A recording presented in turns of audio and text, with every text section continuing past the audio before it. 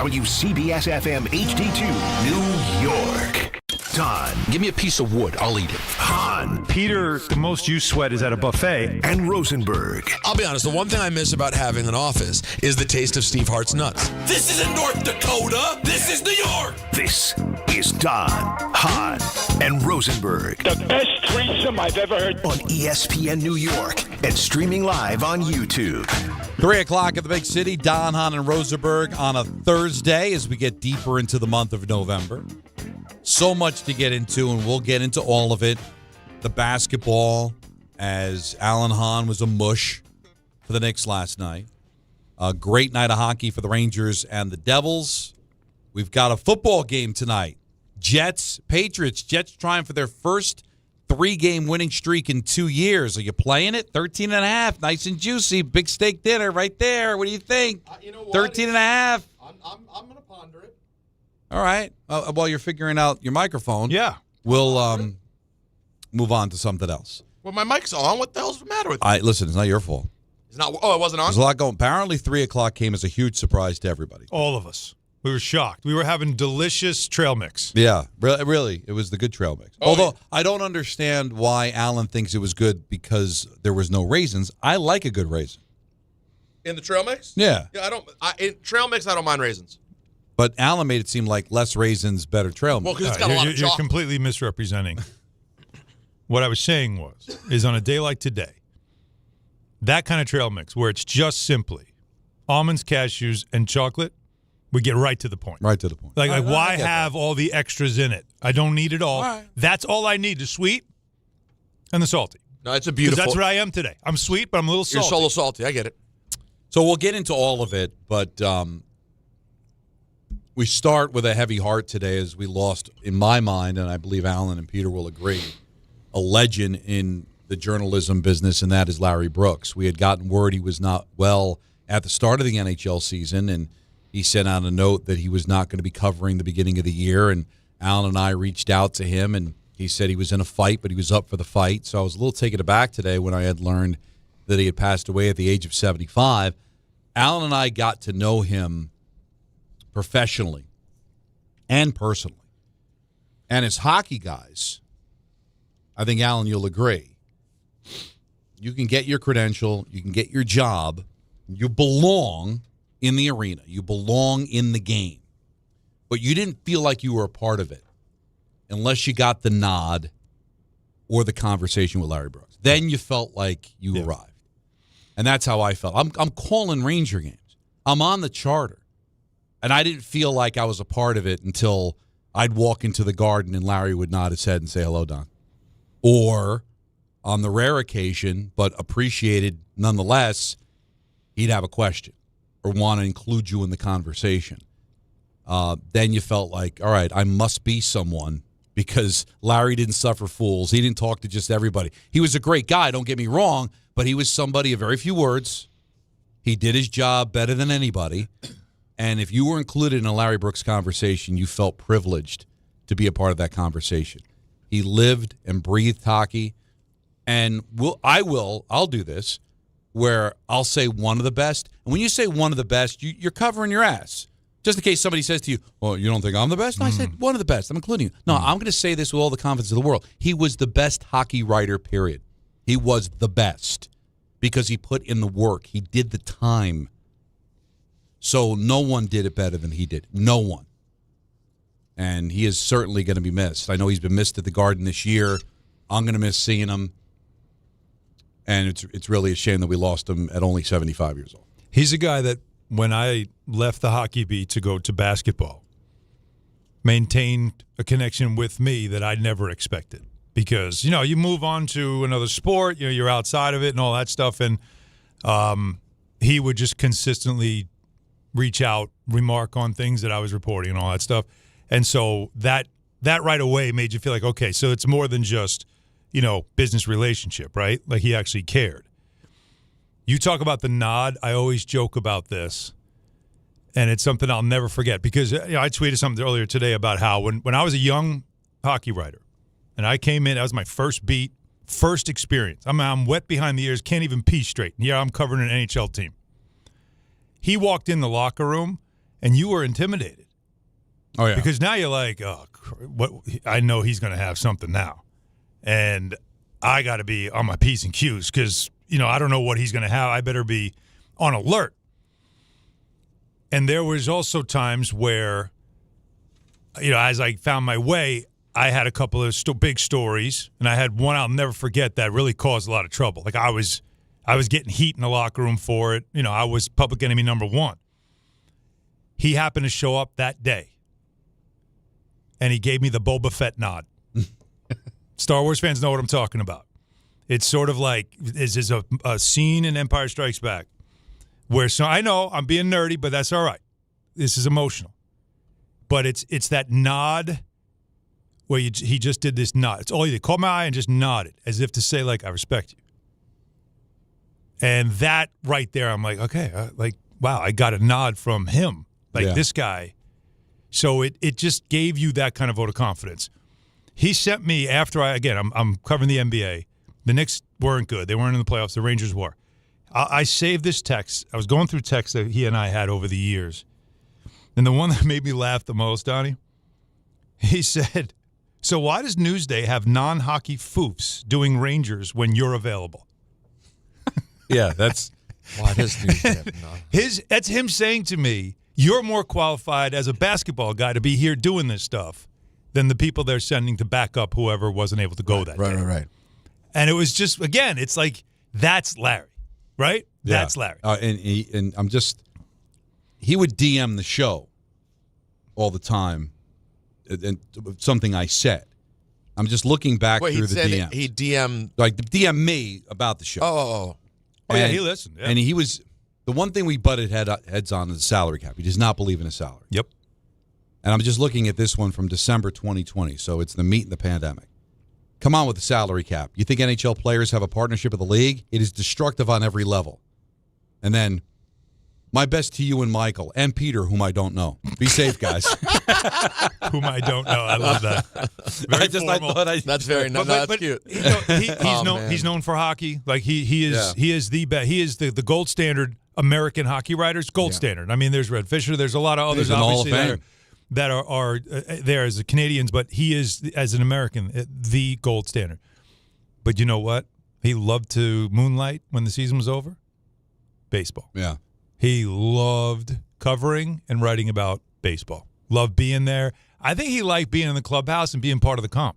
I think it just, got his juices going. But he was a sports writer at heart. He did spend some time doing some broadcasting. He did a lot of stuff with the Devils. He did some PR.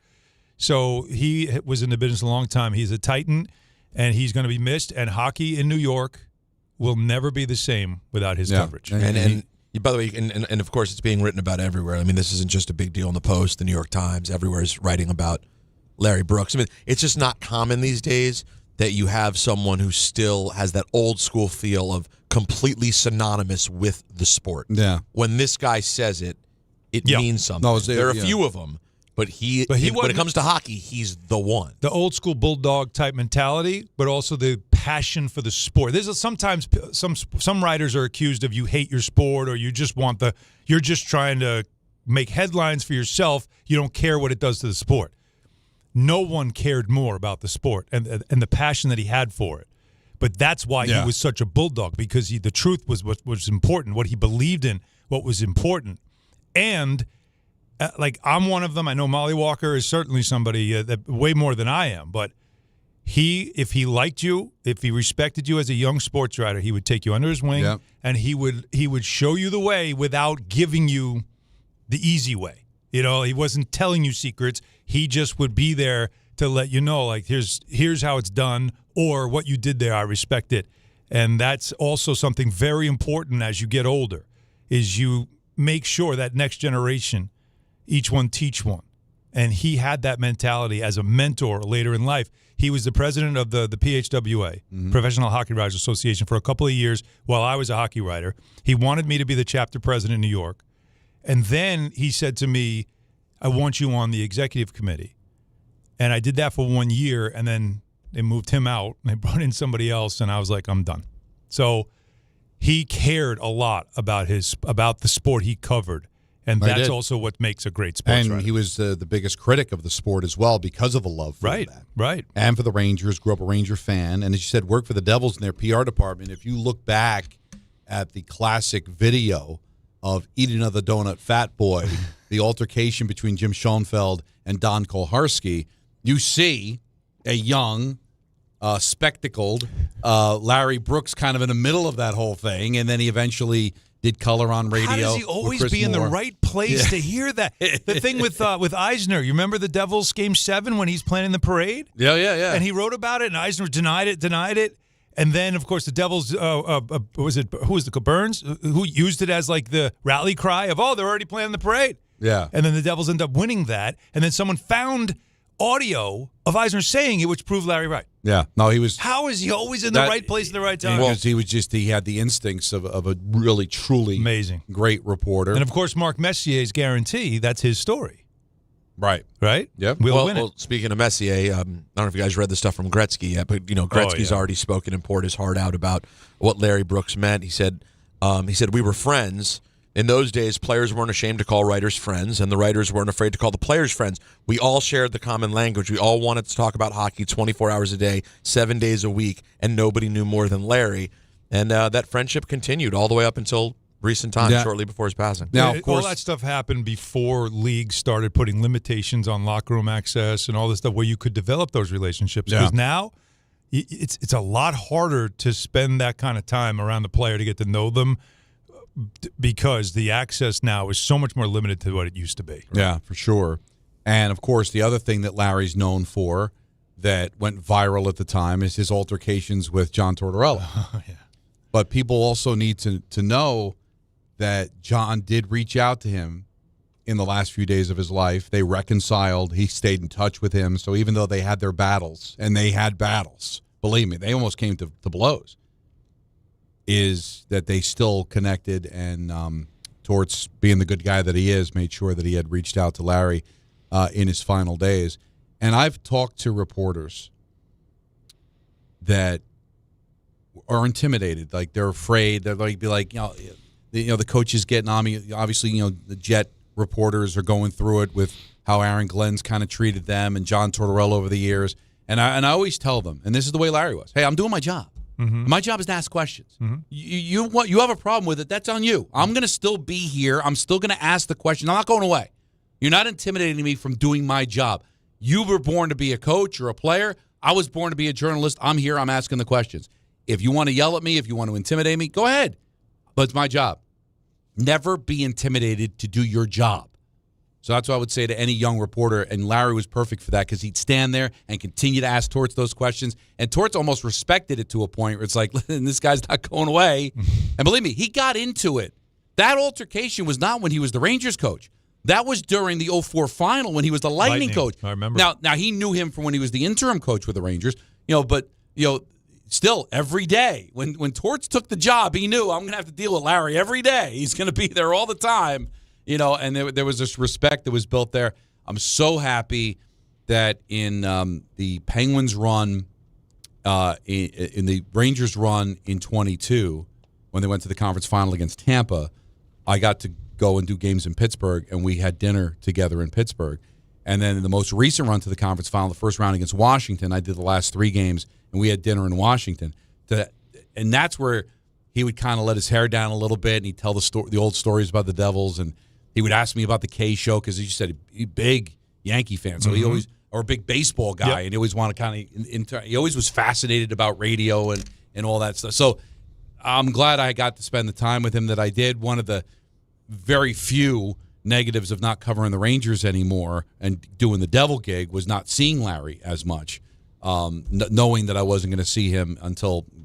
Rangers are playing the Devils in March, for God's sake. Their first meetings in March, there's only 3 of them.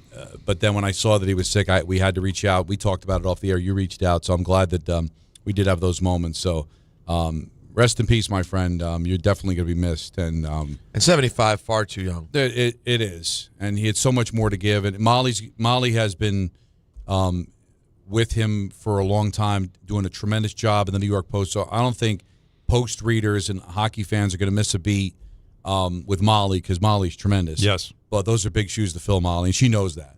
She tweeted out how heartbroken she was over this, but you'll be covered from a hockey standpoint. But he was the best, man. So we're gonna miss him. And for people that weren't hockey fans, we still wanted to take that moment to open up. Even Michael talked about it today, saying he's not a hockey fan, but if he saw Larry Brooks on the byline, he's going to read it because he was such a brilliant writer and he connected with the fans in such a special way. So rest in peace. We've got a mush.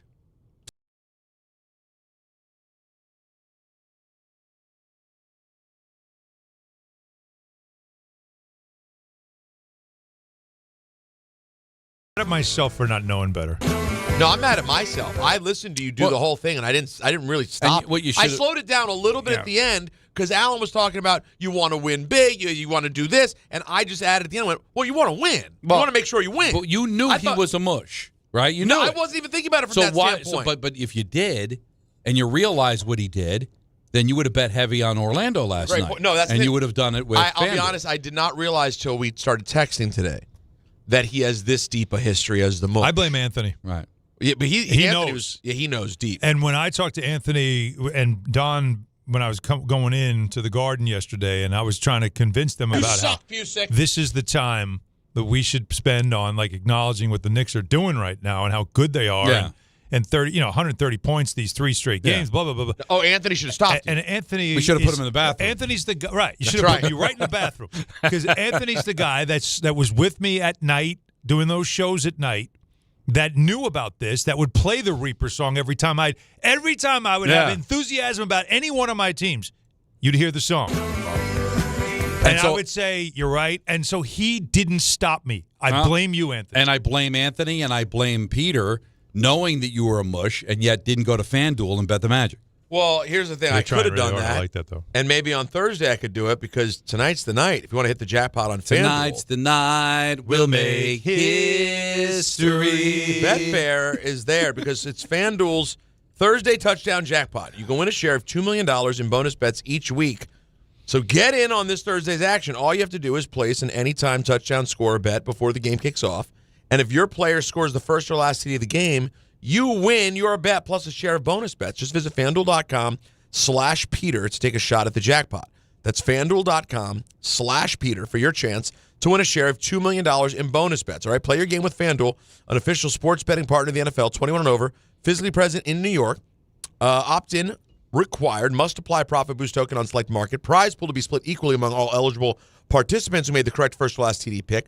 Bonus issued is non-withdrawable bonus bets, which expire 21 days after receipt. Restrictions apply. See terms at sportsbook.fanduel.com. For help with a gambling problem, call 877-8-HOPE-NY or text HOPE-NY 467-369. All right, they lose the game. So what in the grand scheme of things? But where do we stand right now, Alan? Dead. With Brunson. I'm waiting for a team announcement. If there's an announcement, if there's some type of information today, it probably doesn't sound good. If we hear nothing today, it might suggest to me that it leads into see how he feels on Friday morning, maybe a game time decision, which feels a little less serious, right? He did limp off the court right by me. He did walk down the hall. I was there with the rest of the media, so everybody saw he had crutches. He had a boot on the right foot, which is, I think, standard operating procedure when you have a leg injury, and it is fairly significant, is that they want to make sure it's in a boot for the night, that you're not putting pressure on it, and it's always about what does it feel like, look like the next day.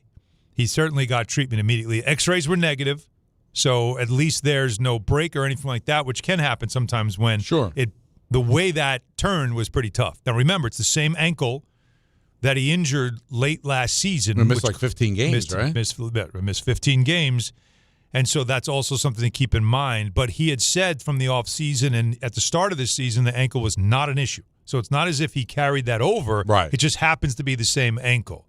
Now, there was I think it was under 2 minutes to go. It was a 16-point game. Do we have an issue with him still being in the game?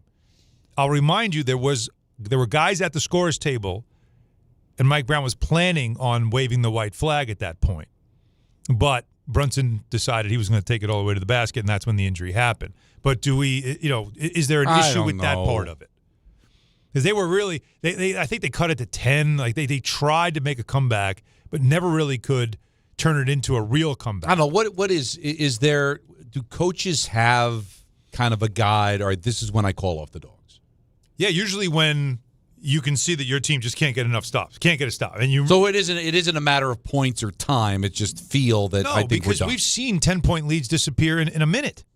We've seen this happen in the NBA. When your best player goes down in a heap, though, that's definitively when you know it's time. Well, of course it was. At that point. But the problem is that should he have been there to fall down? There is some school of thought late last night walking out with some members of the media, and some were like, why was he still in the game? They weren't coming back to win this game. And I was like, but in the NBA, like you're 3 shots away from it being a 2-point game. It's a blurry. They had cut it, I'd say with like 6 or 7 left. They got it to 10. Got us like 10. Yeah. Hit a couple threes. Cat hit one. It can happen so quick. So this isn't like football. A team's down 21 points late. It's over. Yep. I'm sorry. In basketball, you're down 15. To your point, 5 minutes left, doable. 4 minutes left, still doable. Right. 3 minutes, it can. And also 2, it's basically over. Yeah. But this was right above 2, right? So it was right. Yeah, it was right before. Yeah, right. There was. You could have called a timeout there. Right under 2. I think they scored, and then he came. Like it was right under 2 that it happened. Yeah, and he was, first of all, you could tell he was playing angry because late in that game, like he was doing a lot of matching physicality stuff, which was a major problem for the Knicks last night. Which is you talk about. By the way, some red flags last night that we'll talk about, but he looked like he was almost like possessed with drawing contact and hitting people and scoring, like he was pissed off about the way the game was going. And you could see it in his eyes how much. And every time he scored, he looked to the baseline ref who decided it must have left his whistle in the locker room. The guy didn't call a foul the whole game. And he just kept staring at him. And he was like yelling. You could just see that he was somewhere else. And that's when, if you're a coach, you're just like, all right, we got to calm him down. Like, I don't want too much energy. Like it's not going the right way. We're not going the right way, and I need to dial you back. It's the second back to back. Yeah, well. So I'm just asking that from, again, those who are watching, if there's that sense of why was he still in the game at that point. That's always going to be the conversation. But you never want to take your best player out when he doesn't want to come out either. No. He wants to play. A little bit of a turnaround from yesterday, but still, a bit. We'll keep an eye on it. Your thoughts on it? 1-800-919-3776. It's That Guy Thursday. Oh, no, we got one. We'll do that at 4:30. We've got ENN at 6. We got full frontal today, a full show till 7. That's how I prefer it. Couple of good hockey games last night. We got the Jets on a Thursday. God, how things have fallen. The Jets. A local team is playing on Thursday, and it's not the Open. Never mind that. It's Jets-Patriots. It's Jets. And the Patriots are great. So this could be a meaningful game. I'm saying, a couple of weeks ago, didn't I say it was Giants 49ers? And it's like, yeah. It's Jets-Patriots. Can you imagine Jets-Patriots 10 years ago? It would be the whole show. We'd do a remote from, like, the Sam Adams place. Right? We'd be on the road. Probably. Now we'll see if we get to it. Judge could be MVP tonight again. I would think it's going to be runner tight, up, man. Runner up. But he's there. It's going to happen tonight. We'll know. We're going to know tonight. What time? They usually do this. What time? It's the last one, right? It's the last one they do. What time did Skenes come down last night? No idea. I was a little busy. Late in the show. No. Yeah, we used to be able to do these things before the show ended. Yeah, they used to always. But now they milk it as a big show. 7? Right at 7. 7-ish? All right. There was a time in my career where I'd say, you know what, I'll stay in a little extra. No. Gross has got it. Whoever's coming on next. Gross has got other things. Grassa doesn't got it. Well, where's Grossa? Where's Grossa? The thing we might get to. The Jets. Oh, what am I thinking? Jets. I said the same thing. I am so out on the Jets. No, of course Gross is not working. He's got the Jets. I still have not been able to wrap my mind around that they're playing tonight. If anything, he's working double. Well, hazard pay. That's my dues, because there was a time I'd have to do 2-hour pre, 2-hour post on basically a Don has on no wheels. sympathy. He's like, listen. You haven't seen what I've seen. You haven't seen what I've seen. I live that life. I've seen it. Believe me, I've been through that matrix, and it's rough. It's rough, but we'll get to it. Hahn Rosenberg hanging out with you till 7 on ESPN New York. This is the Michael K. Show. If you did watch the 49ers against the Rams, the offensive sets that they run, the movement before snap, we don't see any of that in New York for either team ever. And as much as we trumpeted Brian Daboll as an offensive guru, is there anything that they did in the 4 years that he was here that you said, wow, that's different. Wow, that's innovative? No, nothing. The Michael K. Show. Weekdays at 1 on ESPN New York and streaming live on YouTube. To help those who want to be helped, but may not be able to afford it. That's what PGA Tour winner Grayson Murray had envisioned for a foundation before he sadly took his own life at just 30 years old. His parents channeled their grief into creating the Grayson Murray Foundation, carrying out his vision to help those struggling with mental health and addiction. To donate and learn more, visit GraysonMurrayFoundation.com. Score a win this game day with Amazon Pickup, the MVP of package pickup. Need that new football jersey for the big matchup? With Amazon Pickup, you can collect your order from secure Amazon lockers or counters near you on your schedule. Whether you're running from work or home or straight to the tailgate, Amazon Pickup makes it easy and worry-free at no extra cost. Don't miss kickoff. Grab your gear and your packages when it works for you. Find your nearest Amazon Pickup location at Amazon.com/PickupMVP. That's Amazon.com/PickupMVP. Hey, bro, weirdest thing is happening at the game. This guy sitting next to me says, "You're our good luck charm." Every time I crack a Bud Light, we score a touchdown. Now his entire family wants to buy me Bud Lights. I think I'm some kind of a football prophet. Talk soon. The team needs me. Anything for Bud Light, the official beer sponsor of the NFL. Stock up today. Enjoy responsibly. Copyright 2025 Anheuser-Busch Bud Light Beer, St. Louis, Missouri. Clinton Yates here. The holidays are upon us, and so are the savings at Total Wine & More. Discover thousands of wines, spirits, and beers like my favorite, IPAs, perfect for every celebration and every budget. From bold reds to sparklers, you'll find the perfect wines to raise a glass this season. With the lowest prices for over 30 years, you'll always find what you love and love what you find only at Total Wine & More. Curbside pickup and delivery available in most areas. See TotalWine.com for details. Spirits not sold in Virginia and North Carolina. Drink responsibly. B21. Empower. Tim collects bobbleheads. A lot of bobbleheads. Baseball bobbleheads. Race car bobbleheads. Little chihuahua bobbleheads. He's got an entire room strictly for bobbleheads. Does he need them? No. Is his wife mad about it? A little. But Tim works with Empower, and he got good at money, so he can be a little bad. Ooh, horse bobblehead. Classy, Tim. Empower. Invest well, live a little. Start today at empower.com. And now let's take a look at the traffic with Brandy Scott. Hey there, guys. Good afternoon. Just a slow crawl on the Staten Island Expressway westbound, heading over to the West Shore. Lots of exiting volume for Forest Avenue. Long line of brake lights there from the Verrazano on through. Packed on the LIE westbound, heading over to Springfield Boulevard in Queens. Just picked up the afternoon roadwork. Some solid slowdowns go back into Nassau County. Best of it's the outbound George Westside Highway and Henry Hudson.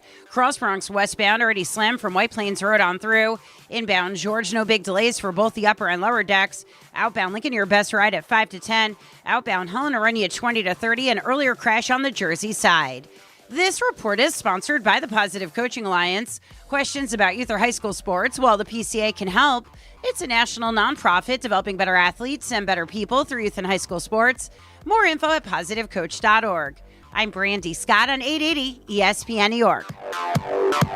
At Jake's 58 Casino Hotel this November, it's your chance to gobble up the green and feast on your share of $55,000 cash. Earn entries all month long and join us on Friday, November 28th from 4 to 6 p.m. 2 winners will be drawn every hour to win up to $10,000 cash. Then at 7 p.m., 1 lucky winner will take home a grand prize of $20,000 cash at Jake's 58 Casino Hotel. If gambling is a problem for you or someone you care about, please call the 24-hour toll-free helpline at 1-877-8-HOPE-NY or text HOPE-NY.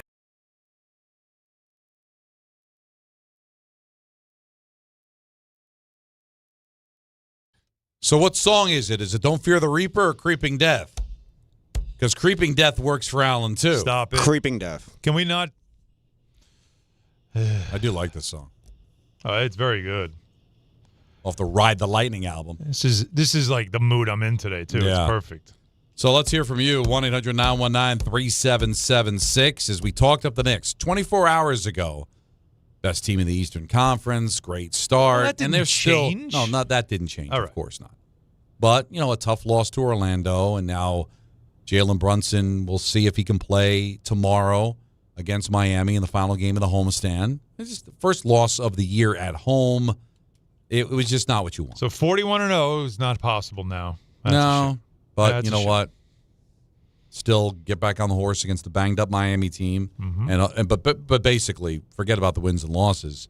Just want to hope that Brunson's okay. It's not going to miss any time. It's 15 games because of a similar injury last year. Yeah, and you don't want to have to now, wait to see him till Christmas. Would not be ideal. No. Again, 1-800-919-3776. Manny and Flushing, you get us started here on Hahn Rosenberg. Hey guys, how y'all doing? Good, man. Good, man. Listen, rest in peace for that hockey reporter. Larry also, Brooks. Larry Brooks, and also rest in peace to Lenny Wilkens and Michael Ray Richardson. Yes. The last few days we've lost a lot of OGs. Paul Tagliabue? In particular. Yep. Yeah, Paul Tagliabue, because I think a lot of people don't realize that Lenny Wilkens was a pioneer, one of the first black superstars in the league, as well as one of the first black coaches in the league. That being said, about the Knicks loss, listen, I just hope that the Brunson's injury is not this serious. When I found out it was the right ankle, I said, "Oh Lord, not again!" Especially what happened last March. But the one thing I get ticked off is, like, every time when the Knicks lose, is you have critics out there, whether it's social media or even TV, television, always like to get at Mike Brown, because I saw that tweet, by the way, good tweet, when he's honest about why they lost. I mean, I don't care. At the end of the day, I just like when coaches are being honest. I know people may not like hear it, but he's an old school guy, and that's what it is. I just hope the injury's okay, but I just don't like that every time we lose, they look at Mike Brown, and he's like Mike Brown as the fall guy. But Now, I think we have the sound that Manny's talking about. Okay. I think it's the back-to-back no excuse line. If I'm right, and Manny was talking about this. I got it. Here you go. He is not a coach that's going to, talk around things. He gets right to the point, and he almost sends a message here about, you want to say that it's tough to play a back-to-back and you can't play hard the next night? He says this, listen. We're a no-excuse team. If we're a no-excuse team, we got to go play the right way, best we can, and not lay the blame anyplace else except square on us. So it doesn't matter if we play 3 games in a row. We got to go figure it out. If we can't, maybe I need to go deeper into the bench and play guys lesser minutes. Maybe that's where I can help them. We can't sit here and say, well, we played last night, and they did this. No, go win the game, play the right way, leave it on the floor. If you leave it on the floor the right way, you're not going to win them all. The heart of what he said was already said. You take an L. Move on to the next one. Want to play him out? I just didn't it's just because of what he said. I don't want it to get lost in the rest of the conversation. Him saying, that's a message he's sending. Now, I want to explain it. What he's saying is, I'll have to go deeper to the bench then, play more guys, and play you less. Mm-hmm. Guess what the issue was? What did Mike Brown say? I was playing too many guys.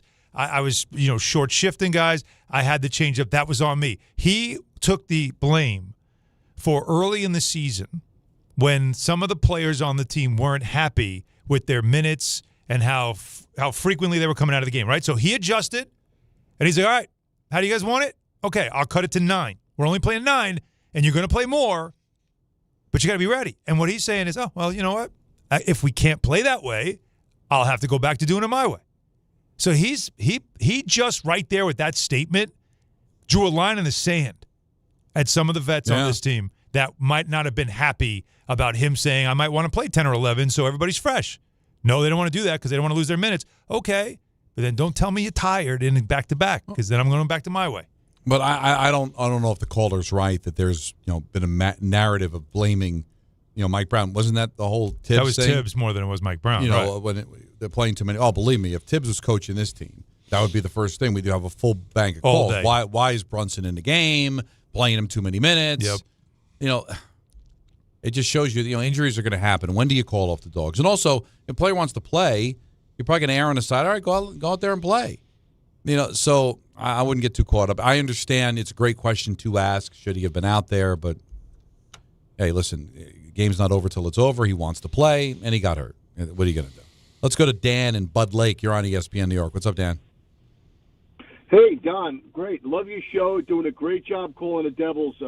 Really quick with the Larry Brooks. You were right when I heard your story.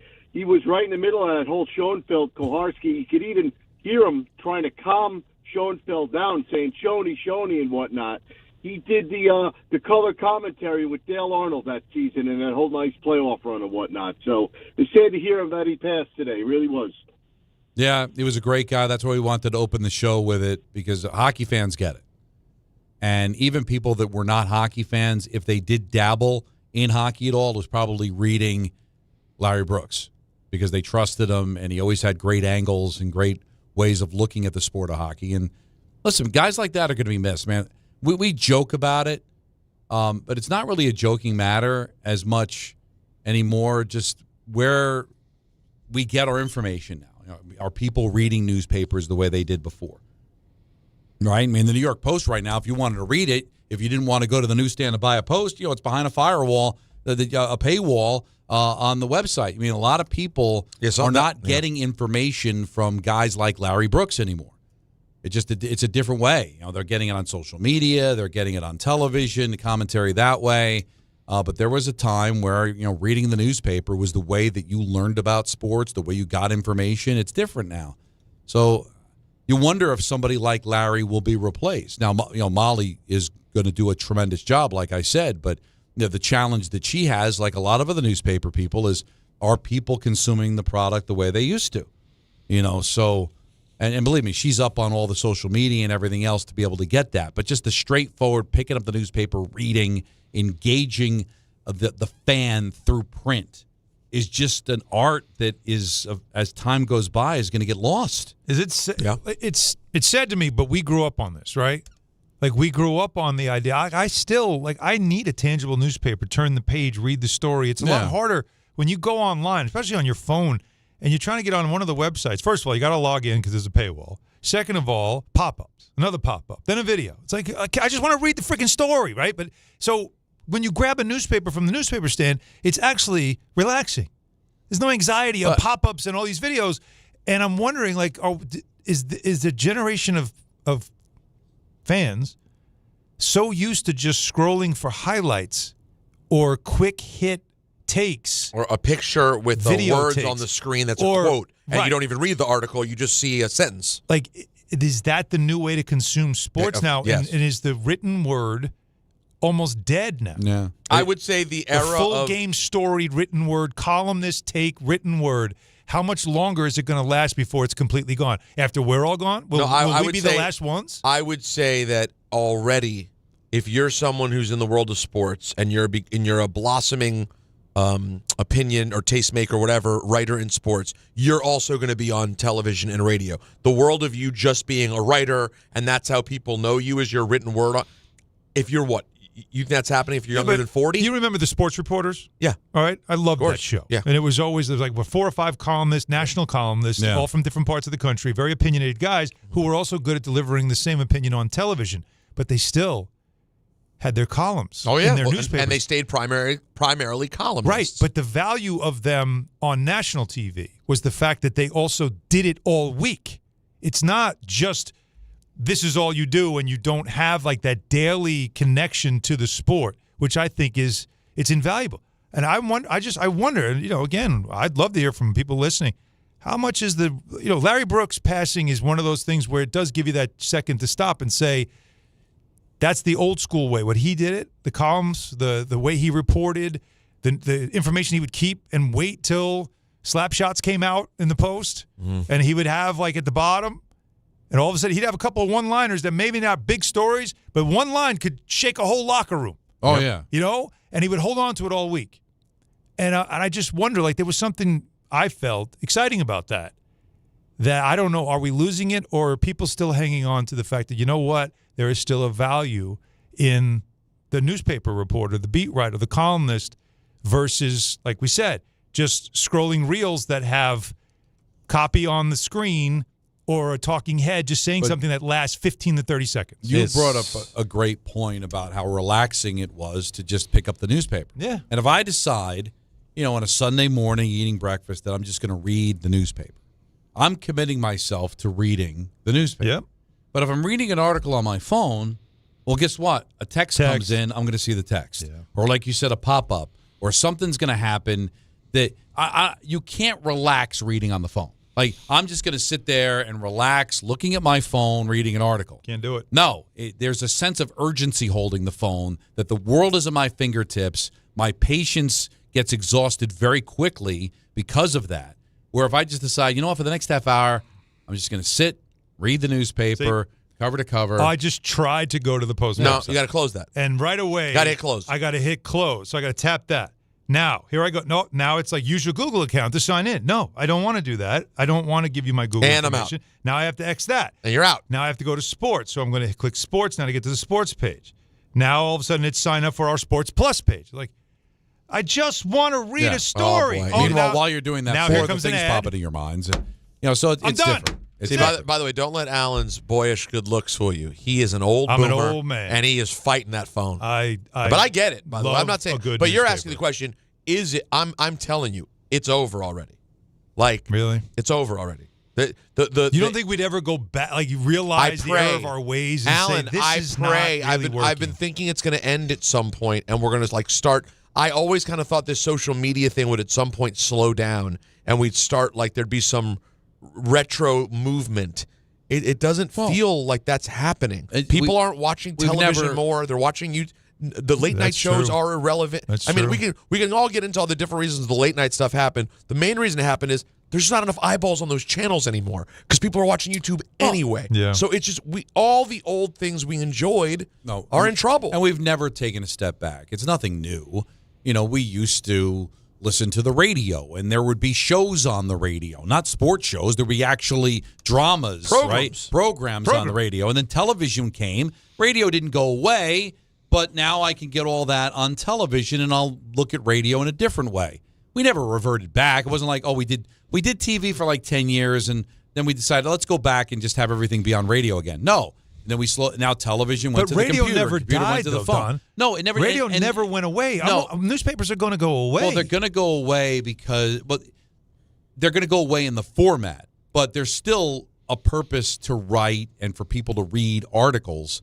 It's just you're consuming it in a different way, right? Like radio never went away, but you weren't going to listen to a soap opera on the radio anymore. That became irrelevant. So that's all moved on to television. So radio found its niche, and its niche was games and sports talk or news talk. That's kind of what it found its niche. Right. And even that, as we know, is dying out.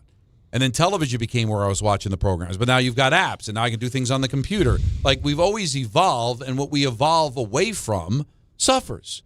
And the newspaper right now is suffering. But the journalists still exist. It's just you have to find a different way to be able to get your information out Pablo there. Torre. What he's been doing. Right. That's true journalism, what he's doing. So he's taking the modern mediums, but he's flipping in the old school journalism. That's exactly what it is. That's we can hope for is that. But that journalism is still journalism. But just don't give me a million pop-ups. The way to attack it. But like you said, Slapshots was something that came out once a week. Yeah. But why do I have to wait a week if he's on social media? Give me one of those things every day. Like, I don't want to have to wait a week. And then some of those things, some of those nuggets that on Monday came into Larry's head or shooting from the lip from Mike Lupica that pops into his head on Monday, well, by Sunday, it's not going to hit the same because 6 days and different things have happened. I just wonder, how much, change now that I don't have to wait. That's why nobody buys Sports Illustrated. Why do I got to wait a week? I want it now. And you know what Give hurts it to me the most? now. And you know what hurts the most, guys? I just want to be able to go see if Phil Mushnick has insulted me for loving wrestling, insulted me for one of my other political take. I can't even know what insults I'm getting from Phil Mushnick. Why? Because it's behind a paywall. Well, That's not right. There are some things that are a blessing about the paywall. Yeah, there are.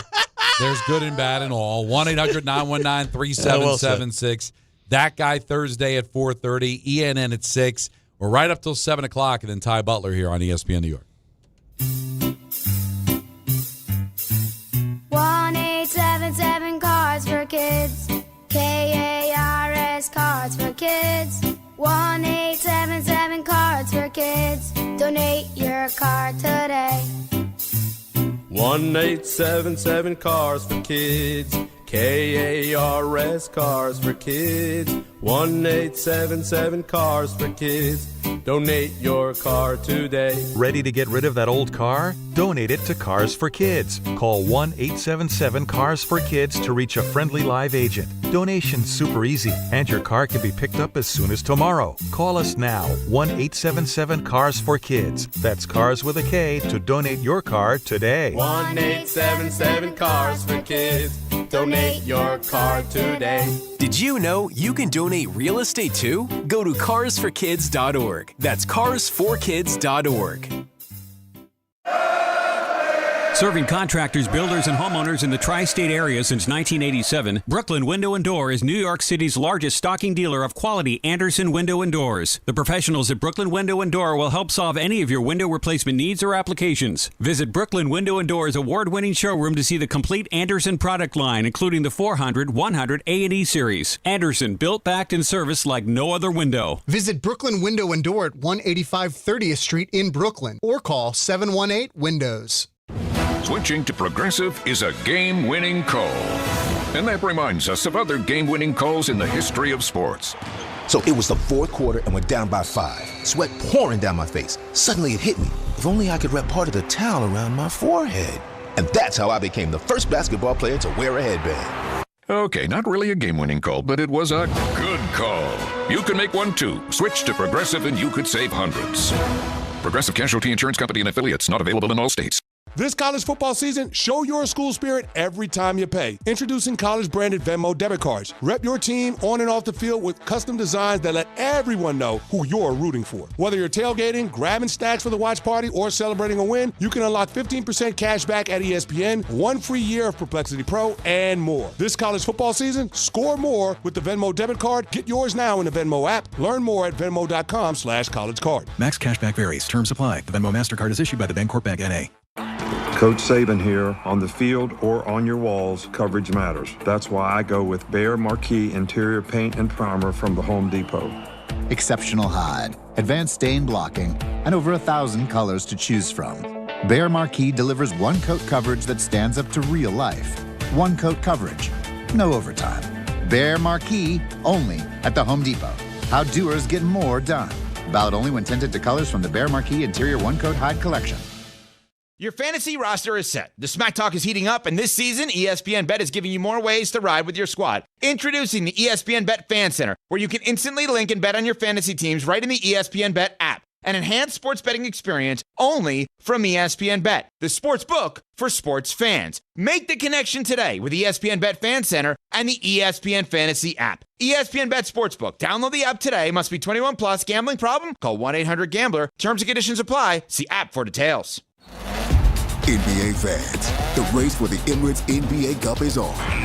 Let the games begin. 30 teams will start, but only 8 will advance. Oh, he puts it in! And only one champion will capture the cup. Let's go! To finish first, they'll have to put the pedal to the metal. Who will capture the cup? Well, let's see what happens on the court. Basketball is back! Emirates NBA Cup Group Play continues every Friday on Prime.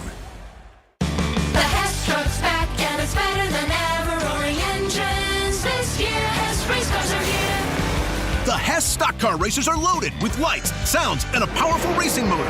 Only at HessToyTruck.com. Free shipping and batteries included.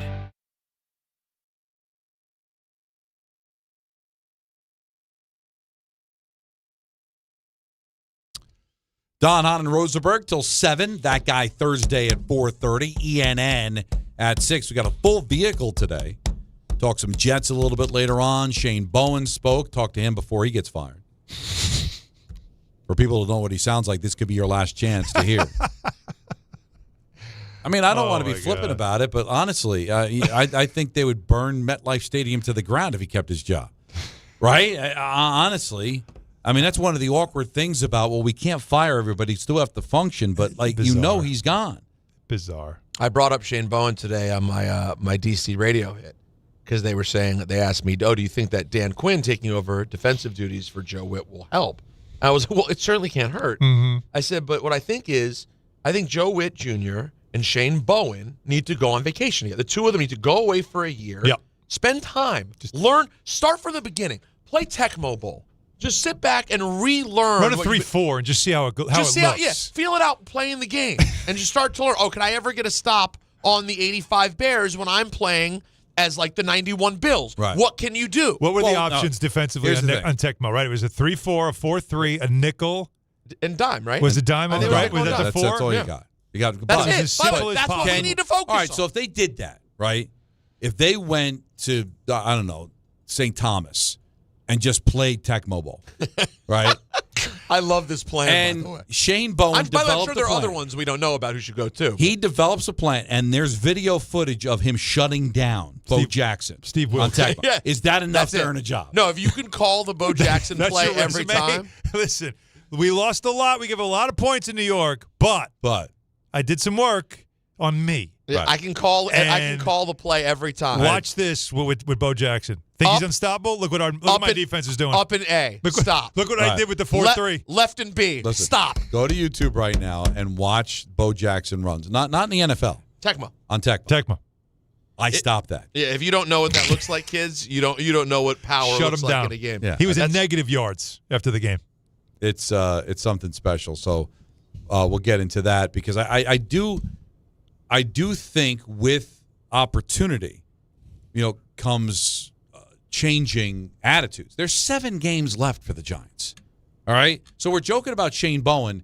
If all of a sudden the Giants defense clicks, then everything becomes the one guy who got fired fault. It all becomes Daboll's fault, right? It's almost too easy, isn't it? But what if? You play the what if game. Yeah. All right? If they go out there and beat the Packers. Now, shutting down the Packers doesn't seem like it's any great shakes, right? Because they're really banged up. They've got no healthy wide receivers. That if you shut down the Packers and then shut down the Lions and then you shut down the Patriots and you win 5 or 6 games here at the end of the season, which is an impossibility. Play along with me for a second. Jobs will be won because of that. All right? So there is the opportunity. I'm not saying it's going to happen. But I'm telling you that if for some reason this all turns around and the Giants start winning games, then the narrative becomes, well, Daboll was the problem. He's gone. Right. You look at Kafka differently. You look at Bowen differently. You look at Shane differently. How much do you believe it? That's not going to happen because the schedule's too tough. I'm just saying if it did, how do you not look at it and go, hey, maybe we run this back with Kafka as the head coach? There is that possibility. As slim as it is, it is that possibility, right? They're given the opportunity to do that. They're going to coach and perform to try to do that. I don't think the defense is going to change at all. It's not going to change the way it looks. It's not going to change what it does. Like, none of that's going to differ because the secondary is not very good, as we know. They can't stop a run at all. No. So we know there's not much they could do to change the defense. But if Jameis Winston shows you that he is capable of running an offense, at least, like, capable, well, we know Dart's your guy, then you really got to wonder, why did you waste so much time at Russell Wilson? I'm telling you, there is a chance. Not for Bowen, because I agree with you. I do think there is a close to 50% chance. Under 50, but close to 50. 46? That Kafka could win this job. He'll have the opportunity to do it. If you start to win games, Daboll gets blamed. You just mentioned one. Right? What if Winston goes out there and plays well? He plays well. Well, again, Daboll not knowing what he's doing. Playing Wilson over Winston. What was he thinking? And then you'll probably hear rumblings. Well, Kafka wanted to play Winston, but Daboll wouldn't let him do it. Right. Like, you know what I'm saying? Like, the narrative could swing in that direction. Right, can I ask you, though, let's pull all that away now. Yeah. Everything you just said, let's put it. You're a Giants fan. Anthony, you too. If I told you the end result is Mike Kafka's your head coach next season, any movement? How you feeling? Are you going like, all right, I'm good with that? Or are you like, that's the best we can do? It depends how it looks, right? If they go 7-0. Oh, come on. No, but I'm just saying, if they go 1-6. But is he the next Sean McVay? And he's the next head coach, you'll be like, what are we doing here? But is there a scenario where it just looks different?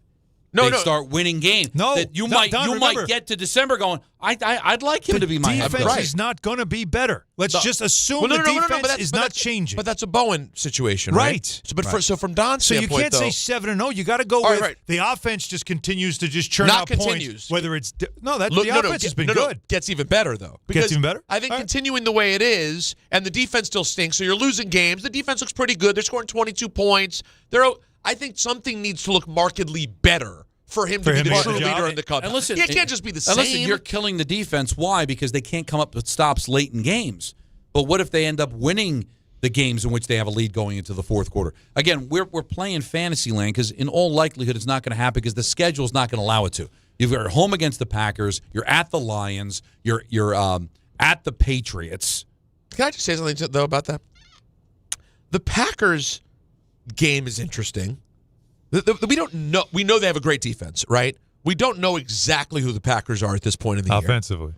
Offensively, we certainly don't know. Love has not been great. But they have the potential to destroy the Giants' defense. Yes, totally. And certainly if it was Wilson, obviously they have no chance. We'll see what Winston looks like. Right. Even the Lions. I mean, the Lions, of course, last week they played the worst team in the league, the Washington Commanders, so they looked amazing. But I don't know if the Lions are the best version of the Lions they've been the last 3 years. That might be a game you can compete in. Who knows? So it does matter what it looks like here moving forward. Because to Don's point, the defense was good enough to win 4 of these games. And that's they could have won those 4 games. And Anthony said in my ear, I guess he's microphone shy, but he said Dart like Kafka. That's also probably in consideration because you want that continuity of not bringing in a whole new system. I'm going to say this right now. A lot of you people. Oh, you people. A lot of used people are giving Dart just a little too much. A little bit. Don't get me wrong. He was good. I was told he's the leader of this team. That may be so. He may be leader of the team and other players. They all look up to him and they admire him. I don't think he's at the point where he has his legs up and he's going, not feeling it, guys. I'm just saying. I like LaFleur. Give me LaFleur. I mean, if it's working. But if it works, then and he seems like he has a relationship with him. If the offense looks considerably worse, no. But that goes back. Sorry, Don. That goes back to what we were saying about the play. You said, does he like him? Him liking him. I'm sorry, he's not calling the shots in that way. You heard Carl Banks on Monday. All right, they're giving Kafka a chance to win this job. They wouldn't be giving him this chance if the quarterback didn't like him. Right. If they didn't think he has some responsibility for making him the quarterback that he is. We give all the credit to Daboll. I get it, but Kafka is his offensive coordinator. Right? So he has to be on board. Again, there are times Ulbrich was made the interim head coach, and the vibe was, this is temporary. He's not winning this job. The vibe I'm getting that Kafka, I'm not saying he's winning the job, but they're giving him a look. They're giving him a hell of a runway, 7 games. I'm not saying he's going to win the job. Can I throw another thing in it, too? It feels like the Giants are giving him a legitimate chance to try to steal because he's been job. interviewed at other places. They wouldn't do that if Dart wasn't on board. And we're forgetting another piece here, too. We can't forget the Mara piece. That because of Mara's current situation, I think the more that they can simplify this thing moving forward and not have to make gigantic organizational changing decisions. Continuity's better. So if it works with Kafka and it works with Shane and Mara's dealing with his health stuff, we move forward for another year. There have been interims. I forget. There was one other. I forget who wrote the article. I apologize. But, Tomlin was interim. There are interims that win jobs and stick around. Not everyone's Richie Pettibone with the clipboard hanging from his belly. You know what I mean? Right. You remember that era, don't you? Yes, I do remember. It was not what you wanted. It was one and done. Jim Tomsula. Remember that hire? Of course I do. Remember that hire? I sure do. Same thing. It's, there's some Tomsula. Wow.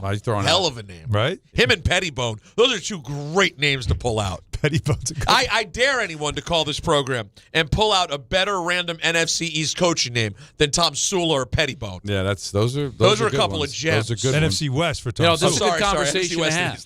This is a good conversation to have. Do you give Kafka a shot, and can these 7 games win over hearts and minds? 1-800-919-3776. Don, Hahn, and Rosenberg with you until 7 on ESPN New York. To help those who want to be helped but may not be able to afford it. That's what PGA Tour winner Grayson Murray had envisioned for a foundation before he sadly took his own life at just 30 years old. His parents channeled their grief into creating the Grayson Murray Foundation, carrying out his vision to help those struggling with mental health and addiction. To donate and learn more, visit GraysonMurrayFoundation.com. Every NFL Thursday is your chance to hit the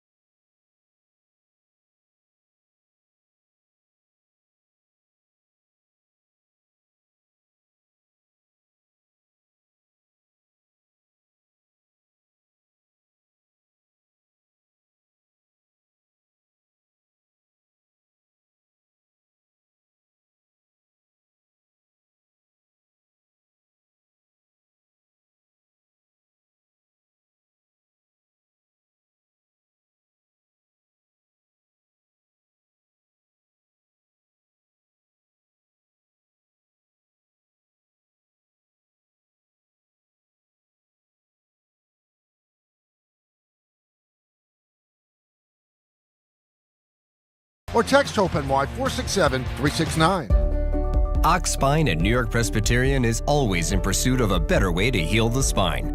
We're getting more people moving again with minimally invasive, non-surgical, and surgical treatments with innovative solutions for every back and spine condition and your unique needs. Expert spine care is available now across New York City and Westchester. Find a doctor at nyp.org/oxspine. Stay amazing. New York Presbyterian. Now that I'm a dad, I can't stop thinking about what would happen to my kids if something happened to me, like losing the house or not affording college. Yeah, that used to keep me up at night too. It's why I finally got life insurance from Ethos. It's 100% online. No medical exams, just a few health questions. I got $2 million in coverage for around $2 a day. I never realized it was that simple. Get your free quote at ethos.com/game. That's ethos.com/game. Rates may vary. Bill monthly. Sample rate 10-year term life policy for a 35-year-old healthy non-smoking male. This college football moment is brought to you by ServPro. College football teams have moments they recovered from and made it like it never even happened. Like on September 24, 2016, when Tulsa found themselves down 31-0 to Fresno State with 10 minutes left in the second quarter. Tulsa fought back to tie the game at 41. And then won 48-41 in double overtime. ServPro. Like it never even happened. 880 ESPN, WHSQ, and WCBS-FM HD2, New York. A Good Karma Brands radio station.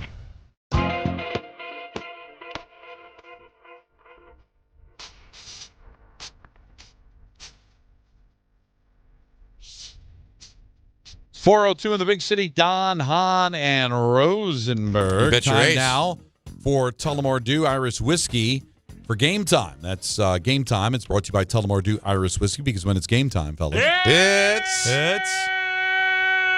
Tally time. like You know what? I don't know. Wow. It's Tally time. Jets face the Patriots on Thursday Night Football at 8:15. They Do do. they? They play. The Islanders are in Vegas to take on the Golden Knights at 10. Hell yeah. Okay. Tullamore A lot of Dew. energy about that. The original triple distilled, triple blended, and triple cast matured Irish whiskey. Be sure to grab a Tullamore Dew or try the new Tullamore Dew Honey during tonight's action. Glasses up to enjoying Tullamore Dew responsibly. Hell yeah. You know, I failed to promote. I've been talking about that guy Thursday. Let's not forget at 5:30, Damien Woody. His weekly spot. That's right, the Big Wood. So let's not forget about that at 5:30. And then ENN at 6. We got the full vehicle till 7. And then it's Ty Butler. Looking forward to seeing Ty. Is Ty Here comes going the to happy. be swinging in? I doubt it. Interesting. He's doing it from home? I don't know. Maybe he's coming in for a He's full got show. that luxury. No I offense. don't know. I mean, he's tremendous at what he does. But Very you know, good. It's your tittle. home, really? Well, really? Who are you? Well, wait, let's not have what are you- Who am I? Let's Did not you be get the promoted? people. Who am I? Wow. No, to call out people. Who am I? Hang on. We might need to leave the room. It's I'm just getting a saying. little tight in here. I know. I'm I don't just know if we can saying. all fit. My God. Wait a minute. No, Wait a minute. you offended him a little bit.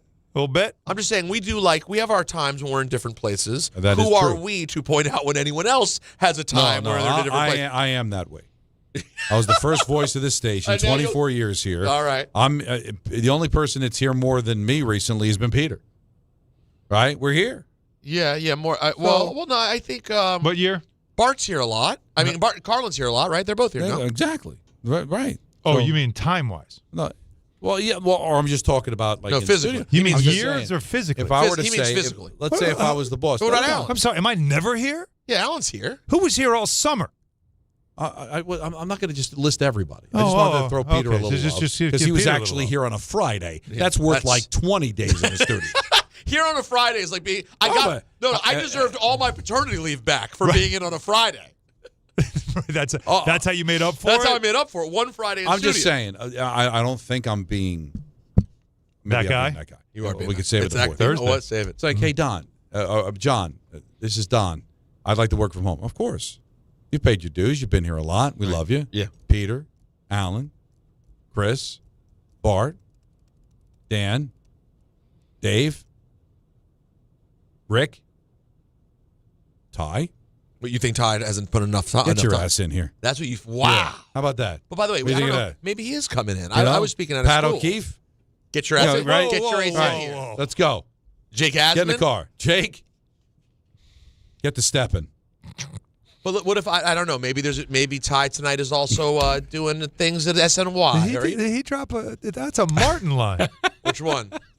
Get to stepping. Get to stepping. Martin, like how do you even know Martin Lawrence? Now, if John wants to be good-hearted and say, no, work from home, by all means, guys, do it. I'm just saying, some tell, others ask. I think they fall in the category of ask. Well, we fall in the category of tell. Oh, that's nice that you say that because I still feel like I'm asking. I'm completely talking right out of my right rumpus out of room. your ace. Right out of the rumpus room. Ty, do what you want. Ty, do it from the bathroom. Have fun. Excuse me? Because no matter what he does, it's going to be great because he's a talent. I'm a big fan. He's in tremendous shape, by the way. I'm going to say this. I'm going to really stir it up. I think some of our fill-ins are better than guys that have full-time jobs. Wow. How about that? Name names. I won't say who. Name names. I won't say who. Do the math. Wow. Who is he talking about? On next Wednesday's list. I was just saying, if I was in charge, one of those three individuals that I mentioned have a full-time gig. Cut his fat ass. I don't want to even interpret that. I'm not mentioning anybody's name. No. You don't need to. I'm just complimenting. It's nice to say he does a good job, but how far are you willing to go to say that? I'm willing to go that far. That's far. Yeah, but I think it could be true, and I don't want to get into craziness here, but so 7 games left. Now, the Packer game is winnable, but you're also got the unknown of Winston at quarterback instead of having Dart, so that changes the narrative a little bit. So this is going to be tough. Then you are going to Detroit to take on the Lions. Detroit, yeah, that's a beast, right? That in the best of circumstances, you're in all likelihood not winning that game. Then you go into New England to take on the Patriots, and listen, the Patriots have been phenomenal. All right, they're 7-2, and they're and no offense to the Jets, they're going to be 8-2. Are they going to finish 15-2? Are the Patriots now unbeatable?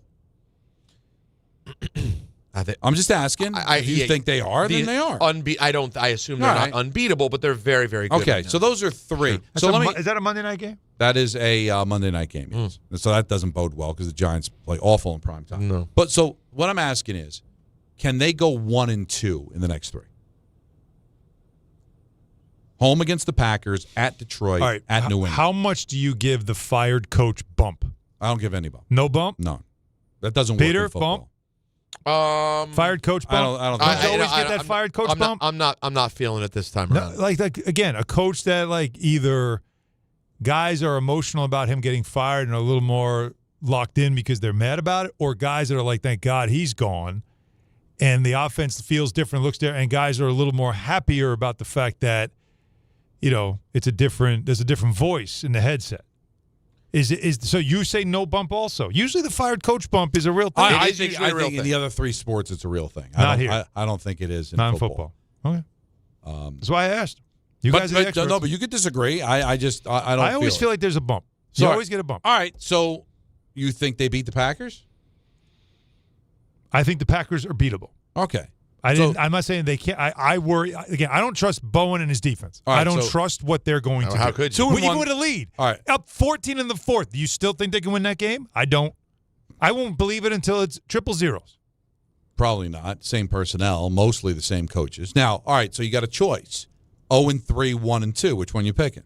Because 2-1's not on the table. They're not going to win 2 of the next. So you're saying I have to slide my chips one side or the other? Yeah. You have to choose. 1 and 2. All right, 1 and 2. I'll take 1 and 2 What because about the you, offense Pete? is good enough. All right, so 1 and 2. Just want to look at the order again one more time. It's home against Packers, at Detroit, Lions, New England on a Monday night.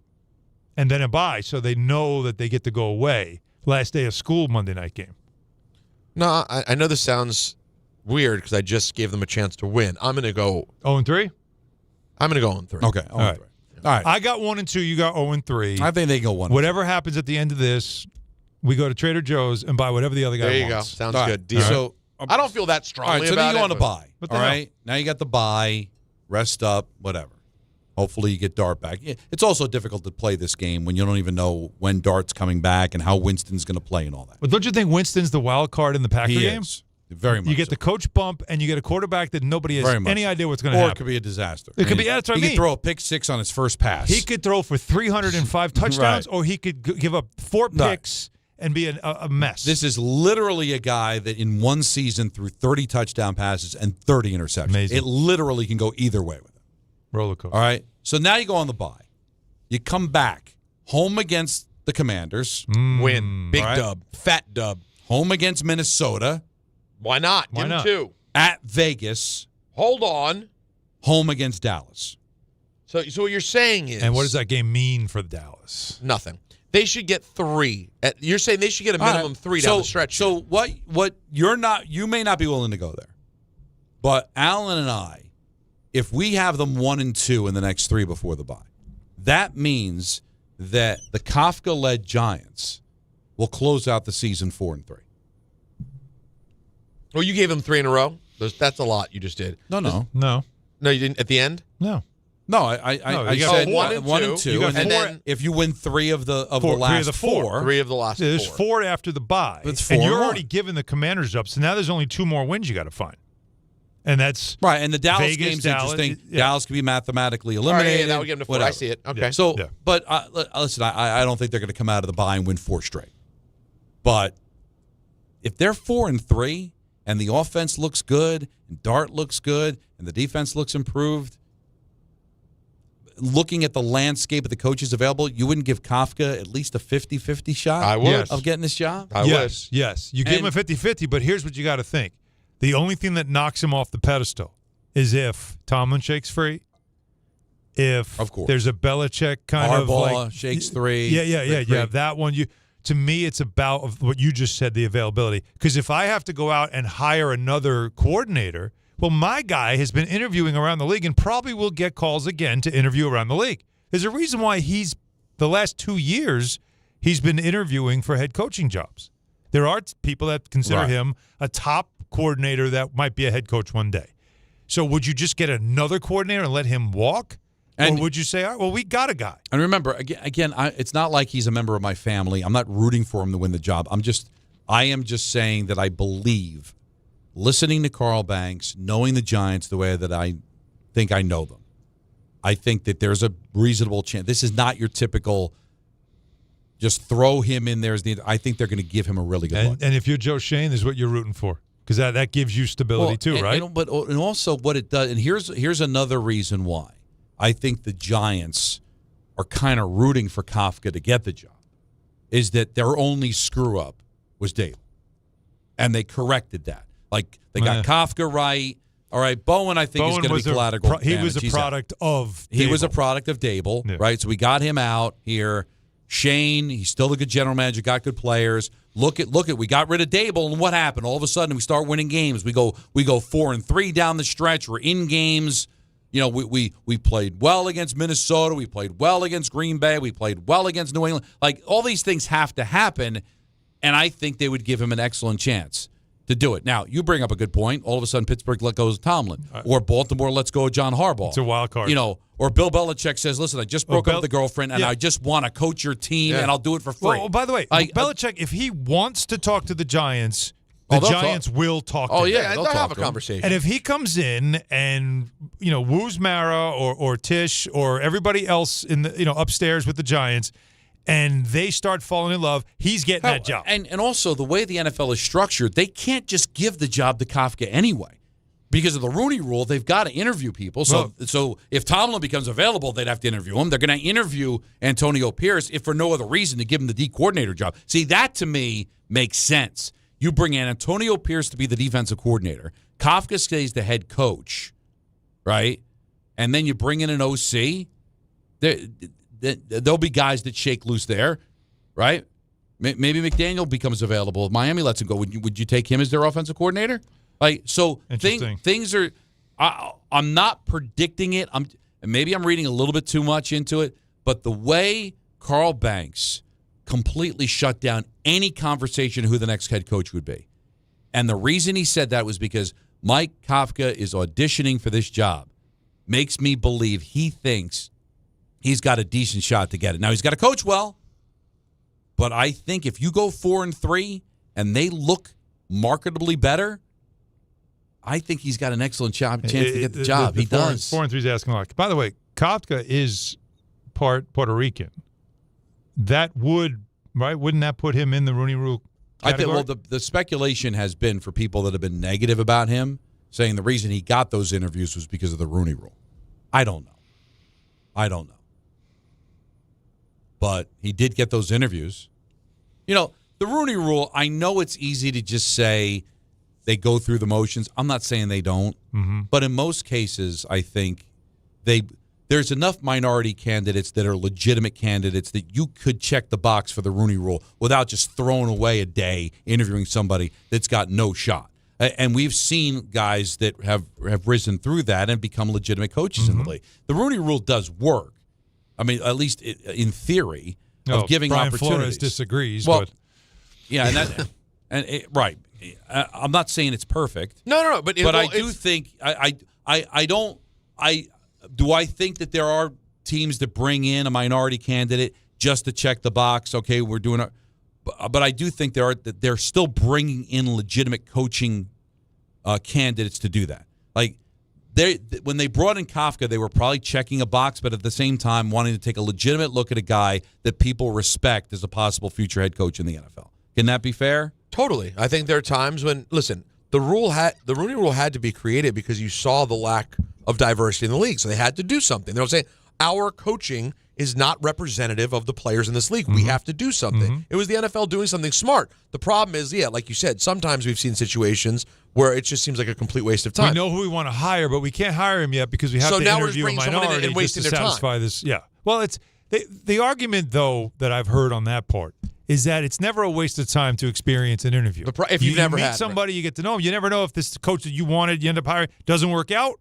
Well, we really like that guy, though. We should bring him back. No, it's a waste when it's someone, when it's no longer a choice. But Dennis no one Green, has a shot. like this guys, people have had multiple coaching jobs. You're bringing them in, and you're like, no one has a shot, but you just bring them in anyway. And they already have the experience. They've head coached before. Yeah. Now, guys, here's something I want you all to experience. It's Amazon Pickup. Yeah. It's the ultimate convenience play. We all know Amazon is part of everyday life, but Amazon Pickup, it takes it to the next level. If you're pressed for time, you're on the go like I am. You could choose to send your order straight to a secure pickup location that works for you. Amazon lockers and counters are located near you no matter where your day takes you. Your package is ready when you are. Life never slows down, so instead of worrying about timing or schedules, your package is waiting for you, for me, whoever. It's all there for you, right? Like I'm super busy, got the baby at home, got 93 jobs, constantly on the move, but Amazon Pickup gives me the flexibility to grab what I need between shows. Errands, commute, all that stuff. All right, simple. You order online at checkout. Just choose the pickup location that's most convenient. You get an email confirmation when it's ready with instructions to pick up what you need. It's quick, secure, and always at no extra cost. Check it out for yourself. Go to Amazon.com/pickupmvp to learn more. That's Amazon.com/pickupmvp. Let's go to Griffin in Connecticut. You're on ESPN New York. This guy attacked me yesterday on the show. What, Peter? I couldn't hear you for a minute. Oh. You attacked him yesterday. I said you attacked me on the show yesterday. Oh, my God. It was playing around. Well, it sounded just now. Griffin, we're going to play it back for you. When you just said... Okay, I'm when sorry. He just said, I apologize. No, Griffin. You never... I apologize. No, Griffin. No, please. Apologize. No, please. Don't be as sensitive as Alan. I already have to deal with Alan. I can't deal with you too. I'm not saying that. I'm saying when he just picked up the phone and went, "What, Peter?" Alan, he went full Biff. That was aggressive. I thought he was about to press me up against the wall. That was aggressive. Sounded good though. No, like Griff, was strong. Griff, I got to tell you, it scared me. I kind of liked it. Continue, Griffin. Quick breaking news. Garrett Wilson placed on IR. You know what? Thanks, Rich. Yeah, Rich, good job. Go ahead, Griffin. Take the Patriots tonight. They're going to easily cover that number. I don't know how the Jets are going to score. How are they going to score? I don't know. This is a great Patriot defense that can stop the run. So how are they going to score? I don't know. Everything in my bones, every logical football person says the Patriots are going to cover the 13.5 easily. But this is the NFL. We've seen crazier things. Yep. Jets, 3-point play. What, you just did it? I just did it. You really? Yeah. Oh, my God. Jets, 3-point play. You know, it's funny. I was thinking about the Jets. Now I'm laying off for the Pats hard. Are you going to go? You going to go Pats 3? No, I'm not. I see Alan thinking, though, because we know he loves the Pats this year. All right. We know he loves his baby Drake. Little baby Drake. He's thinking about it. The eyebrows raised. But, Griffin, you're spicy today, so what else you got? Spicy Griff. I don't see how they're going to go 4-3 in these games. The one reason why I don't think the Giants are going 4-3 in these games, their defense in the fourth quarter is so bad. That's the point. And the defensive coordinator is still there. Yes. So that's the thing. Well, nobody is predicting it, Griffin. What we're saying is, I know. what You're just if trying to would see. you? No, what we're saying is, if they do go 4-3, so I'll ask you. You think it's an impossibility, and you're probably not wrong. So if they were to go 4-3, wouldn't you give a strong look to Kafka being the coach of the team moving forward? Yes. Well, that's would, the point we're because it trying to seems make like he's is changed. he's been given an opportunity, and I don't think they're going to go 4-3, but I didn't think they beat Philadelphia. I didn't think they beat the Chargers. And you let Daboll go, and if you think Daboll is the reason why they blew those 4 games against the Broncos, the Saints, the Cowboys, and the Bears, well, then maybe if somebody else was coaching the team, maybe they win 1 or 2 of those games. We're just painting a scenario where it's not an impossibility. And I think the Giants are kind of hoping that he does a good job because I don't think they would mind making him head coach. Because then it justifies the firing of Daboll. It solidifies the return of Shane, which I think they want. And also, something that hasn't been said, matter of fact, the opposite was said about with Anthony, what if Dart doesn't like him? What if Dart likes him? What if Dart's like, I want him to be my coach? Now, I don't think he should have that kind of say to Peter's point, but if we're giving credit to how Dart's played and they think Kafka might be responsible for that, doesn't that help him? I mean, I appreciate this effort we're making here. I just don't see, with no change with the defensive coordinator, I don't know how things change when you consider the next 3 opponents all have pretty good offenses. Like, you're going to have to put up 30-plus points to beat these teams. No, it's hard. Like, is Shane Bowen just suddenly going to go, oh, well, without Daboll here now, I can do what I want? All right. Like, Daboll had nothing to do with the defense. But you could be making an argument that maybe it won't take 4-3. Just all how it looks. All right, if you know, so you're right, saying listen, that they the lose, defense but the is offense is just rolling. Offense is great. They seem to have structure. But they Don, seem to know what they're doing. You were the guy that when the season started, we're talking about how there was a lack of weapons, that the wide receivers, they're not very good. Right. Now you've lost one of the wide receivers that actually was good, and you've lost a running back you didn't know you had until you had him, and now you don't have him. I know. But I also How didn't is know, it still supposed to look But right? I didn't know I had a quarterback, and hopefully I do. We'll see what happens with this He concussion better protocol. dial back the running now. That he's a lot better than I think people thought. Like if they now have to worry about 4 concussions, or at least 4 times he had to be checked for a concussion, and worry about him, all right, don't run as much, a little more conservative, let's just finish out this season with you healthy and upright. It's going to look different. I don't feel like this is as simple as saying, hey, if he just wins, if Daboll just won, he wouldn't be gone. They lost games in epic fashion. I know. They lost 3 that they should have won and 4 that they could have won, and they should have a winning record right now. They're absolutely. a bad football That's team the thing. because they were poorly coached. And it sounds to me, based on the firing of Daboll, that Shane's still here, that Bowen's still here, that they believe that Daboll was the problem.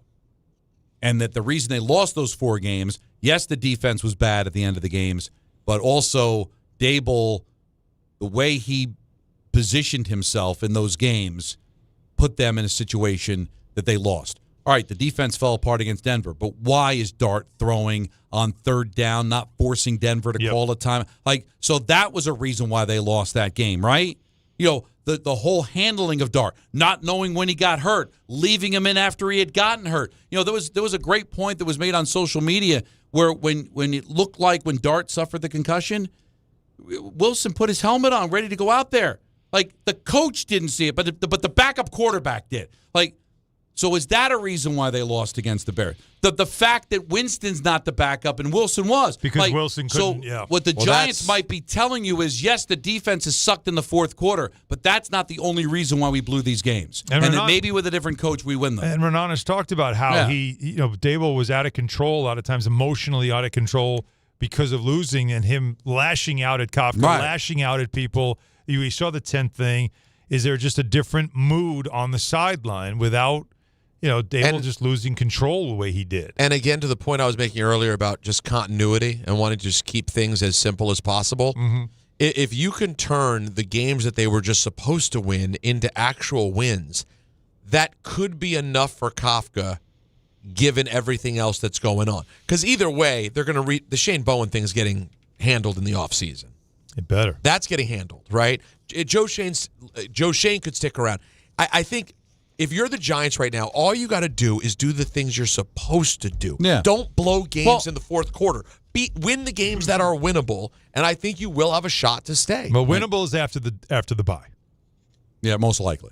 But we'll see. We'll see what happens on Sunday, see how Winston plays. There's a lot of ifs. We'll give you that. And I'm not predicting it. I'm just saying there can be a scenario where Kafka could win this job. If ifs were a spliff, we'd all be high.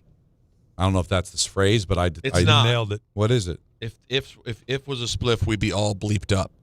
No, same thing. It's just right I there. cleaned it up. I mean, he was on the right track. Yeah. That Guy Thursday. Next, Damien Woody, 5:30. ENN 6. Get it? Got it? Good. ESPN New York.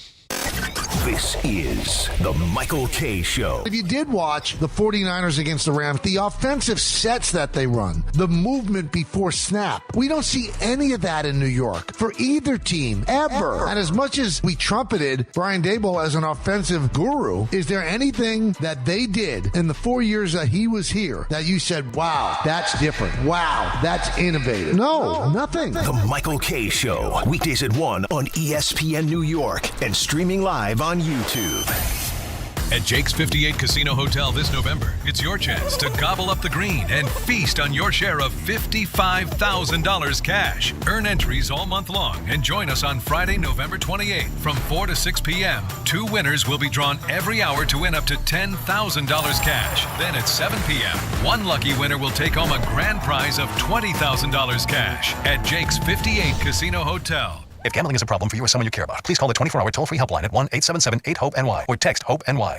Do you owe $10,000 or more in credit card debt or personal loans? With credit card debt at all-time highs, Debt Relief Advocates is urgently notifying consumers of debt relief now being made available, designed to aid consumers with out-of-control credit card debt. Those who qualify and enroll for this relief program will only have to pay back a fraction of what they owe. This is not bankruptcy or a debt consolidation loan. This is a relief program that credit card companies would rather you not know about, as it ends your debt nightmare and saves you lots of money. Consumers owing at least $10,000 in credit card debt or personal loans can now take advantage of this debt relief as the cost of living skyrockets. Debt Relief Advocates has established a relief hotline for you to call to learn what debt reduction you may qualify for, so don't wait. For this free information, call the Relief Hotline at 800-606-8737. 800-606-8737. 800-606-8737. And now it's time for traffic. Here's Brandy Scott. Thanks so much, guys. Just a bad ride on the Staten Island Expressway westbound, heading over to the West Shore. Lots of commercial exiting volume for Forest Avenue, heading over to the ports. Delays are starting to back up across the Verrazano onto the Brooklyn side. Long line of brake lights on the LA eastbound, heading over to Jericho Turnpike in Nassau County from right out of the Midtown Tunnel in Queens. Best of it's to the outbound George, southbound Deegan and Henry Hudson. West Side Highway northbound, bumper to bumper with a broken down car over by the water treatment plant. plant. Some solid delays there heading into the 140s from the 70s. Inbound George, no issues for both the upper and lower decks. Outbound Lincoln, your best ride at 15 to 20. Outbound Helena run you 45 plus.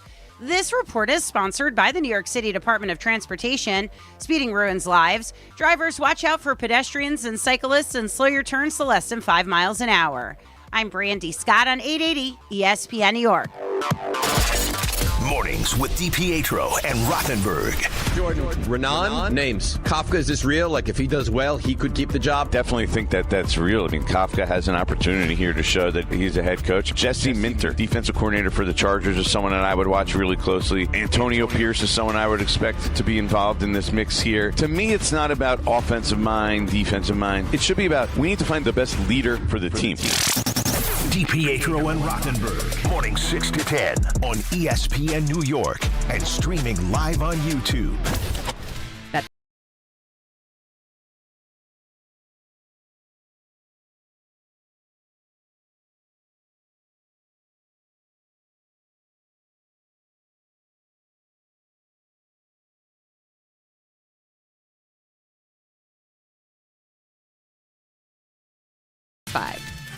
Gambling problem? Call 1-800-GAMBLER. 21 plus only. Must be physically located in New Jersey. T&Cs apply.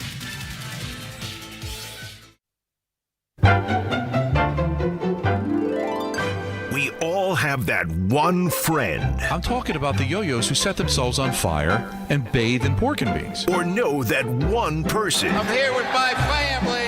Who can't help but be. He's not cool. His voice is weird. He's kind of a dork. His brother's a tool. His girlfriend's annoying. That guy. I didn't know it was banner night. We won't be out for that. It's time for That Guy Thursday. Hey, guys. Anyone want to play some ball? With Don, Hahn, and Rosenberg. He's just being that guy. All right. Yeah, that guy Thursday. And we have a guy right here in New York in this market. Guy, okay. That was being that guy, and he might get his way. Do we like it when that guy gets his own way, gets what he wants? I don't know. That. Depends on what he wants. Well, if you remember during owners' meetings back in March, Woody Johnson called. You remember those surveys that the players do, NFLPA, right? They put out these surveys that the players talk about, and they grade teams on various things about player experience. The Jets are consistently F. Oh yeah. And they get hammered every year. Well, Woody Johnson didn't like it. Not happy about it. And he led a cause with some other owners as well. I should point out Robert Kraft is one of them, Michael Bidwill, David Tepper, Art Rooney even, right? They were also getting grades of D or worse. But it was Woody Johnson who called the survey totally bogus and hinted, I think it violates our collective bargaining agreement. Huh? Yeah, he took issue with how they collected the information and who they collected it from. That it's supposed to be, according to the agreement that they have with the league, it's supposed to be a process where we have representatives and they have representatives, so we know that it's an honest survey.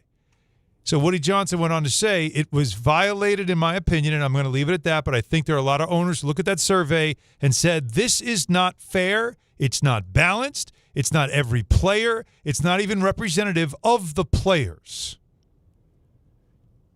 While he was saying all of that, one owner told ESPN, the only owners who don't care for that are the ones who get subpar grades, end quote. So now we learned that the NFL now has officially filed a grievance against the NFL Players Association, asking the union to stop its annual team report card, saying the exercise violates the collective bargaining agreement. The league is saying we also do this. We do it collaborative. So we have checks and balances about our franchises so that the players have the things that they want, like, and need. And the NFLPA responded, yeah, the last time we did that was 2015. Okay. So Woody Johnson stomping his feet, not being happy because he's called out as a bad owner, is getting what he wants. He was that guy. Do we like it when that guy gets what he wants?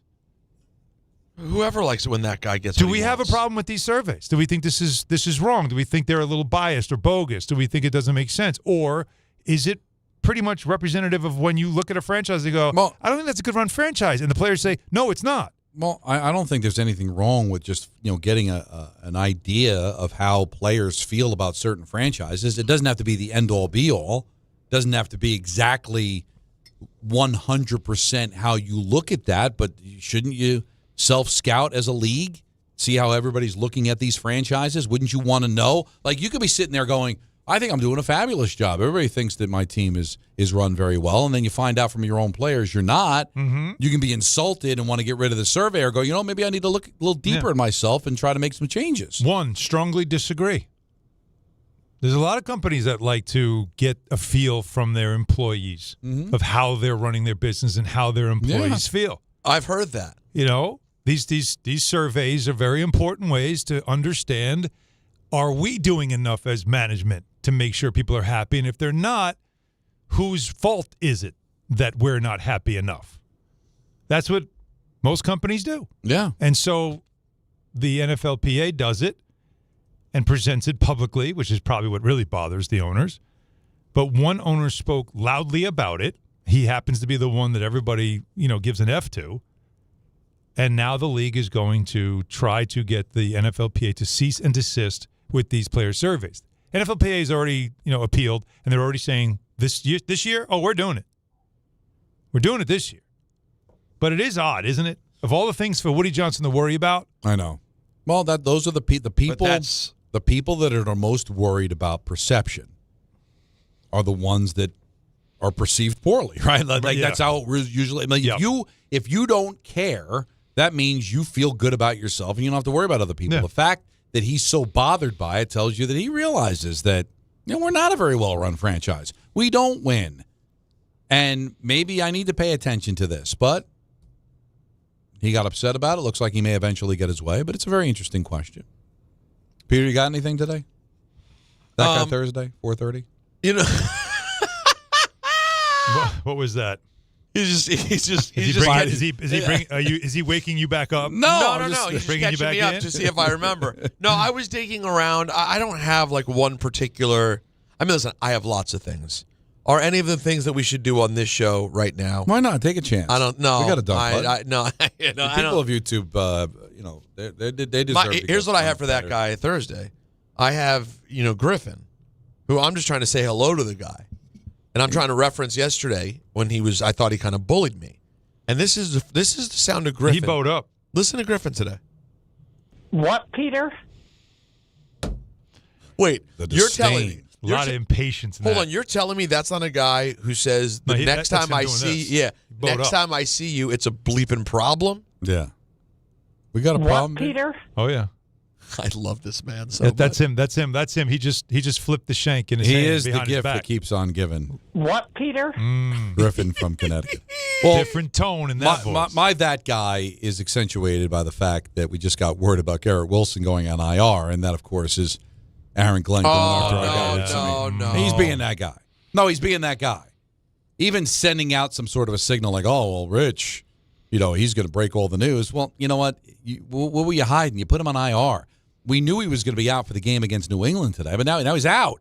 Yeah, why did it matter? Why are you playing these games, man? I want to know the end game. Rich Cimini's always had your back. Now, we got a caller yesterday who made a good point. He's probably aggravated that things got leaked. He's not mad at Rich, but he's using Rich to show, hey, we got to button things up here. Who's going to Rich? Who's talking to Rich about stuff? Who's telling tales out of school? But, dude, save that for things that are up in the air. Save that for things we don't know. Everybody knew Garrett Wilson was hurt. He didn't finish the game. It's a short week. You know what's connecting? It's the Jets. The Jets and all the leaks, right, Don? Yeah. You're that guy? Because the head coach who can't stop the leaks is blaming the media for it. At least you're perceiving that as such. And as I said, the owner of the Jets more concerned with the fact that the players give him bad grades than looking internally and thinking, you know what? We got a problem here. And maybe we need to fix it. But no, he can't fix it because he doesn't know how. That's the biggest problem, is he can't get out of his own way. You're going to stomp your feet at an owner's meeting about grades that are given out because your team is run piss poor and your facilities are meh and your location not so great. and your hiring practices and the fact that your family is allowed, your kids are allowed to come into the locker room and talk crap about players right in front of them. Have carte blanche in a locker room. It's supposed to be a sacred place. And so players are going to go, you know what? F this, F that, F him. Yeah. Like that's what they did. Well, and also- and he's going to go, I don't like these surveys. We should put a stop to them so nobody else has to read about the fact that we suck as owners. But that's what people like that do, honestly. Who puts the list together? The Players Association. The union. Why do they do it? They want to help their constituents in their search for free agency to know where's a good place to go. Yeah, so when you're considering what options, you make a lot of money. You've taken that away. But what Woody fails to realize is they all talk. The agents talk. Oh, yeah. So it's not like you need a survey. People are going to be like, I'm thinking of signing with the Jets. What do you think? I wouldn't go over there. The owner doesn't know what he's doing. Facilities are really nice. You better get extra. But, you're stuck in the suburbs. You're not really that close to New York City. Mm-hmm. These things are going to get found out anyway. So all the PA's trying to do is just make it a little easier. And also motivate the owners to clean up their mess. That's it goes back to what I say about how I hate the lottery because you're a bad franchise, and when you're a bad franchise that loses, you get the best possible young player that comes sense. Out. Right. Why are you rewarded if you're that bad? You shouldn't be rewarded. You know what I think? If you're in the lottery, or if you're in the bottom 10 in the NFL or bottom 5 in the NFL 2 years in a row, relegated. The second year you got to go up. No way are you allowed to go back-to-back, either win the lottery back-to-back or be top 5 in the lottery, or in the NFL where there's no lottery, that you should be able to have 2 consecutive bottom 5 finishes because you're that bad. No way. That's rewarding you for being bad. Right. And then you celebrate, hey, we got these young players. We're going to be great now. And you know what happens? Those players end up not being developed properly, and you continue to suck. Hamster wheel. Yeah, it does seem that way. Like how often, it very rarely does a team get, a couple of top 5 picks over a 3-4 year period? Giants got immediately Saquon Barkley develop and those Daniel guys. Jones, 2 and 6. How'd that work out? Not great, Bob. But although both of them are doing great. Leagues. Oh, no, that's why it's never the player's fault. And leagues want these star players to be in places where they can excel and they can win and be successful. And it's just a mess. But that was good. That was that guy. Thursday. Coming up, more of your calls. So Frank, Stu, Heather, Anthony, hang in there. We're going to do the calls. At 5:30, we got Damien Woody. Always fun to talk to him, get his thoughts on Kafka's chance to save a chance to be the head coach of the York Giants. ENN at 6. Take you right up to 7 o'clock, and then it's Ty Butler on ESPN New York. What, Peter? It's football season, and you should be out there enjoying every play, every tailgate, every moment. But if you're dealing with neck pain, back pain, joint pain, or sciatica, even getting off the couch can feel like a challenge. That's where Dr. Jay Shaw at Sandwell Pain comes in. He's one of New Jersey's top pain specialists, Ivy League trained, double board certified, and dedicated to getting you back in the game. Here's the difference. No surgery, no scars, no long recovery, no pain medication. Just precise, non-surgical, image-guided procedures that get real results. Dr. Shaw treats everything from neck pain, back pain, migraines, nerve pain, and chronic joint pain. And he builds a custom game plan that's right for you. Same day or next day appointments are available with offices in Woodbridge, Livingston, and Inglewood. And yes, most major insurances are accepted. So don't let pain keep you on the sidelines this season. Go to SandwellPain.com to call, text, or book online. Relief is closer than you think, and it starts today. Do you have 3 ex-wives and your current trophy wife wants a life insurance policy 3 times the size of the policies you had to purchase for your previous mistakes? If so, you need to call Big Lou at Term Provider, 800-471-9773. Big Lou is intimately familiar with your problems, and if you're 50 or 60 years old and in reasonably good health, a $1 million policy should only cost about $100 to $200 per month. Big Lou may have a solution for your previous policies as well. You may even save enough money to lighten the load on your new $1 million policy. Remember, call Big Lou. He's like you, except he's only on number 2. Call Term Provider at 800-471-9773. 800-471-9773. For $1 million in term life insurance that you can live with, call Big Lou at 800-471-9773 or biglou.com. That's 800-471-9773 or biglou.com. Actual price will depend on product and subscription plan. Featured products are compounded drug products, which the FDA does not approve or verify for safety, effectiveness, or quality. Prescription products require an online consultation with a healthcare provider who will determine if appropriate. See website for details, restrictions, and important safety information. Want a boost in and out of the bedroom? Hims has you covered. Introducing a new 2-in-1 approach to level up your game. Tadalafil for better bedroom performance and zinc for testosterone support. Put it all together and you've got what you need to turn things all the way up. Getting started is simple. Just go to hims.com/joy to start your free online visit. Through Hims, you can access ED treatments including pills, chews, and more. 100% online. No office visits, no pharmacy lines. Just fill out a simple intake form and a licensed medical provider will determine if treatment's right for you. If prescribed, it ships free and discreetly to your door. Find affordable treatment options at up to 95% less than brand names at hims.com/joy. That's hims.com/joy, hims.com/joy. In the city that never sleeps and never stops talking sports, ESPN New York is always on. Now you can live and breathe everything New York sports wherever you are. On your radio dial, on the ESPN New York app, and streaming live on YouTube. However you watch or listen, ESPN New York is always on for you. Hear us, stream us, watch us. This is ESPN New York.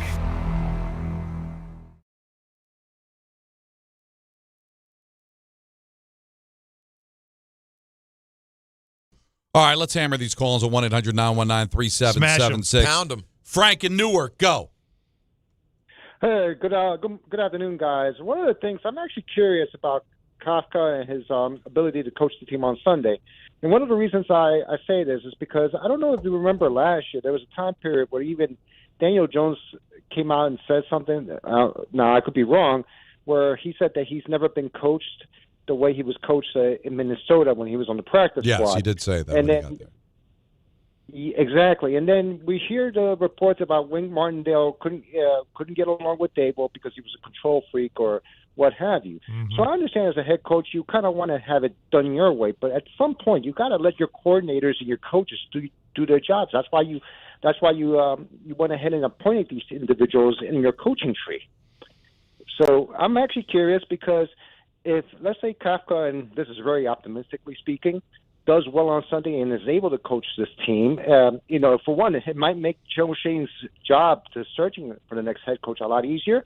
But then it starts to put a level of skepticism for me as far as Daboll was concerned. Well, that's what the hope is, Frank. Right? Like if you're the Giants, if you're John Mara, if you're Joe Shane, you're hoping that the only problem was Brian Daboll. And by getting rid of Brian Daboll, instantaneously become a better football team. Now, maybe that's not enough for Mike Kafka to become the head coach, but wouldn't that look good for the organization that, hey, our general manager's good, everything else is fine, we got rid of the one problem. But if they continue to play exactly the same, then it's, well, you know what, maybe Daboll wasn't the only problem. Maybe we still have a problem at general manager, and maybe Kafka doesn't know what he's doing in either. And now you got to blow the whole damn thing up. That's why I think the Giants are rooting for Kafka to win this job, is because it shows you that there was only one problem, and that one problem was eliminated. It's not a dozen problems, and we got to replace everybody. It was just the one. Feels like a lot. It feels like a lot. Please do not misunderstand. One guy was holding the whole thing back. This is not a prediction, but that's the hope, right? Like everybody wants it to just be the one issue. Yeah, that's the easy way, is that he goes and everything just now works right. But there are injuries that have also been part of this, and the defense has been the reason for a lot of these collapses. A lot of them. And that nothing changed on that side. So you don't have the raving lunatic who gets unhinged on the sideline. You don't have that anymore. Does that calm the room down? Does that create a different environment on the sideline? I don't remember hearing players, though, having a major problem with the head coach. I just remember seeing a team whose defense couldn't stop anyone late in the game to protect the lead. Right. That's all I remember. That wasn't changed. Right. That wasn't changed, but did those collapses come from something other than the defense not being able to come up with a stop? Yeah, him being stubborn about play it wasn't calling. like the offense was adding points. Remember, they didn't score a point in the fourth quarter in that game against Denver. Yeah. They allowed 36. And the kicking issues. And, because now you're hearing that the kid from Rutgers was something that Daboll really wanted, and it wasn't Koo. And now Koo's kicking field goal. Like, there's a lot of things that were going on just besides the defense. Anthony's in Fairlawn. You're on ESPN New York. Hey, guys. I got 2 quick Daboll points. All right. The one I can't believe I haven't heard anybody else make, which is I knew this guy isn't a good coach 2 years ago when I watched Hard Knocks and saw him lounging on a couch with his feet up on the table when his boss was in the room. I remember that. I did think that was weird. Instantly, like who does this guy think he is? He was He hasn't only been comfortable. there. You know the other one too, Anthony, that bothered me a little bit. I'm a cigar guy. When they had that Zoom meeting and he was like in the pool smoking a cigar, like, yep, dude feels pretty good about himself. He always carried himself for not weird. having done anything in the NFL. Like, who do you think you are? You know. He always had that. The second thing, and the second point is, and I've only heard really Michael Kay say this, is a lot of people are saying, well, he's not a good head coach, but he's a genius offensive coordinator. He's so good at calling plays and developing quarterbacks. Like, there's actually zero evidence of that, and a lot of evidence that he's not good at it. When he was calling the plays for the Giants, we were in the 30th offense in the league. When Daniel Jones left, the guy automatically became better. Every other quarterback that we had got worse when they played for the Giants. He did nothing innovative with that offense whatsoever in the 4 years that he was there. So I don't even think this guy is a good offensive coordinator. I think he's a guy everyone wants to have a beer with. I think he's probably an awesome guy to talk football about. I don't think he's a good offensive coordinator or a head coach. Well, that'll be like everybody looks. Remember, he wasn't the OC in Buffalo. Well, the whole time they gave him credit for Josh Allen. Was he? I don't know. Well, I think he's a good offensive mind. Don't you think? But that's not enough to be a head coach. But to that point, if you think about it, his success and failure is tied to the players. His success is Josh Allen, and Josh Allen's a talent. His success is Jackson Dart. I think we're seeing Jackson Dart's a talent, right? His failure, Daniel Jones, where he would just blame Daniel Jones. It's always Daniel Jones' fault. Russell Wilson, right? Like those were the things that it's not. It's the plays aren't being run or executed properly. So it's not like he was innovative enough to say, all right, well, Russ is making business decisions, so we're going to have to do things differently so we can maximize whatever we can out of him. Or Daniel Jones doesn't have the capacity to do the things we're asking him to do, so we have to design something around that and maximize that. And instead, it almost was like he'd get angry when Daniel Jones couldn't do what he's like, just do this. Yeah. And when we're talking about Kafka's success here, we're attaching it to wins and losses. But in another way could be, let's say they lose to the Packers, but Winston looks good. Yeah. Goes out there and throws for 250, 2 touchdown passes. Yeah, they lose because of their defense. Right. Well, that's going to be a hit on Daboll because why wasn't Winston backing up Dart? Absolutely. And maybe you beat the Bears if Winston's backing up Dart. Maybe you beat the Cowboys if he's back. If he's the starting quarterback instead of Wilson. Like now it starts to creep. Now the narrative begins. Oh, Daboll was the problem. Look, now if Winston goes out there and stinks, that's going to be a hit to Kafka. And that's going to be a plus to Daboll. And that, by the way, and that could all just be because Winston now stinks. We haven't seen him play at all. No. May have nothing to do with Kafka whatsoever. He can't be worse than than Wilson. That Wilson was the backup quarterback. We all kind of raised an eyebrow, like really, not that Dart didn't start right away. I think everybody kind of agreed with that. But then Wilson still backed him up even after how bad he was. That was the weird part. What's going on here? So if Winston's this hidden gem, why didn't Daboll see it? Why did he stop it? And what games could have been won had he been backing up Dart? Well, you know what they aren't going to be able to do is just simply replace Jackson Dart with Jameis Winston, right? It's not like you just go in and just put it right over the top and you're getting the same exact thing. No. You feel what I'm saying? No, of course. You have to do a complete renovation of the offense. Oh, that's a good idea. You know what I mean? Yeah, sometimes you need to do that. Oh, well, she didn't see where he was going. Very much. You want it to fit. You want it to fit. But here's the thing, though. Uniquely fit. But you're not looking for a temporary No. Permanent solution. You need this to be a permanent solution. Actually, no, you don't. You really don't want Jameis Winston to be the permanent solution. Right. But let's be honest. Let's follow this. Let's go back. Let's follow it anyway. Yeah, sure. Because obviously, as you guys know, what I'm referring to is my good friends at Bath Fitter. They remodeled the bath in my house. They took an old bath out and they put in a gorgeous shower. Yes, they do that too. My sister liked it so much, she wanted to get her bath renovated as well. And Bath Fitter, they offer all types of custom bath renovations, including their unique PermaFit solution. You get a watertight fit. Right now is the best time to get a renovation in your house, especially right before the holidays. You're going to have people over. You're going to have a guest bath or people using a bath if they're staying over, and you don't want to be embarrassed by some old bathtub or old shower that nobody wants to go in. They just won't tell you about it. So get it done right now. Why? Because it takes one day. It's durable. It's easy to clean. There's no demolition. Lower cost than a full replacement. And the best part, a lifetime guarantee. And right now is the best time to do it because you have no money down, no payments, and no interest for 18 months. No interest payments until April of 2027. And they have their biggest sale of the year going on right now. You can save up to $800 on a complete bath fitter system. So see their website or call for details in this Black Friday savings.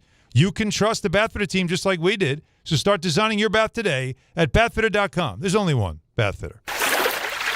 Let's go back to the busy phones and talk to Heather in Springfield. You're on ESPN New York. Hi, Heather.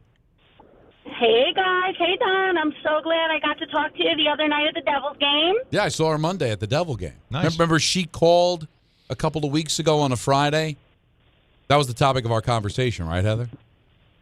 Yes, I called and I was with the Halloween candy draft, and I talked about basically everything but the Halloween candy draft. We remember this. We do remember this. I remember it well. It was troubling. Okay, good.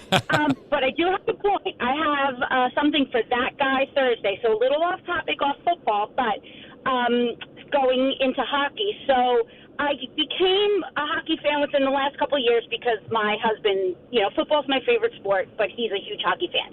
So I saw a documentary or a little tidbit on that new player, Schaefer.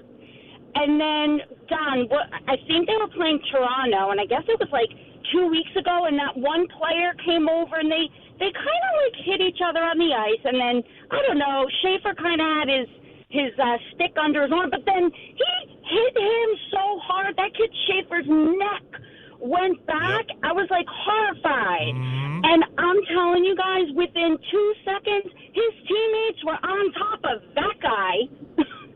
And I don't condone violence, but I felt like in that particular moment, like, this is a new kid. Like, you can't do that. I just thought it was, like, horrible. And I just thought it was actually great that his teammates came over and they, like, did it to how important guy. That is. Now, what did you say you were going to call yourself, Heather? You said you were going to call yourself something on the air. What happened? Yeah, so I thought I was going to, become Heather Babbles.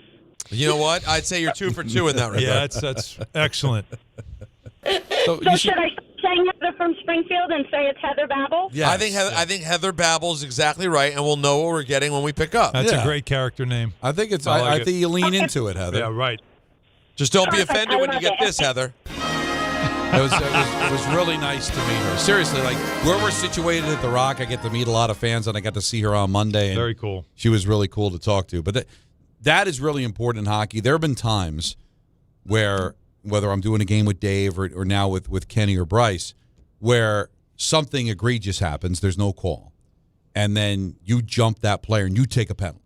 Yeah. And the feeling from fans sometimes is that was a dumb penalty to take, and you give up a power play goal, and maybe you lose the game, and maybe it's it's a turning point. Mentality's changing. But sometimes it doesn't matter. You have to defend your teammate. It's the right thing to do. And when Schaefer was jumped, the Islanders did the right thing. You can't think about committing a penalty. You've got to do it. Yeah, but you're absolutely right. But you have noticed in sports that mentality is starting to turn because of what you just said. Yeah. It's like you don't want to take a penalty there. Just let it go and wait till later. Take a number, as they say. But it used to be that if you take out my player, I'm jumping you and we're going to go right now. Like instant accountability.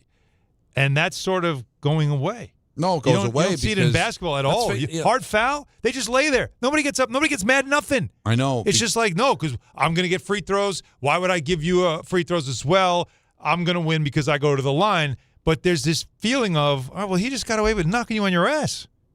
He's going to do it again. I know, because there was a time in the NHL where everybody made the playoffs and it really didn't matter. And games in November, who cares? I guess so.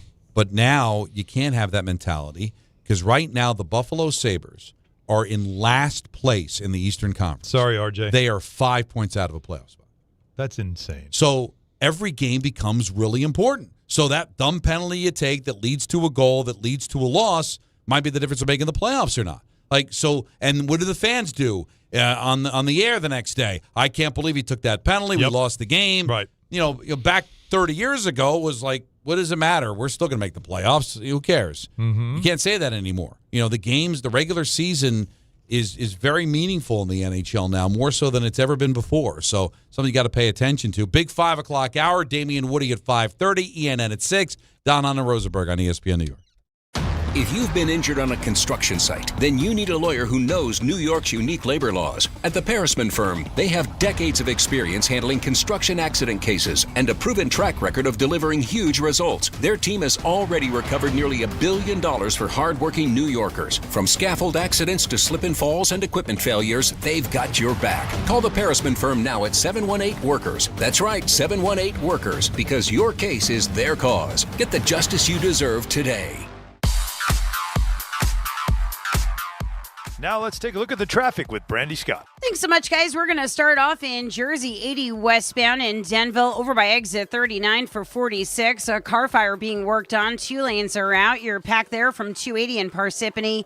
Inbound George, no issues for both the upper and lower decks. Best of it's the outbound side. Henry Hudson, Deegan northbound at a standstill with a crash involving a tractor-trailer by the Willis Avenue Bridge. Backed up there across the Triborough and up onto the Bruckner. You stay packed northbound, heading over to the Cross Bronx. Outbound Lincoln will run you 20 to 30. Outbound Hona, 30 to 40 minute wait. Heavy delays on the BQE westbound in Queens. A broken down van in the right lane by Queens Boulevard.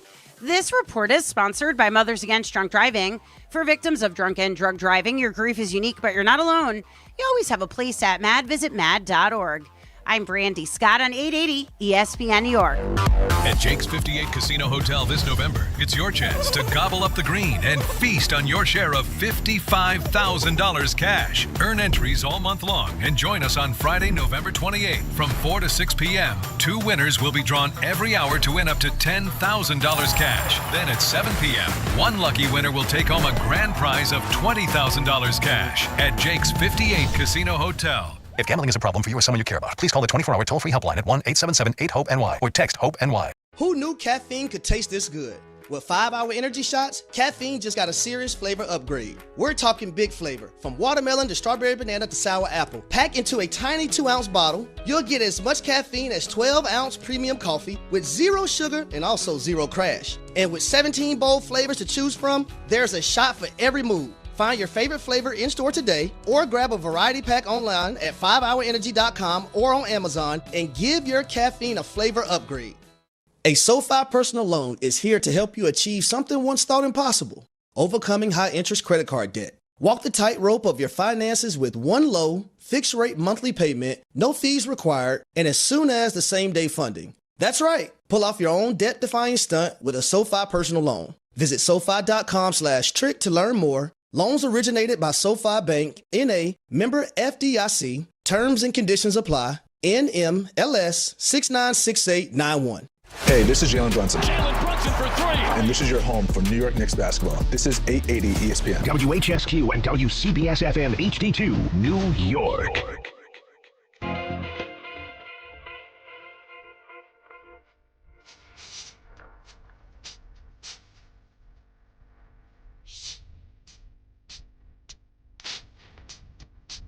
Game Time is brought to you by Tullamore Irish Whiskey, because when it's game time...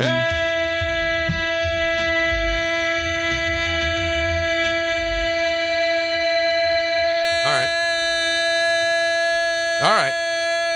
What are you doing? Is there some sort of technology on the computer that can stretch things out? Is there some kind of, Can I get some? Like in male magazines, there might be something that can enlarge certain things. Do they have that in like the radio magazines? Like, do you want to stretch out a sound? Are you embarrassed at parties? And she'll like it too. Yeah, and she'll like it too. Let the enhancer.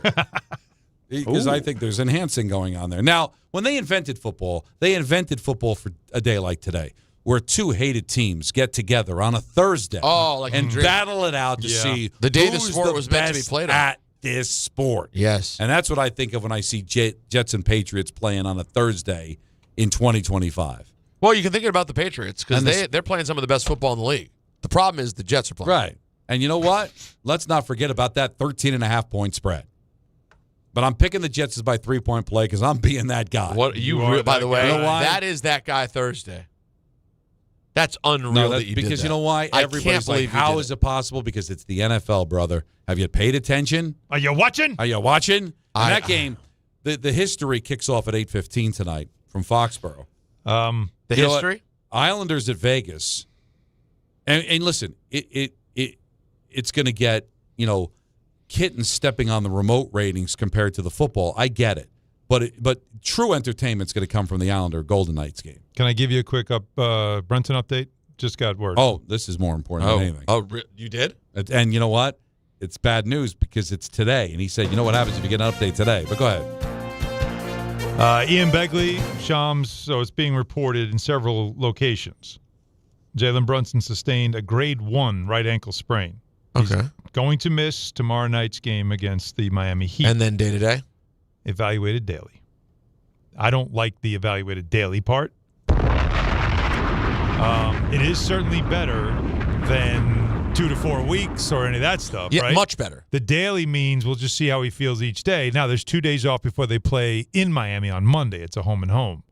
So you're buying some extra days to see if he'll be good enough to go Monday night. But the Knicks will be without their star point guard Friday night at the Garden to finish the 7-game homestand. Overall, though, that's not bad news. It's no, again, could have been way worse. It's not the 2 to 4 week window that you get sometimes that's more concerning. This does feel like day to day. Evaluated daily certainly does sound like a day to day proposition, and it's a let's see how it improves.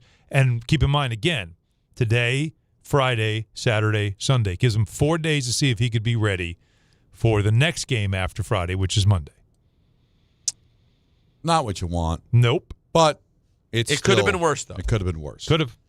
Tullamore Dew, the original triple distilled, triple blended, and triple cast matured Irish whiskey. Be sure to grab a Tullamore Dew or try the new Tullamore Dew Honey during today's action. Glasses up to enjoying Tullamore Dew responsibly. That's an Amazon vehicle tomorrow. Yes, correct? it is. So you get a nice Friday. Had a nice weekend, yeah. I'll be taking the train down to D.C. Looking forward to that.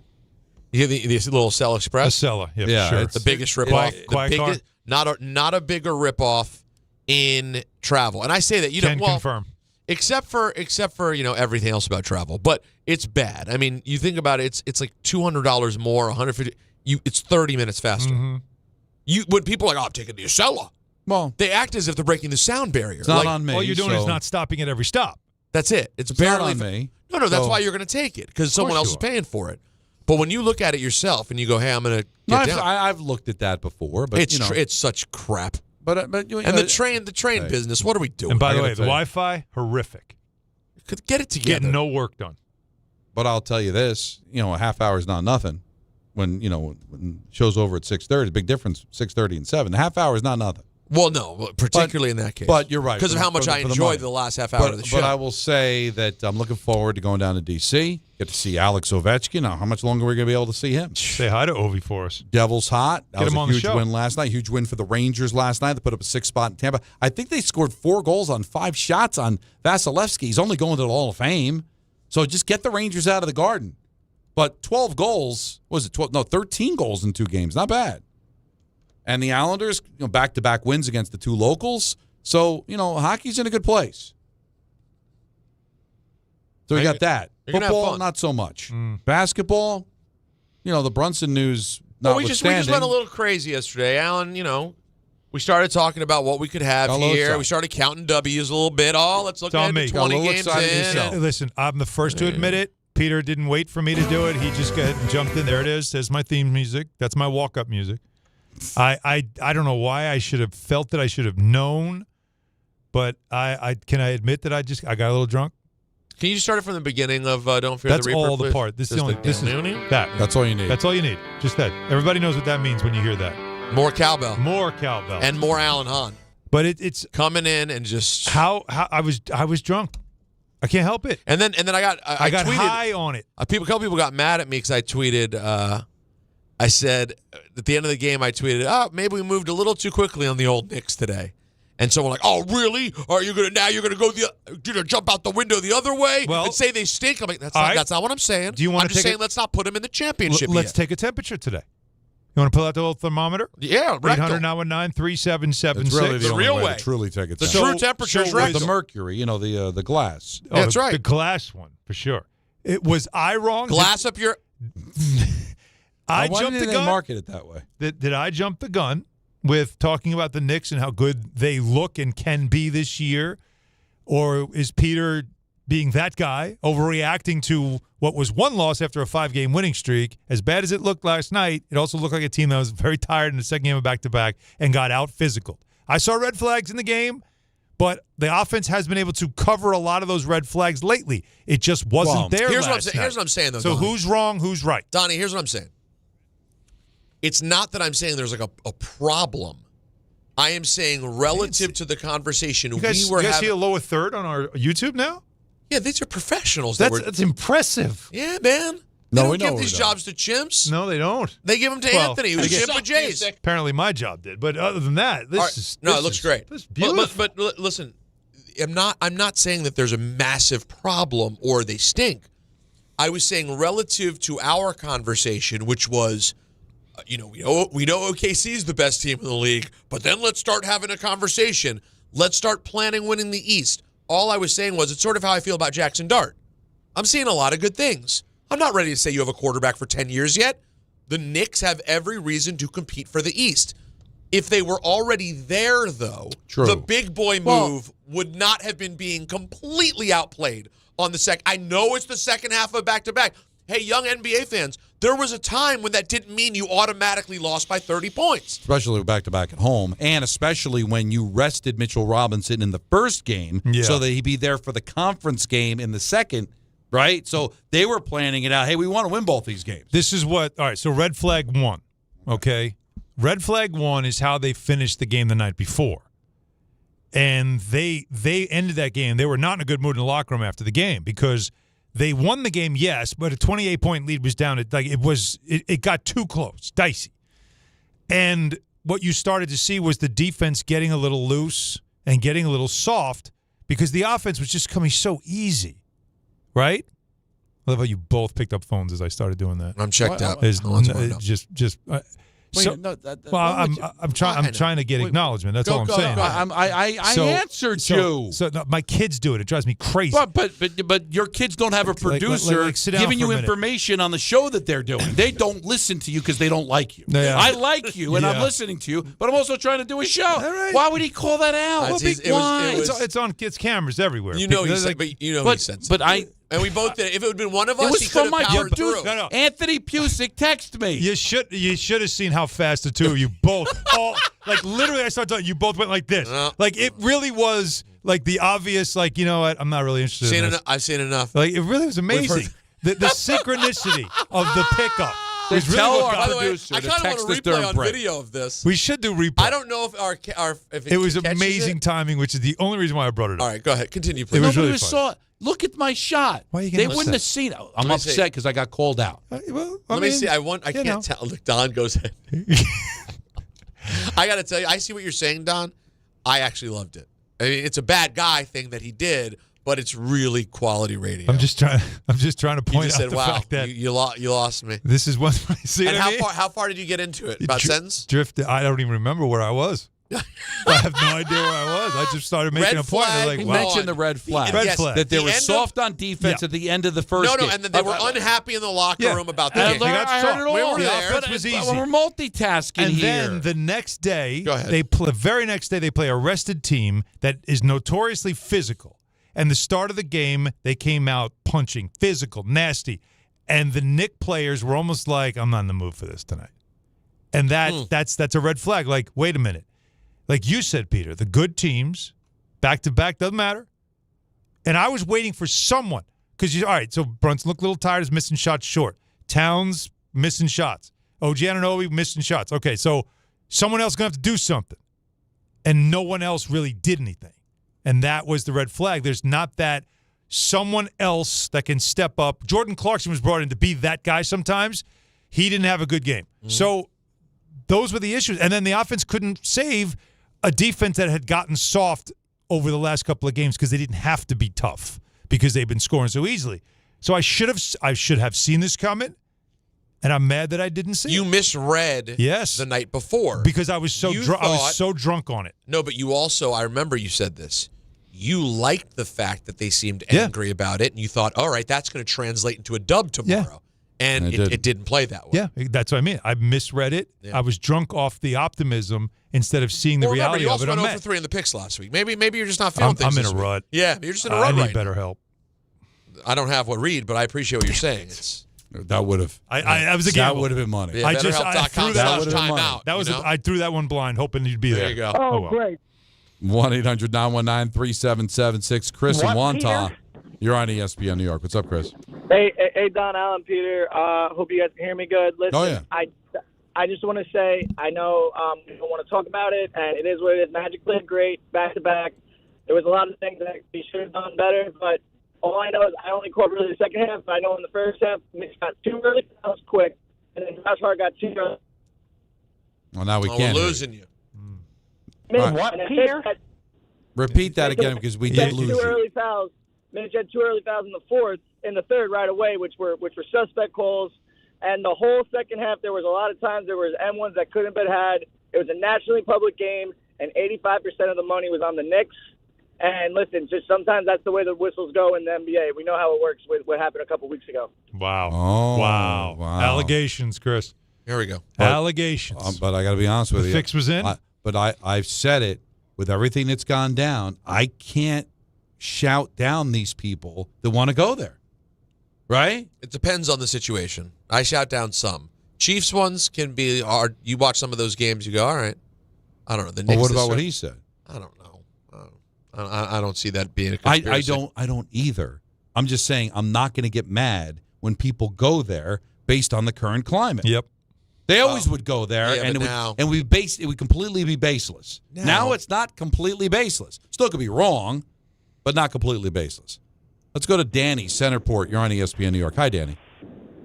Hey, boys. How we doing? Good. Alan, before I get to my point, so make sure before I hang up, I give you a personal compliment.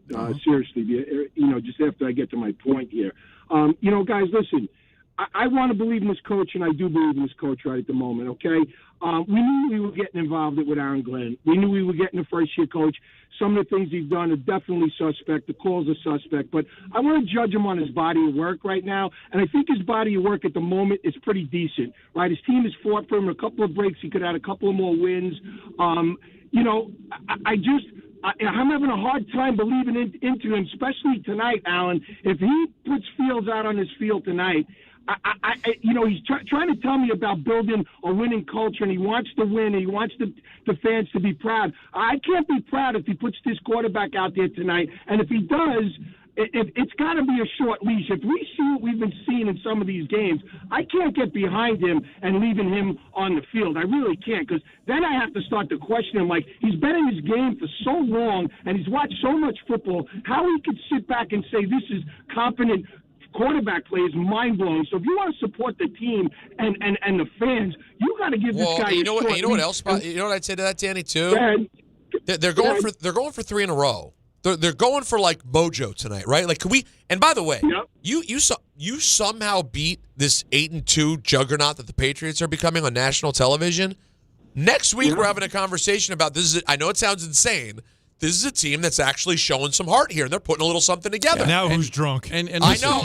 But they're only 1 win away from it happening. And you would think that Aaron Glenn, Aaron Glenn should treat the game that way. And if Fields is horrible, you got to make the movies right. This is your playoff. But I would say this. Thank you for the phone call. Oh, no. He had another point, but it's okay. That Fields has had moments. All right? He had one moment against Cincinnati. Who played and Pittsburgh.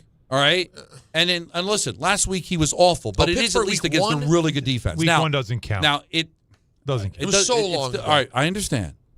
He stinks, week. but you don't have choices. It's not like you've got the golden goose sitting on the sidelines that you traded back into the first round to get. It's Tyrod Taylor. All right. Do I think Taylor right now is better than Fields? Probably, but it's not like he's got great choices to make. Cleveland's a really good defense. And you're going up against a team that's really good against the run, so that's going to be taken out from you, and you lost your best receiver. Yeah. So I don't know how good any of these quarterbacks are going to look And you have a tonight. quarterback that can't throw. So All right, I'm told that my normal distraction is worth bringing up in this case. What's happening on the ESPN screen up there? Is it that cold? Is there a sunburn situation? How can their faces be that red? I think Matt Berry has sunburn. You think Matt Berry burned himself? Well, first of all, every Saturday he's in some southern college campus doing crazy stuff. How cold can it be? They're just in suits. They're not even wearing jackets. No, he's sunburned. That's not windburn. That's not Tom Coughlin face. Wait a minute. I think he's sunburned. The condition known as Coughlin. How long does your face stay sunburned? Did he get third-degree burns on his face? That's what I'm saying. It's is that makeup? Is that bad makeup? But by the way, the other guy has it too. Why is his face so red? You're right. I think, God, it almost looks like they're soused. I know, but when you know that's not the case. Soused. Well, I don't even know what that means. It's from Slapshot. And does it mean drunk? Yeah. Sauce? Yeah. Sauce, but soused. But soused? Yeah. I don't know. You've heard soused before. Well, only in Slapshot, right? I'm sure that's where I got it from. Don't hit Brophy. He's soused. Right? Look at him. He's soused. I don't know if there's something wrong with our TV. It's worrisome, though. But, like, well, we're not hands, soused. His hands look but that's normal. the YouTube. Yeah, it's a different. I don't. But, like, if he was. No, look at the color right here on the game. The color on the game looks perfect. If he was burned on Saturday, it's Thursday. Yeah, we should. I want to put a. Don't you got like some Noxema or something? I mean, what are you going to do? Let's put a message in. Some. No, it would be more. We need to. First of all, you need to use some suntan lotion, and then you need to use some moisturizer and some. What's the aloe. plan? Some aloe. Yeah. Rub a little aloe on there. Call it a day. Good Lord. Yeah, it's definitely not cold. He's got no jacket on. The other guy's got like a hoodie. Get to the bottom of this. We're going to figure. Alan's texting people. Oh, look at that. By the way, I went back and How do you looked. spell soused? By the way, sauce. By the way, I went back and looked at I went back and looked at the tape. When Alan called us out, no one watching would have known that we did what he said. But he's got issues. Both of our phones were below. Listen.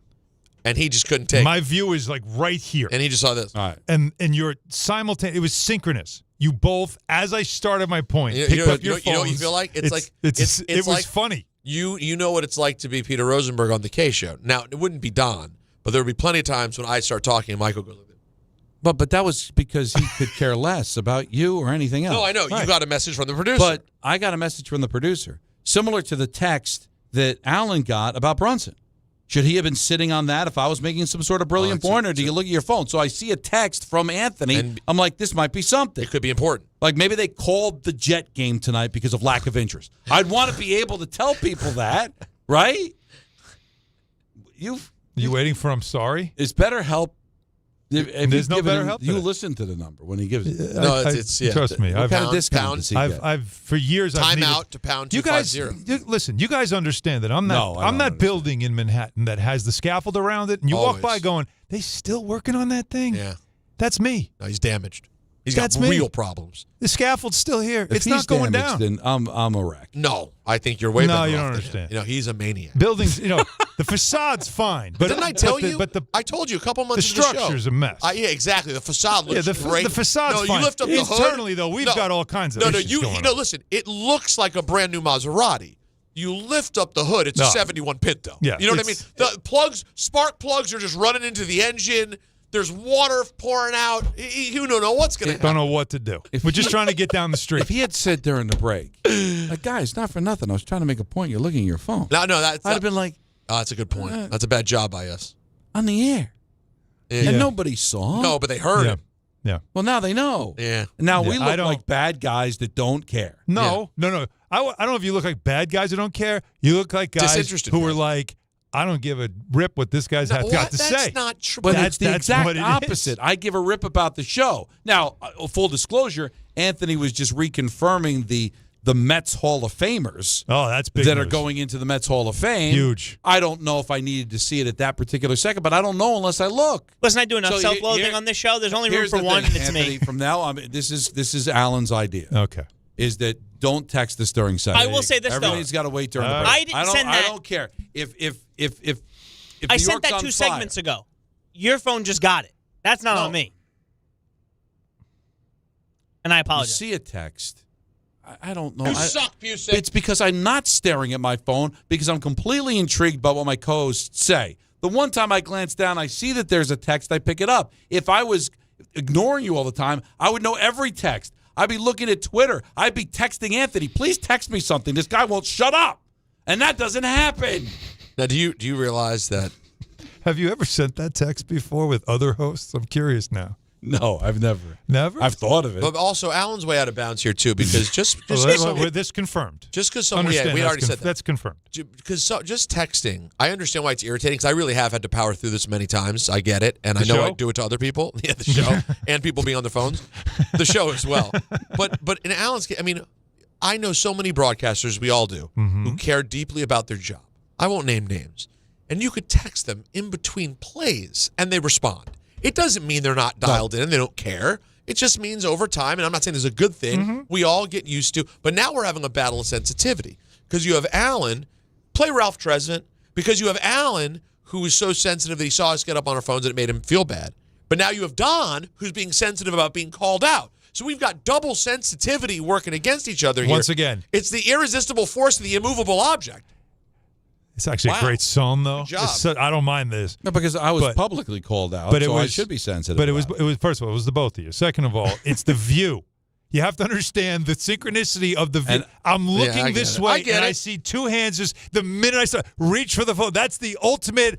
I'm checking out. But both guys. But one of you just I'm going to say a second. He's talking about Michael Kay. And I could tell you that when Michael Kay was looking at his phone, 90% of the time was because he did not care what you were saying, because usually when you were done talking, he'd put the phone down and go, interesting, and then move on to the next subject. We continued to be engaged in the conversation. And told you what you said. Right. So, but you know what, though? This is what made the show work.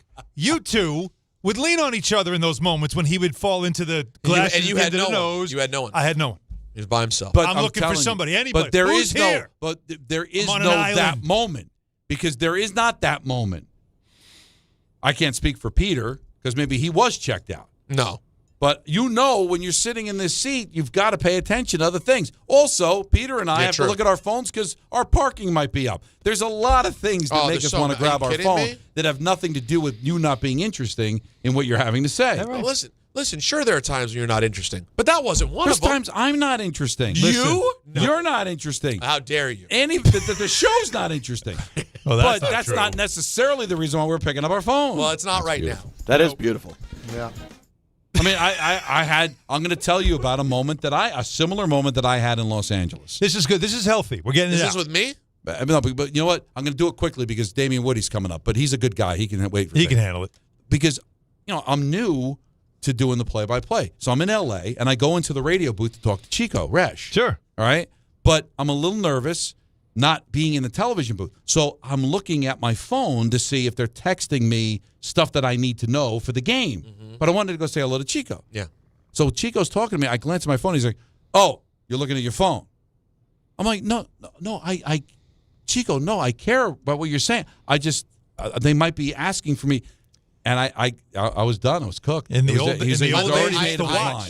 days, if you did this, no, but that's the sign. So, even though if you're just curious what time it is. Alan's feelings though were much more reasonable than Chico's, because I hate when that happens when you're talking to someone, but you need to keep an eye on something and you feel bad, but you're like, I gotta look, and so you're just like, all right. I hate whenever someone does that to me. I never call them out. Now, if it continued for 40 seconds, I'd be like, hey, do you need a minute? Mm-hmm. But you got to give people the 2-second check. No, but see, what's that, though? What was that? Why did you show me that? I don't know. DiPietro texted.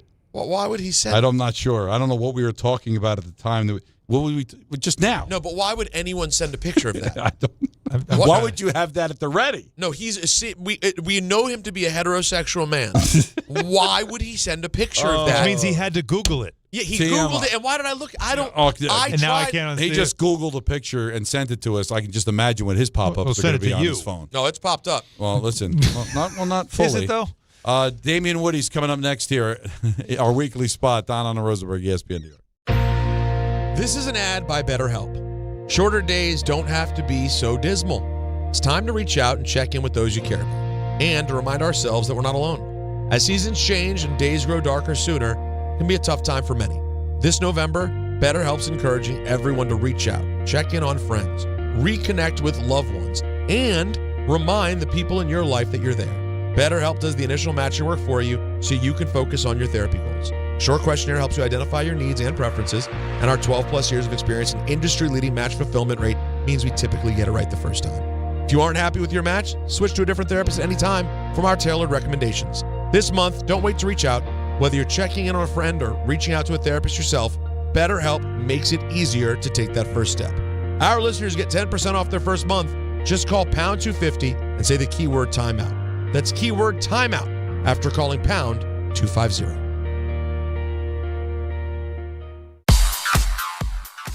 And now let's take a look at the traffic with Brandy Scott. Thanks so much, guys. Sawmills southbound at a standstill in Yonkers right before the Mosholu and the Henry Hudson. Car fire blocking 2 lanes. Traffic is backed up onto the westbound Cross County. You're crawling there from 87. Still not so great on the Deegan northbound, heading over to the outbound George. Crash involving a tractor trailer by the Willis Avenue Bridge. Backed up there across the Triborough into Queens and up onto the Bruckner. You stay on the brakes northbound, heading over to the Cross Bronx. Inbound George about 5 to 10 for the upper deck. Outbound Lincoln Orania 20 to 30. Outbound Holland a 45-minute ride. Seton Hall men's basketball tonight at the Rock in Newark. Heavy ride on 280 in both directions, heading over to 21 in the Stickle Drawbridge. This report is sponsored by the New York City Department of Transportation. Speeding ruins lives. Drivers, watch out for pedestrians and cyclists and slow your turns to less than 5 miles an hour. I'm Brandy Scott on 880 ESPN New York.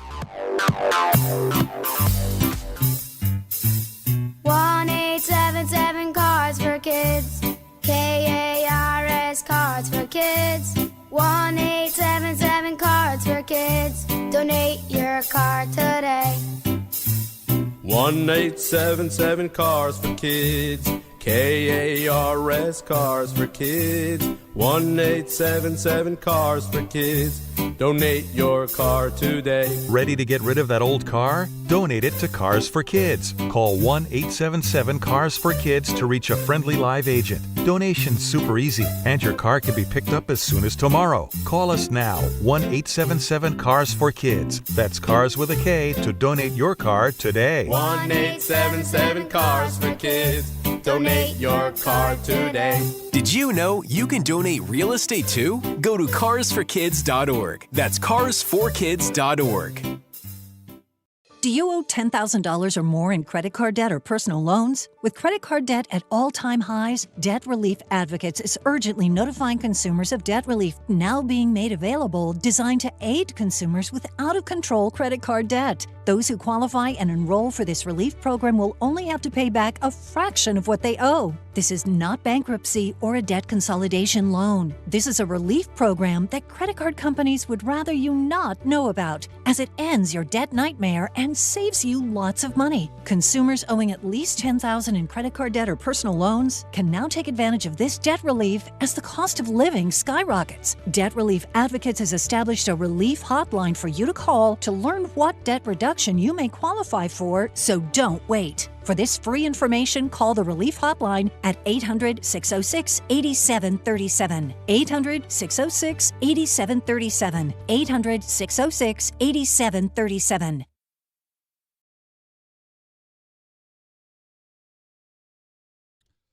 I'm loving the old REO Speedwagon. I actually was listening to this song on the way to work today. How about that?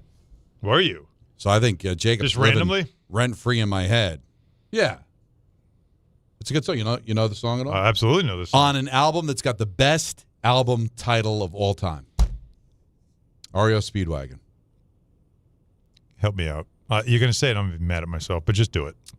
You can tune a piano, but you can't tune a fish. I did not know that one. Okay. It's a great line. It's a line that I hear Damien Woody uses every once in a while when he's trying to pick up women. Time now for Damien Woody Report, which is brought to you by Bet365. D Wood. What? You didn't use that line back in the day? Man, no. Man, I don't have any game, man. My wife got me. I didn't get her. I don't have any game. Oh, boy, that's funny, man. How you doing, all right? I'm good, man. I'm good. How you guys doing? Well, good. We're just, getting ready for this game tonight. But before we dive into Jets and Patriots, just your thoughts on the Daboll firing. And with 7 games remaining, is there a world in which Kafka can get a serious look at maintaining this job beyond this year? Well, I would say as far as Brian Daboll is concerned, he's a friend of mine, and I hate to see that it came down to this. But at the end of the day, it's a results-driven business. And when you have, I think the stat was like 4 games where you had double-digit leads that were blown this year, and just mismanaging the quarterback. And when you don't win, man, this is what happens. And he's had plenty of time, plenty of time here in New York to kind of get this thing rectified and on the right path. And unfortunately, it didn't lead to that. But I still have the highest regard, and as far as Brian and his offensive mind is concerned, and he'll land on his feet somewhere. But as far as Mike Kafka is concerned, he was a guy that's been in kind of circulation as far as potential head coaching jobs in previous cycles. So I think this will be a prime opportunity to see what he can do in these few games with the New York Giants. I'm sure that this is an opportunity for them to really peep out what he can do. And I've said about this Giants situation, this might be the best. It might be the best opening when it's all said and done, because obviously the market, the quarterback, the pieces that they have on this team, it's going to be a very attractive job. So it'll be interesting to see what happens. D-Wood, if there's anyone that you could just pick, so without getting into all the details of availability and all that stuff, if you could just pick somebody and say, this guy would be perfect for this job, or I'd love to see this guy get that job or have that job, who would it be? I haven't thought too much on it. I think my criteria, though, the one thing I will say I think the Giants need to do, I think they need to go to a veteran coach. I think someone who has prior coaching experience, like a Vrabel type that went to New England. I don't think that, no more coordinators this go around. I think they need a proven commodity, someone that's been there, done that, can handle the job, because it is a big job, and, you got this young, bright quarterback that you need to round in the form. And so I would look towards a coach with veteran experience. All right, let's shift over to tonight's game, Jets-Patriots. Doesn't have the excitement that we usually get out of Jets-Patriots. One team's definitely on the way up, and the Jets have won a couple of games in a row here. I know they're a huge underdog, and no Wilson. We don't even know who the starting quarterback tonight's going to be, but what's your feeling on the Jets going into this game, trying to keep that momentum going after what's between on the field and off the field has been a pretty good couple of weeks here for this team? Yeah, I mean, listen, there's a lot of there's some good things that's really happened over the past couple of weeks. I think the defense has played a lot better. I think there's been a little bit more cohesion on that side of the ball, and obviously, I think one of the biggest things is, after the trade deadline, just the focus on giving Breece Hall the ball more. Good things happen to you offensively when you feed him the ball. He's very talented. The offensive line it's getting better each and every week now. The negative is he's going up against the best rush defense in the league in the New England Patriots. They are. Calling them stingy is an understatement. They are very good, so that's going to be a challenge. And obviously the quarterback situation and throwing the ball to guys, with no Garrett Wilson out there is obviously going to be a challenge. But listen, if you're the Jets, what you want to continue to do is you want to continue to build the culture. You want to continue to build this thing the right way. Go out there. You have nothing to lose. You're 2-7, man. Go out there, play to the best of your ability. Yeah, they might not win, but you want to continue to build good habits and put good tape out there moving forward. Now, a caller just brought this up, and I thought it was a fair point, Damien. Like, if you're Aaron Glenn and you're building a little bit of mojo at least over the last couple of games and the off the field moves, if you end up in a game where, let's say, your defense is somehow playing well against this great Patriots offense, but the offense just isn't generating anything with Fields, you think he'll be quick to pull the trigger and go to Tyrod to try to make something happen, or is he going to be committed to Fields here? Because I don't know, man. The last couple of weeks, Fields has gone back to, or the last week, really, we saw the old Fields that was just not producing at all. Yeah, I mean, that's what I would do. Like, if this game is competitive and offense isn't doing anything, I wouldn't even hesitate to put Tyrod in there because, listen, I've always said it's a couple things. Number one, it's not fair to the rest of the team. You're going out there and, guys are scratching, clawing, fighting, trying to get a win. But also, you need to evaluate some players out there on offense. Here it is. You're probably going to have A.D. Mitchell up for the first time. That was the wide receiver from Indianapolis that was in the trade for Sauce. Okay, John Mechie III. Arian Smith, all these, all of these guys, these young guys, these unknowns on offense that you need to start evaluating these guys. You can't evaluate these guys if this quarterback keeps playing the way that he's playing. So if this game is competitive, if it's close and he's not producing, then I would not hesitate to take him out and put Tyrod Taylor in the game. Is this Patriot team legit? I mean, could they come out of the conference? Can they win this division? Oh, they can absolutely win this division. I mean, Don, listen, I know people will talk about their schedule and the strength of schedule. You can only play who's on your schedule. That's number one. But, outside of that, they do have quality wins against, but on the road at Buffalo and at Tampa. This team is legit. They're top 10 in both offense and defense. Their quarterback, Drake Maye, who I've been talking about for weeks now, is an MVP candidate. And they can just beat you in a lot of different ways. They got a bunch of guys that, no one's caught. No one. It's not like an A.J. Brown type thing where guys just making a lot of noise. They just have a bunch of unheralded guys. And I know they have Stephon Diggs, but on any given Sunday, a guy could just explode. Last week was Mac Hollins. Week prior could be Kayshon Boutte, Stephon Diggs. So they got a bunch of guys that can go off, and they're obviously well coached with Mike Vrabel and Josh McDaniels as the offensive coordinator. Yeah, isn't it great? The Patriots are back. Ugh. Love it. I know you love it, D-Will, but for me, it's for us non-Pat people, this is tough. This makes me sick. But well, the thing that I said this past week.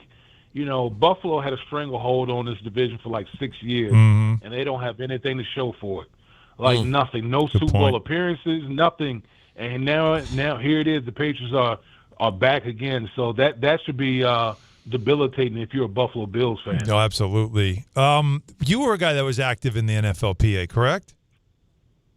A little bit, yeah. Yeah. Okay. What do you think of the fact that the NFL now is filing this grievance against those annual team report cards, where the union would have players grade different things about the player experience at different franchises and all, and the fact that they feel that's now against the CBA and they shouldn't be doing this? How do you feel about that? I think it's crazy. I think the PA is doing owners a favor by doing this. I think this is one of the best things the PA decided to do because, it just gives players an opportunity to kind of speak their mind and speak freely because it's anonymous, and just really tell the story about how the players feel about how the organization is ran on a myriad of levels. And listen, it's not shocking that some of these organizations who got bad grades are the ones that are the saltiest. But I will say this: I think because of some of these grades, it ignited change. Think about all these new locker rooms and all these things that happen. That's because of these reports where these teams felt compelled. Wait a minute, how can we compete for free agents, or how do we want to retain our guys if they feel a certain way about our organization? So, like I said, I don't know why the uproar, but you should be glad that the players are kind of letting you know how they truly feel about your situation. All right, before we let you go, how engaged were you the other night in that Islander Devil game? Listen, Don, I was, the Devils are the real deal, but the Islanders, come out, saw them with the 3-2 win, and I just had to shout them out on X. And I got a lot of things going on between the kids and obviously studying, watching these games, but always people of my Islanders, man. I like the direction they're going in. I like the direction, and so I'm going to make my way out to Long Island and go check them out soon. It was a good game. It was a really good game. If you did have the time to consume on television, what feed would you have watched? The Islanders or the Devils? Oh, that's a great question. Burke or LaGreca? Oh, LaGreca, come on, hey, come on! Don, you're my guy, so I gotta shout you out on that one. Well, thank you so much. Can't wait to tell Brendan about this. Yeah, well, listen, have fun, enjoy the game tonight, and we'll talk to you next week. All right, take it easy, guys. All right, that was the Damien Woody Report, brought to you by Bet365. Whatever the moment, it's never ordinary at Bet365. phone calls, and then ENN at 6. We're up till 7 o'clock, so let's have some fun until Ty Butler right here on ESPN New York. Listen up, football.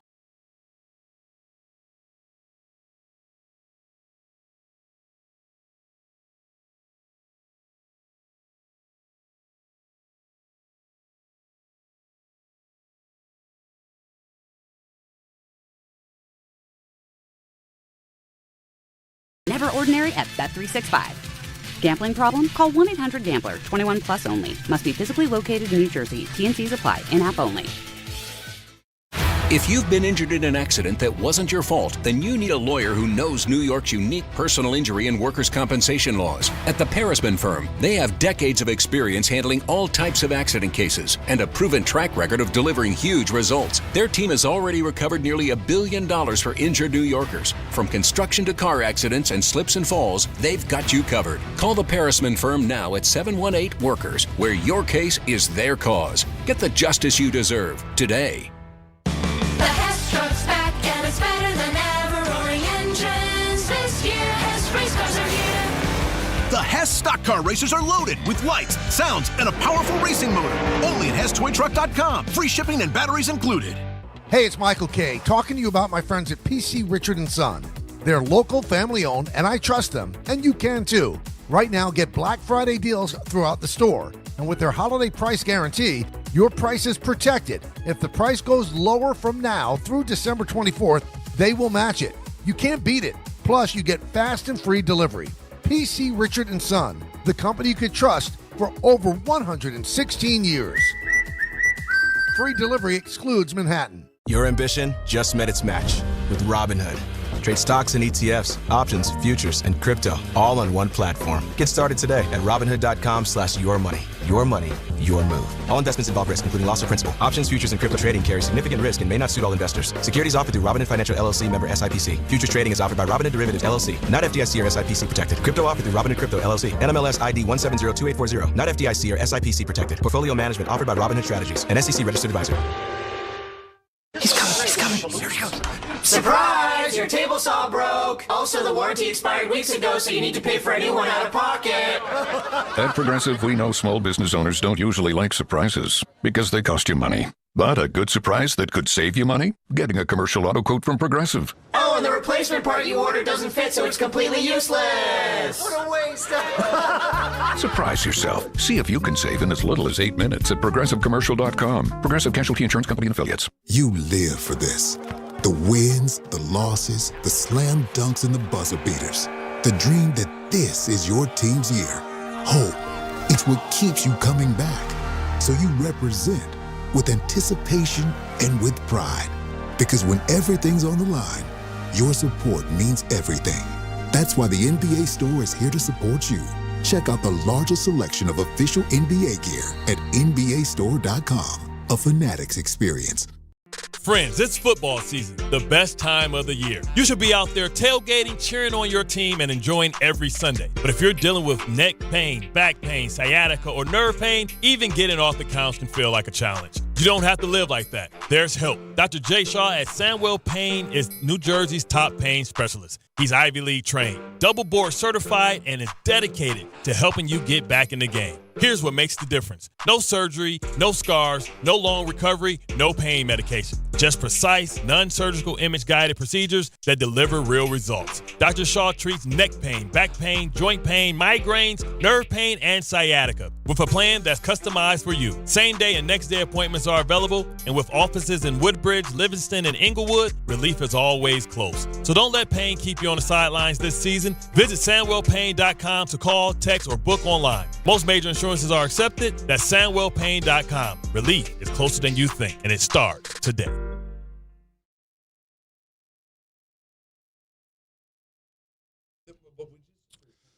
Don, Hahn Rosenberg, take you up till 7 o'clock. ENN's coming up at 6. Let's get back to the busy phones. Let's go to Brody in Heightstown. You're on ESPN New York. What's up, Brody? What's going on, guys? As always, love listening to you. And, always talking about sports, but who cares about what's going on anyway? When I saw the phone incident I thought nothing of it. Alan made a joke out of it. We kept it moving. But I had to call in after Danny from Centerport got hung up on by Don. So I was trying to figure out if it was because he was still looking down at the phone or because he didn't want Alan to get the compliment.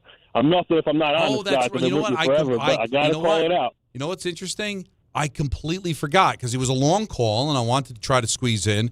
We were up against the break.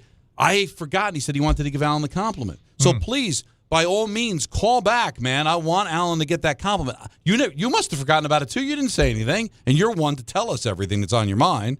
So if you were upset about it, you would have said something, right? Is it a problem that I take off the filter here? Like I thought that's what we're supposed to do. Everybody always said like you're not revealing enough about yourself. You got to show personality. All right, I'm just going to tell you what I'm thinking from now on. I love it. And Brody, I thank Let you for it calling go, me man. out. So what was the name of that call? Absolutely. Remember what was his name again, Brody? Yeah, it was Danny in Centerport. And listen, I've been with you guys forever. I love you guys to death, but Alan's the new one, and I'm here to support him, man. I learned him because of the K Show and listening to ESPN Radio, and now I can't get enough of any of Danny in Centerport, please call back. We want to hear the compliment for Alan. I completely forgot about it. Yeah. I like to keep it moving, that's all. No, I understand. And I was a little quick with the button because he was in the middle of talking, but it didn't feel like we were getting to the compliment anytime soon. And you had no time for that. You were like, this guy doesn't. Now, by the way, Danny in Centerport is the one who truly launched into the massive attack against Danny from Long Island. Yes. He was the one who obliterated him last week. We have not heard. Danny from Centerport was ready to actually physically throw down. Go find him. And, Remember, he said now, that. And now, do we think it's coincidence that we haven't heard from Danny since? And you called him out Monday, right? No. This was all Friday. It was fraud. It was all part of Fraud Friday. Fraud Friday. Oh, yeah, that's right. Because Halloween was... So tomorrow makes a full week because this was Fraud Friday. Yep. He called us Thursday. Mm-hmm. Friday morning, he called the morning show. Right. Friday afternoon, we hit him on Fraud Friday. Haven't heard since. Haven't heard. Now, I got on the air on Monday or Tuesday, and I said I was feeling a little bit of guilt, snowflake that I am, that watch yourself, nice and easy. I got it. No, sorry. That maybe we went empty. That maybe we went too hard. Didn't sound good, though. That maybe we went a little too hard on him. And even though it was really the listeners who went harder than we went, although we took some shots as well. And we weren't mad at the listeners at all. And now, do we lose Danny? Has he called the morning show this week? Is he alive? Well, maybe he's boycotting us. Boycott me. I boycott you. But we didn't. And by the way, did we ever even make a ruling? No. Don, you were supposed to come back Monday and rule about whether there was a Danny ban, a banny. Well, we don't have a banny because we didn't do it. What's the sign? What do we have? It's called are you the ban caller? Anthony. Move the sign so we can see it. Worst caller is still Dave in Westchester. So that's Dave right.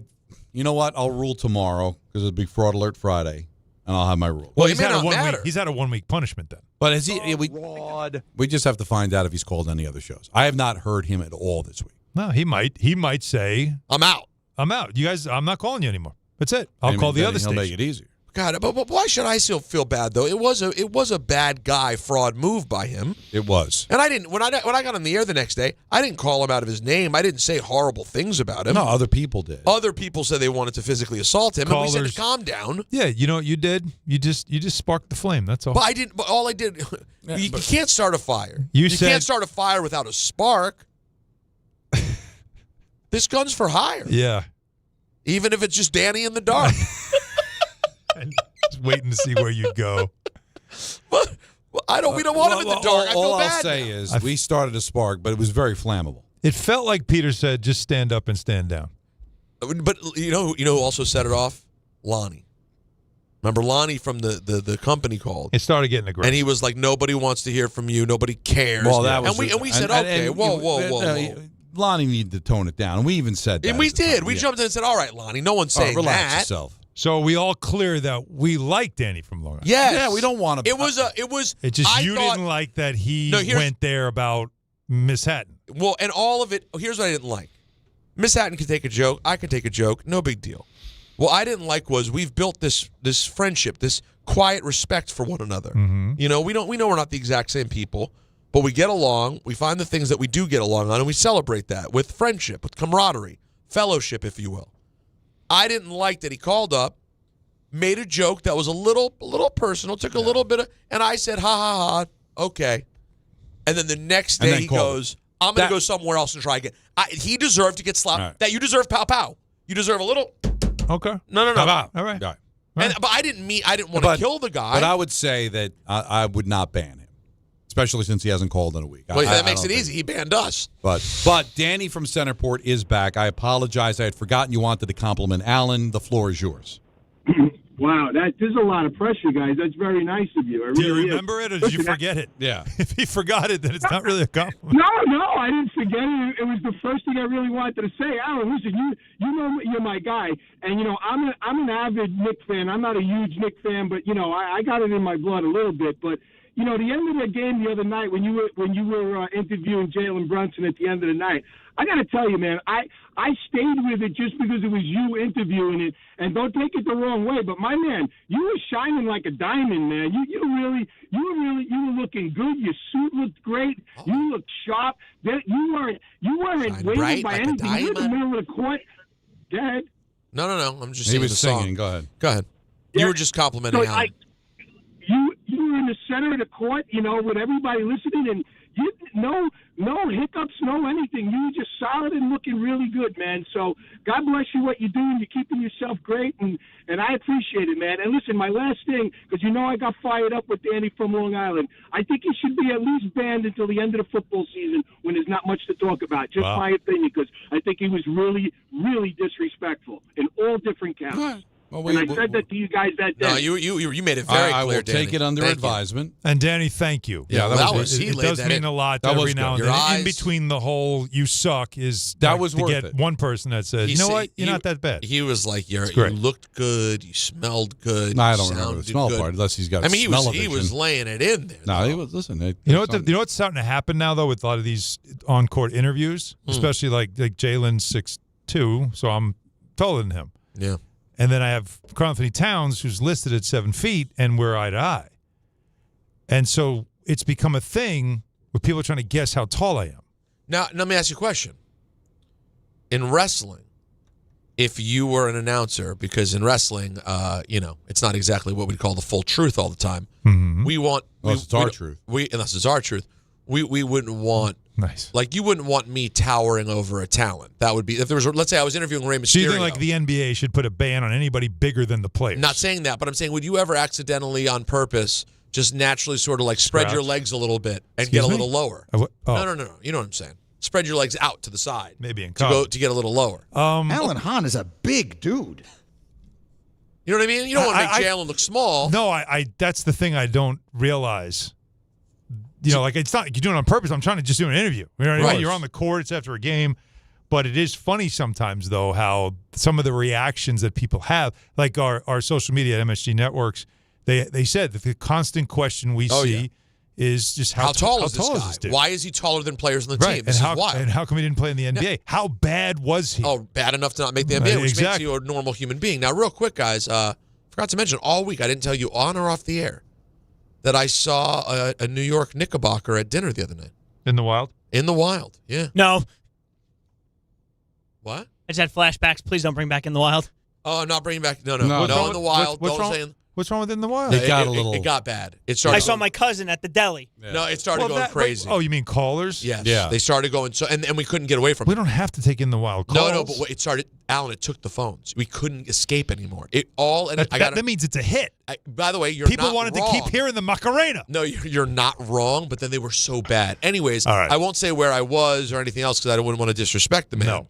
But I saw Josh Hart in the wild. Big Josh Hart sighting. By the way, what a... Oh, no, I didn't talk to him. It can't be a name drop. I didn't talk to him. Nope, I didn't talk to him. I didn't say hello. Nothing. He didn't say nothing. No acknowledgement. And send him a bottle. I saw him get up, and I said, that's a tall man. And then I went, oh, it's Josh Hart. Handsome man, by the way. Mm-hmm.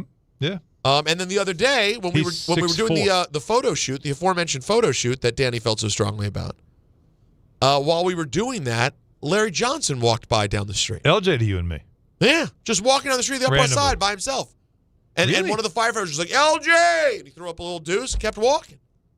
Really? You didn't say anything. Just by himself. Didn't say a word, but he was one of the few. He's exactly of the Knicks era that my wife got excited. She's like, "Oh my God, LJ!" Yeah, I mean it's Larry Johnson. That's her Grandma Ma. childhood. That's Grandma Ma, for God's sake. That's a big man too. Yes, and a great guy. Yeah, we have him on. We had him on. He was great. He's fantastic. Love LJ. Yeah, great stories. Don looks like he wants to say interesting and go to break. No, he's got that. He look, got the look right. Interesting. All right, No, so now I'm not crazy I've today. envisioned. Interesting. What is who was your wife for Halloween again? Cruella and Grandmama. Making out. Making out. I'm just saying, who are just you the whole dating? idea. Who the hell? No, I'm not doing it in an erotic way. Just like how interesting it would be. Somebody dressed up as Grandmama, somebody dressed up as But Cruella. why would they make out? Just them in a. How about just them in a picture? Just yeah. Why No, because it's just how a about picture. a photo? That's. I'm just saying. We're going to have it by another order of Pantene. I think he meant Poontine. Oh, yeah. Ian is next. Goodbye. Why do you go to Princeton Longevity Center? We go to Princeton Longevity Center because my husband's cardiologist told him having this exam saved his life. Because somehow 20 turned into 40, and now I need to take my health more seriously. The Princeton Longevity Center designed a program to keep me healthy and active, so 50 and 60 will be no sweat. Because even though my cholesterol is high, it turned out my arteries are clear. That's a big relief. Whether you want to make the most of your future years or just want peace of mind, you need the Princeton Longevity Center. Their comprehensive preventive exam combines the latest technology with caring experts to create your personal plan for staying well. Because I shouldn't have to wait an hour for a 10-minute physical. I go to Princeton Longevity Center because I get everything done in one day and take my results home with me. Find out why you need Princeton Longevity. Call 888-8000-PLC or go to PrincetonLongevityCenter.com. Call 888-8000-PLC. That's 888-8000-PLC. Now let's take a look at the traffic with Brandy Scott. Thanks a million, guys. I hope you have an awesome rest of the night. The one to avoid right now, New England Thruway southbound heading into the Bronx. Right after Boston Post Road, it's a car fire. Only one lane is squeezing by. Traffic is at a standstill from Amerinac Avenue in Westchester County. Better off sticking with the southbound Hutch.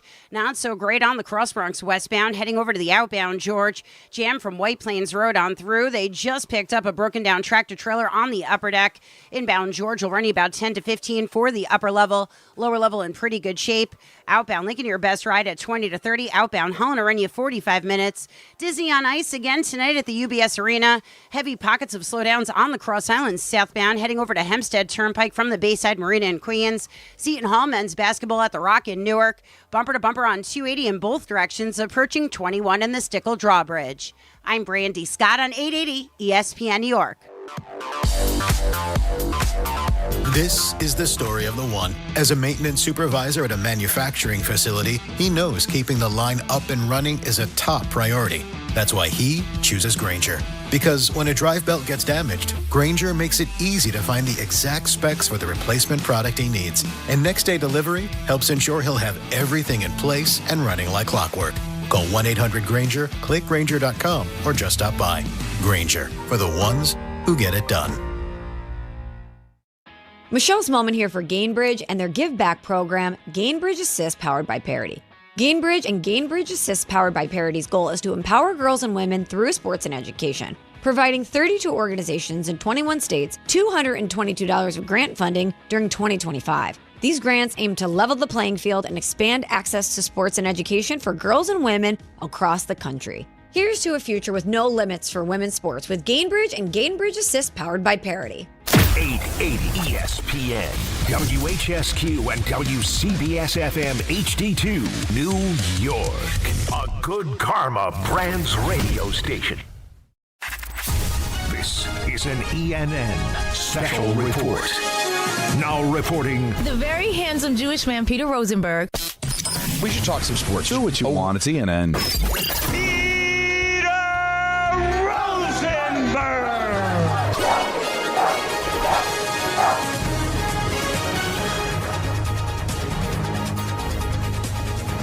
Oh, boy. How about that? Really? Is that true what you just We said? just got word from our program director, our Pinhead Suit. Pinhead That Suit. he loved In the Wild. I as a P1, may I say, fan, I enjoyed it too. No, we enjoyed the concept. It was the randomness fun. of it. But what happened is we'd start taking calls on it, and then people would be getting like Z-list celebrities. People ruin it. People ruined. I mean, They did. You know that time I went and got gas and Crazy Eddie was there. No, or then Like, it would that's, be, or then it would be like, I went to a meet and greet and Alex Rodriguez was there. We're like, well, it was a meet and greet. Yeah, that's not in the wild. So they either didn't understand the word celebrity or they didn't understand wild. In the Wild is like I'm at Christides and there's Jennifer Aniston. But Peter, the last part Peter made it wasn't that the celebrities weren't A-list. It was like, I went to a Broadway play and that's not in the wild. Yeah. I'm missing the point. I think it all started. I think I remember how it started. I believe it started, Don, the day I saw Seinfeld walking through Central Park. Yes. And I went, that's random. I went, wow. I mean, it's New York. It's not a shock. But I went to see that level walking right down the street in Central Park and go, that's a big in the wild spot. Yeah. And once that phrase came out, we all said, in the wild's fun. Well, but I saw Anthony Volpe in the parking lot of Yankee Stadium. That's not in the wild. No, that's in his habitat. Yeah, or I saw DJ LeMahieu through his window when I was in his bushes. That, again... That's creepy. That you're now committing a crime, sir. That's just not, you stalking. You are wild, that's criminal. That's not in the wild. Right. All right, welcome. Can I vote to bring it back, though? Well, you know in what? Limited quantities, I'm telling you no caller input. No. Wait, no caller input. Yeah, no caller input. So I had to just we just in the wild. Hey, by the way, and what you're doing is we just need to have a more rigorous screening policy. Yeah. We probably have to upgrade our screening policy. Yeah, no. Well, listen, us talking about it will lead to after ENN from 6:30 to 7 because we're full frontal. We're gonna have callers about it, and we're gonna see how it goes. I don't think you can do it without the callers, though. I think you don't want to start limiting and say you're not allowed to weigh in on this. Tweet only.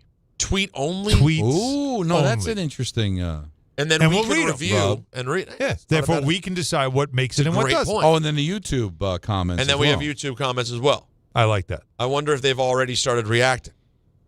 Oh, you know what? I saw LL Cool J at St. Albans Park in Queens. That's a pretty cool one. That's not bad. That's very good. And to see LL Cool J in Queens, of all places, where he's from, that's neat. But you didn't say, I was at LL Cool J's house. Right. And I saw that's not the same thing. Right. I went to a they were filming CSI. Yeah, right, and I waited outside his trailer. Yeah, no. And eventually that's again, you're in the habitat. I waited outside of MSG, and John Cena walked out after Raw. We know. See, that's again, you're in the zoo if you see somebody there, right? Because you're supposed to see them. You're people watching. In the wild is when they're out. They're exactly. They're away from the zoo. Listen, trust me. I know. I've seen giraffes in the zoo. I've seen giraffes in the wild. Different experience. Really? Well, yeah. I went on safari. Remember? Well, I went on safari. Oh, it was before I worked here, but I went on safari. Okay. I didn't remember. 2012. Unbelievable experience. I could not recommend it more. Really? The safari experience? No. Oh, I mean, awesome. Now, if Don could make a trip to Minnesota, it would be a miracle. So it's hard for me to recommend. Well, I'm just sorry. Got back from California. He just spent a whole week. But you're not taking the family anywhere. Nancy's not a big traveler. You got to travel already for work. I'm not speaking out of school here. You're not taking the family to Kenya or South Africa. I'm calling it right now. The La Grecas on the Serengeti ain't happening. Yeah. Am I wrong? No, could you see him there though? I'm here with my family. It's very fair. But now I think you do it. Now, I think if Don got home one day and Nancy said, you know what, Don, I've been thinking about it. I'm down. Let's go this summer. I think Don would be in. Well, we'd go to the Great Adventure Safari. Well, and again, the monkeys walk right onto your car. And that's in the wild of Jace. Yeah, it's a Jace. But when you're literally in the wild and you drive up and you got no windows on your car, on the thing, you're just staring, and you just see a lion 40 feet away, you go, wow, that's in the wild. We're in the wild. In the wild. And if for some reason you saw LL Cool J there, that would also count as in the wild. Here we go. Let me start off ENN tonight. Well, welcome to ENN, by the way. You ever watch YouTube? Ray-Ro. Let's say good evening to Alan and Don. If ifs were a spliff, we'd all be high. The way you did that. Good evening to Don. Get to stepping. Good evening to Don. Ty, do it from the bathroom. Have fun. And lastly to Griffin. What, Peter? I can't get over it. It's the most aggressive. It might have been just flexed a little. It's like the other ball dropped. That was his moment. I'm going to show you guys. You want to see the physical? Alan. That was a visual. Yeah, by the way, that was something. That was something. Alan, here's my other physical. You're doing the shoulders up thing. Here's the other. I'll put it this way. Yeah. Oh, yeah. Yeah, what? Mm-hmm. Get to stepping. Yeah. That's the Kronk. What, Peter? Glasses off. It's what, Peter? Just take it off like one hand. Like the next word out of your mouth. Right. Is that. Oh, pass your face in. Rosenberg. Had enough of you and your nonsense playing by drops. All right, everybody. A.J. Brown and the Eagles, the saga that never ends. But they're winning. Well, hours after that video came out, what was the name of the show? I kept talking about it. What was my man who did the talk show? Janky Rondo. Janky. Yeah. Janky Rondo. The Edward R. Murrow of our time. After he did the big appearance with Janky Rondo, and he called the rest of his life outside of his family an ish show. Oh. A lot of people had a lot to say. Now, here's A.J. Brown explaining himself. And we have to continue to get better and try to find new ways. So that's where the frustration comes in, because it's not about winning, you guys. I want to win, yes. I want to help contribute as well, do our thing on offense as well. I think that's fair. All right, but that's not about an ish show. Wanting to win doesn't mean. No, but he added. Oh, what he said? It's just I want to win, but I want to contribute to it. Oh, you're true. You're so right. he's saying we're winning, but I don't feel like I'm contributing to it, which is I feel left out. I want to be part of it. And some people could look at that and think he's being selfish. Well, that's the only way to look at it, because you are winning. So you could be, I wish I was a part of it, but to call it the blank show that he called it. That part. That's and by the way, this is where I get frustrated with sports talk, right? Or in these conversations. An athlete says something like this, and then everybody's got to fill time with it. So, you got to get people on TV. The loud mouth, bloviating, rambling, screaming, talking heads got to say, he's a bad guy, he's selfish, he's all these things. The fact of the matter is, it's a human emotion. Even if your team is winning, you won a Super Bowl last year, you might go back. It is a human emotion to say, I'd like to be involved more, Don. And also to say, I'd even be worried that we won't be able to keep this up if I'm not more involved. Long-term for us to win, but all he has to do is frame it differently. He's just framed it really bad. He's just awkward with it, but it's also, if you think about it, we do this. Like Aaron Judge has a poor game in the playoffs, but they win. And it's like, everybody else did well, but Aaron Judge, when's he going to bring it to the table? When's he going to do something? Right. We do it in reverse. We do that stuff, and I think it's ego. Yeah, of course it's ego. It's all it is. It's ego getting in the way. Wouldn't you want to be involved? Wouldn't you also feel like, it's great, we're getting great ratings, but it'd be nice if I could talk instead of just do the updates. Well, right?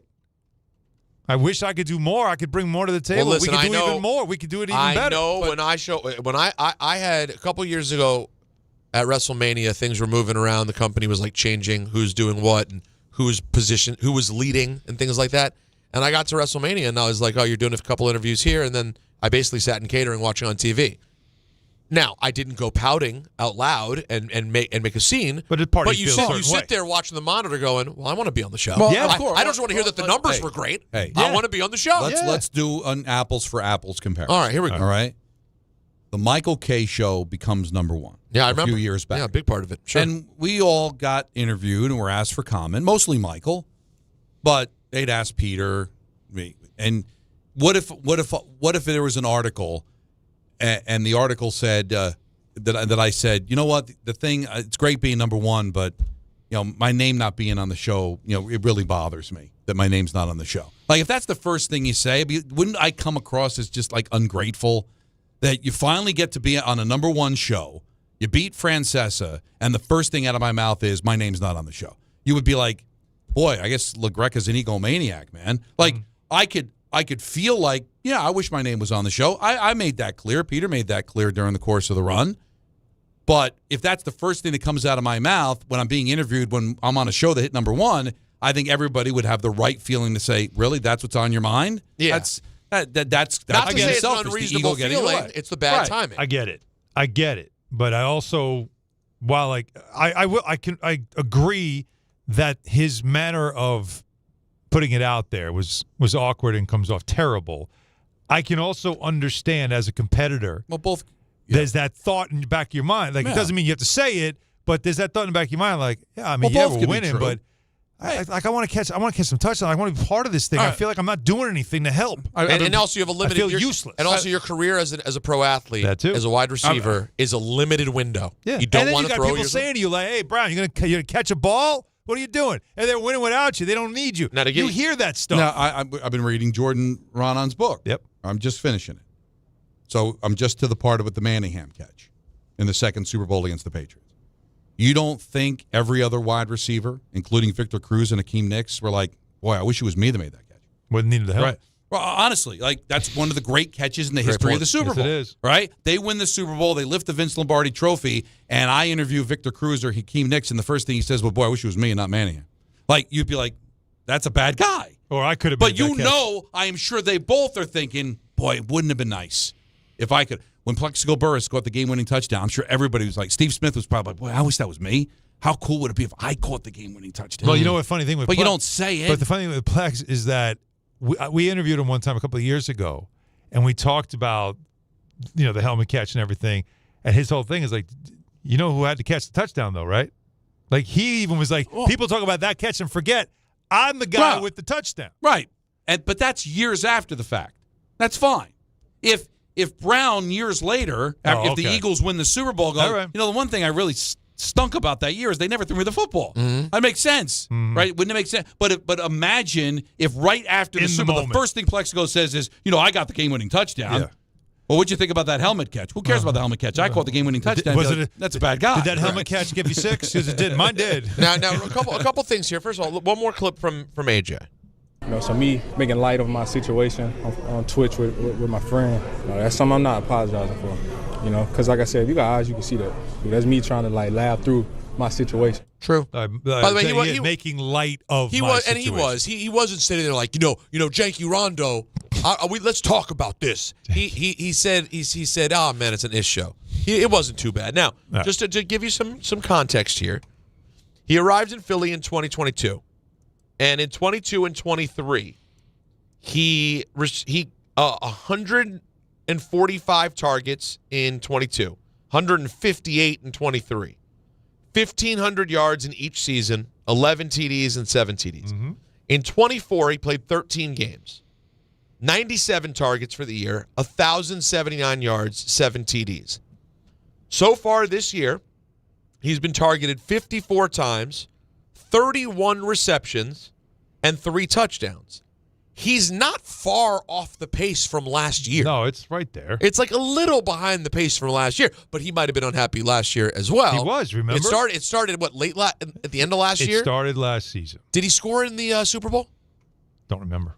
Let me look up his playoff numbers. Pretty much everybody scored, right, in that game. Oh, yeah, that was when the book came out on the sideline, was last year. Yes, started with that's the book what nonsense. he started reading books, right, reading all the But both things self-help could be books. true. You could be unhappy and want to do more, but you know what? Keep it to yourself. And I just wonder, are we beyond the whole, I thought it was on a podcast. I didn't know anybody listening to that. No, are we beyond that now? Yeah, what I say to my friend on his, like that's the other thing, too, is if you don't know that everybody's going to see this and everybody's going to react to it. Playoffs. Playoffs. Last year in the playoffs, he was targeted in 4 games. He was targeted 23 times. He had 12 receptions for 163 yards and 2 scores. I would think that's good. No. 4 games, 12 catches? That's like, what, 5, That 6? could be one good game. Yeah, that's one good game for a stud wide receiver. That's not a lot of targets. 12, 163? Per game. Think about it. Per game. Think about how low that is. Yeah, that's not. Yeah, I guess you're right. That's 40 yards a game. And a couple more TDs. than I got. No, that's for sure. I just don't like guys doing that. No, listen, it's not the right thing to do. But we do live. If he's not happy, though, the Giants should certainly be more than happy to bring him in and put him on the opposite side of Malik Neighbors for Jackson Dart. He's perfect for what the Giants need. Agree or disagree? No, I agree. Exactly. I just don't know how you make that happen. No, I'm just saying, but if he's not happy, get out. All right, well, diva receiver. Paul Skenes, your National League Cy Young Award winner. Well deserved. Correct. He dodged the conversation about leaving the Pirates. Of course, he remains with the Pirates. He's under their control for the rest of the decade. But he pushed back against a report. Let's hear from Skenes being asked about being a Yankee. I got shown the tweet and didn't really think anything of it, and I got some texts about it. I'm on the Pirates. My goal is to win with the Pirates. I love the city of Pittsburgh. The fans are hungry to have a winner in Pittsburgh, and I want to be a part of the group that did that. I think about it the same way that, when I was at the Air Force Academy, we had never been to a conference championship, and then my sophomore year, we ended up winning the conference. We had never finished top 4 in the conference before that. Pittsburgh is the way that fans see us outside of Pittsburgh. Pittsburgh is not supposed to win. There are 29 fan bases that expect us to lose, and I want to be a part of the group. I want to be a part of the 26 guys that change that. Everything he said there was pitch perfect. That's called the opposite. I need to know the timeline of everything. Is it just that people know the history, and I know his girlfriend bought an apartment in New York? Like, everybody's putting these timelines together, but has he ever said, I want to be a New York Yankee? According to Pirates teammates, yes. That's what the story says. But he's saying not that so a fast. Pirates teammate, again, anonymous, said that's what he has said. Now, you don't know if this conversation is one of those, random, this place, they don't pay anybody. So, maybe they were playing the Yankees and it was like, you might end up with them when, if there's everywhere I'd want to go, it'd be certainly there. It makes sense. That kind of thing. They know their fate there. What he's saying is pie in the sky optimism about the Pirates being a contender one day. And maybe before I'm gone, we will be. And that's what I'd like to do before I go. So he's focusing on, he's doing all the right things. He's focused on the right now. But there's nobody in their right mind that thinks he's going to sign an 8-year, $400 million deal to stay in Pittsburgh. But we know their ownership's not going to do that. But next year, at the end of next year, or maybe during the year, they might lock the players out. The owners are going to fight for a salary cap. This is why they're fighting for a salary cap. That teams like Pittsburgh can hold on to their players and be in contention, just like the Yankees, just like the Red Sox, just like the Phillies, to sign them. And then he can make a decision because there'll be a max you can offer. And if he gets the same deal with the Yankees as he did with Pittsburgh, and then he can go to the Yankees, you don't have a kick coming. Yeah. But if he goes to the Yankees because the Pirates just can't afford him, that's what the salary cap can solve. Isn't that where everything changed in sports? When caps came in and teams pretty much knew this is how much you can offer, to the point where the NBA had to change it so that the home team could actually offer more. Right. More years or whatever it is to keep the hometown player. So that it was more of an incentive to stay where you were rather than leave. That's why you have what you have now in cap sports. Baseball will be there one day to a point where I'd rather stay in Pittsburgh because they can offer me one more year and another $40 million more than another team can. So you take that deal because it makes sense. And because of the cap, it really just comes down to, am I good at my job to help my team win? Not I have a $150 million payroll less than the team I'm battling with in my division. Right. So because you might decide I'm going to go to the Yankees, there's no way I can win here. Right. But at least with a cap, the idea is that now they have a chance to win. You now, can't outspend me, but you can still have a better franchise that's more attractive. Now, in the NHL, I don't want to stay in Buffalo because they never win. Yeah. So sometimes the cap doesn't solve your problem. Mm-hmm. Cap hasn't solved the Jets' problem. They haven't been to the playoffs. It's going to be 15 straight years. Yep. But in a perfect world where everybody's even, hey, it shouldn't be about just the money. It should be about where he wants to go and where he's got the best chance to win, not who can afford to pay me. And a Major League Baseball team not being able to afford to keep a star that they drafted and cultivated, then that's what they call minor leagues. I would like to make a 2-point play with the New England Patriots tonight, please. All right, Thank you know what? I mean, it's not. I know It's not all the way out, but you know what? You're showing me something. It's still a 5-point swing, and what is me trying to get back in the game? If you had guts, you'd go 3 and then it's even. But that's all right. A little guts is fine sometimes. I started the day. The reason this is uncomfortable is I started the day thinking, kind of like the Jets, that number's so big. But now I'm thinking about Justin Fields, and what are they going to do to respond to the Patriots? And could this be the week that the Pats fans get to just celebrate being back? It's just all tonight's the coronation. The coronation. You know this. On like Donkey Kong. Oh my God. Reason 40-3, and they'll be just dancing all over Foxborough. Is there absolutely no logical reason to pick the Jets? And in this NFL season, that's where you're going. Like, how the hell did that happen? Well, you know what I want you to do then? I want you to put them on the table then. While you're at it for 3 on the Jets, go ahead and throw 2 on the Commies against Miami, because there's no logical reason to think. And every casual is on the Dolphins. They just beat the Bills. The Commanders got trounced on national television. Madrid, no home field. Dolphins. But then Vegas comes up and goes, What are they giving you? All of a sudden, Commanders went outright. And you're like, how does that make any sense? Show me something. What's the number? It's Dolphins -2.5. To me, I put my apartment right now on the Dolphins. That's how I feel. But to your point about how weird the league is, the second you think you know something, Mariota. That was my week last week. Good point. Good point. Commanders 2-point play. Oh my God, he's not doing it. He's not doing it. 3-point play. Wow. He's in for. Look at you. Wait, so you're in the lead right now. He's in the lead. He's throwing 3 on the Jets. Feeling it. 2 on the Commies. Feeling it right now. Now, do you realize that if he were to somehow hit just even both of those, don't even worry about his third game. Even if he hits both of those, that means he's going on a run for the whole thing. It's over. We're never catching him. He'd also, by the way, on Monday, insufferable. No. That's not his way. I'm not. No. First of all, that's not my way. He's not K. No, it's not your way.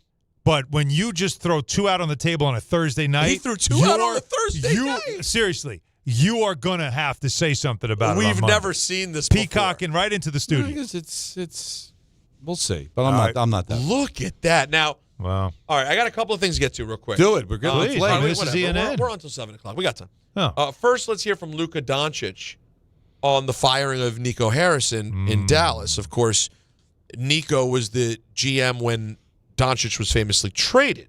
Here's Luka. City of Dallas, the fans, players, they always have a special place in my heart. I thought I was going to stay there forever, but I didn't. So they'll always be a special place for me. Always I can call it home. But right now I'm focused on the Lakers, trying to move on. You know what he's doing. Obviously. He's going to talk all about the Lakers now because that's what's important. No, so I want to tell you something. He acknowledges, he does checks all the boxes. Acknowledges the fans. I love the city. And nothing. Never mention anything else. No, nobody by name. He's still mad about Nico Harrison taking the beer out of his hand. Now, I want to. It was actually Michael Finley, I think, who did that. It was Finley? No, I believe it was Finley. It was Nico. Are you sure? It was Michael Finley? Yeah, that was Finley. Fire him. Who's still there, by the way. Michael Finley's now running stuff. Why did I just watch those? Yeah, no, it was Finley. Was it Nico? It was Finley. You sure? Go look it up. I'm almost positive. I want you to look, Jacob, because I swear I watched it yesterday. It was not Michael. I know. I had an authentic Michael Finley jersey. So you know, if anybody knows Michael Finley, it's you. That's number 4. I love it. I have the jersey. Now, here's my issue. I went on the First Take program when this all happened. I recall. Confirmed Finley. And Alan, it is Finley? Wow. Confirmed. And Alan and I spoke. And we had a long chat about the Nico situation in which Alan and I just traded some ideas back and forth. And I went on the air on First Take with some quote-unquote basketball heavyweights who all certainly are more respected than little Peter Rosenberg on this subject. And I said, to me it sounds crazy that this is a Nico thing.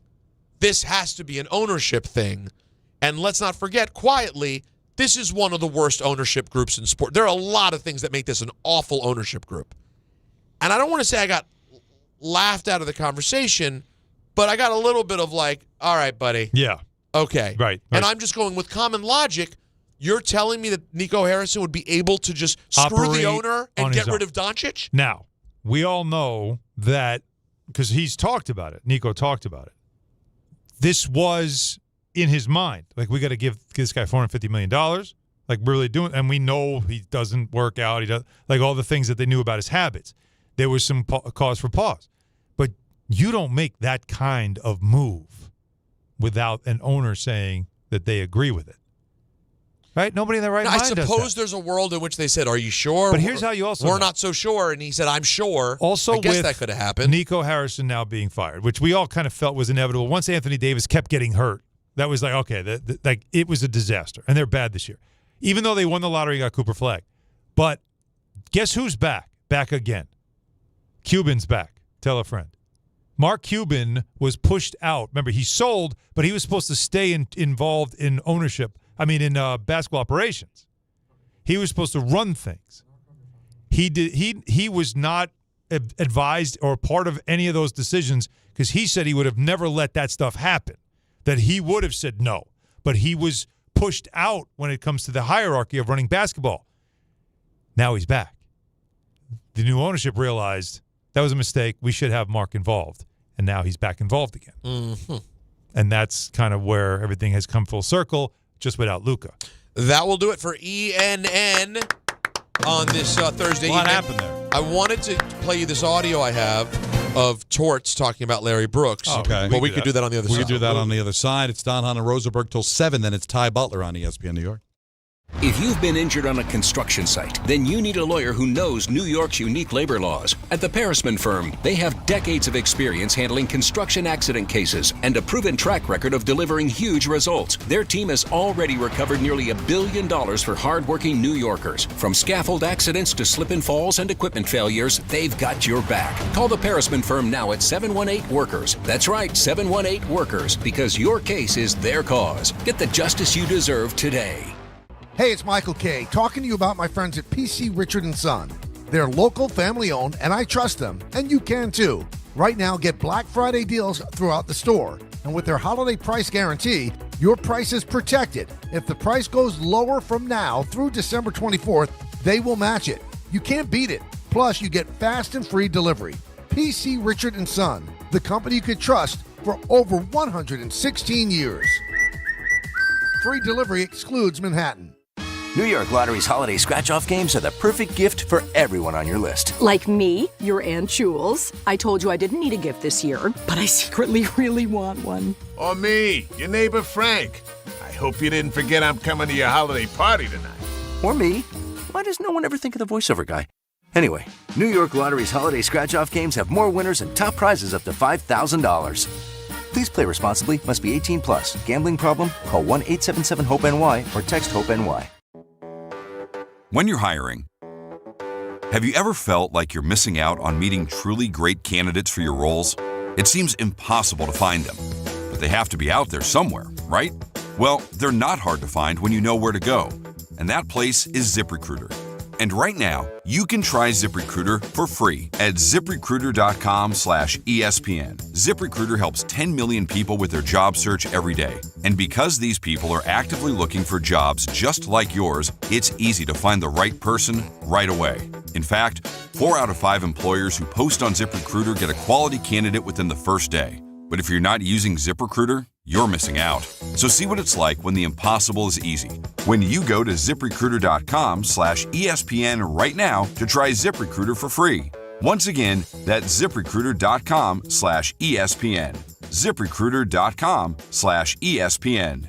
Never miss out on great candidates with ZipRecruiter. Diabetes, high blood pressure, anxiety meds, everyone's on them. If you're a 50-year-old male, maybe a bit porky, and you may even have type 2 diabetes, $1 million of term insurance may only cost you about $200 a month. Call Term Provider. Speak with Big Lou at 800-471-9773. Big Lou will find a term life policy for you even if you have type 2 diabetes, are overweight, or have high blood pressure. Term Provider has helped thousands of people like you who think they can't afford term life insurance. To buy $1 million of affordable term life for you, all you need to do is call Big Lou at 800-471-9773. Lou will make sure the scales are tipped in your favor. Call 800-471-9773. Big Lou will answer your call and work to fit you into a term life policy that you can afford. Remember, Big Lou's like you. He's on meds too. Call 800-471-9773. That's 800-471-9773. The Hess truck's back and it's better than ever. Roaring engines this year. Hess race cars are here. The Hess stock car racers are loaded with lights, sounds, and a powerful racing motor. Only at HessToyTruck.com. Free shipping and batteries included. This is Bart and Carlin on ESPN New York. We're not talking about Belichick seriously enough. He's a horrible talent evaluator because he's evaluating people based on some stuff that he did when he was a coach of Cleveland. That's the problem. He hasn't been able to hit the refresh button. Like, how many of these modern, young, innovative minds can he attract? Who wants to work underneath the way that he treats his assistants? You know what I'm saying? How he talks to people. The environment in which he creates. Bart Scott, Chris Carlin. Weekdays at 10 a.m. on ESPN New York and streaming live on YouTube.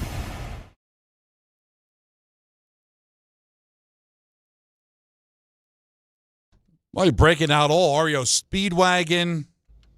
Good for you, man. And then why am I vegging on their name? The Breakfast in America. Supertramp. I'm getting old. I had a senior moment. Do you Supertramp. like this song? This song I can take or leave, but I do like the album Breakfast in America. Well, it which has, this song is two on. huge hits on it. No, you don't like Supertramp? This song is this is a great song. I love this song. Yeah, it's okay. The story it tells. I don't know. Big lyrics guy. I think their drummer just died like last week. No. All right, so Peter teased it at the end of E&N. John Tortorella, of course, had his clashes with Larry Brooks, who passed away earlier this morning at the age of 75. Torts was on The Point on ESPN and spoke about Larry Brooks. Yeah, see, I don't even think of the clips. This is a man that just passed. Jordan, Joanna, 2 grandkids, 2018 Hall of Famer. He's an icon. We had our disagreements, right, along the way. But the thing I always respected about Larry is no matter what the day brought, him and I disagree. And we had a lot of disagreements. But we disagree and we go at it, but he'd be there the next day, right? Ready to ask another question. He'd be there face to face. I just had so much respect on how hard he worked at his job. We're both trying to do our business, right? I need to protect my hockey team sometimes. He has information and he has information. That's one thing. He worked at it to get information. And sometimes we butted heads, but it was never a personal thing. I can't tell you the importance from a journalistic perspective, whether it's writing articles, covering hockey, or doing a talk show, is showing up. You know, it's so easy to throw bombs from a million miles away, but the true respect that athletes and coaches are going to have is that if I kill you, but I'm in the clubhouse the next day, I'm in the dressing room the next day, I'm in the locker room the next day, face the music. They're going to respect that. You know, it's so easy to do this job, and it's coming from somebody that covered teams from a journalistic perspective and also as a talk show host and now as a play-by-play guy. Showing up is more than half the battle if you're there. And you'll be given some leeway to be critical if you show up the next day. That's the part. Some guys were masterful at dropping the bomb in the newspaper and then just conveniently off the next day. Yeah. And so the backup had to be there to get the reaction and the quotes and all that stuff. And so they can't wait for you to come in. And that was one thing that I learned early on is that you don't do that. If you're going to put your name on something, you have to be there the next day to face the music. And even though they're all mad at you, later on they let you know that they respect the fact that you stood there and took the heat, knowing that everybody's going to be mad, but no one can just deny what you said. They're just mad that you said it. And I'll say this because I know we talk about how the trend in sports radio has been like be super fan. And you go nuts because of your fandom, and that's kind of what sports radio has become, for better or worse. You take it or leave it myself, but that's how people want to do it, and they're making a living doing it. And they'll always say about the first guy, Joe Benigno, who worked overnights years ago. He still does stuff over at the Fan on the weekends, as the guy that kind of started that because he's always a super fan. I work with Joe. Joe would bash Tom Glavine, kill him. And because he wouldn't start until midnight, you know what he would do?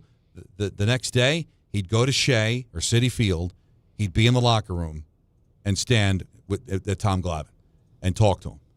So that showed me something. He'd kill him on the air, but then he'd be in the locker room the next day. And the players respect that. They don't like to get bashed, but they're going to respect you if you show up, and you'll be surprised. They'll have a little back and forth, but the fact that you were there, they respect you a lot more from it. Again, it's easy to throw softballs over the fence, but if you go into the yard, there's always going to be respect. So he talked more about the clips with Larry and how they don't matter today. The accolades that he's receiving, the award in 18 is so well deserved as far as, look at his resume. He grinded. He's a grinder and turned into an icon in this business. And he's a colleague. Let's face it, coaches, NHL, media, we're all colleagues. We're all working together here. And he's a colleague of mine. We struggled at certain times, but there was never any lack of respect as far as how he went about his business. And it's a big loss. I get the stuff, the video of him and I. That doesn't fit here, though. He passed this morning. And also, like I said, a lot of those altercations happened when he was in Tampa. That's 20 years ago. Mm-hmm. I would think people grow over time. Yeah. John Tortorella 20, 25 years ago is different than John Tortorella today. on his conversations with Larry's family. I feel for the family. I've had a number of conversations with Jordan. Aaron Portzline from Columbus texted me a few days ago and said, hey, Larry's struggling. I immediately text Larry. Jordan texts me back on a different number. Well, it was on Larry's phone. He says, Larry can't get to it. And he kind of explained to me what was going on. And this is 5 weeks ago. This all came up with Larry, and it tore him apart. And so Jordan and I talked a little bit, and I just wanted to try to help out in any way possible that I could. And we've continued the discussion the past couple of days. We talked before the show here, before I came over here, and just want to send our condolences to the family, the grandkids, 14 and 12, Joanna, Jordan. That's what we have to remember here, not the crap that you see and gets sensationalized, I think. It's the man. He deserves that respect, and it's hard. It's sad. I'm glad he's saying that because you do know, obviously, that when the news comes out, there are people who don't know Larry. And so immediately what comes up are those moments that went viral. And so that kind of gets celebrated more than the things that you and I talked about at the very top of the show because we both knew him personally. Right. And that's, again, what you want to be. And I think what Torch is saying there is this should be what we talk about, not, we had an altercation and it was on camera and it went viral and everybody finds that to be entertaining, but this isn't a time to be focused on the entertaining part. And finally, the respect he had for Larry. Tremendous amount of respect. Back and forth, him and I went, but it was a relationship that bonded because of that, I think. And the love of hockey that you both had. He's a lifer.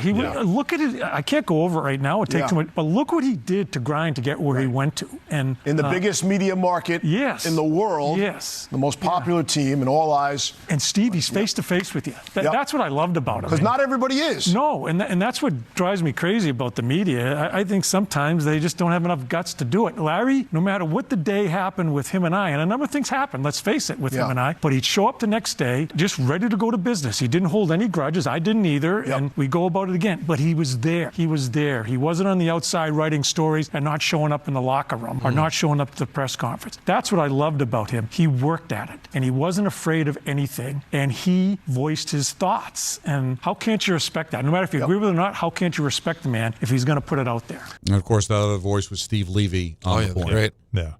Larry loved the game. And again, that's why when you cover something with passion and you want it to hold it to a high standard. And when you feel like something is wrong, you say it. But you also hear things that are happening with a team and you take it upon yourself to believe that this has to be reported. Whether or not it's going to blow up a locker room, whether or not it's going to impact the team, whether or not it's going to upset people. It doesn't matter. This is a story.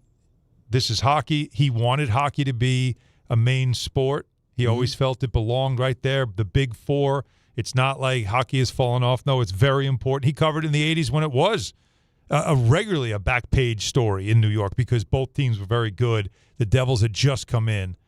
It was important to him to keep it at the same standard as if you covered baseball or covered basketball or covered football.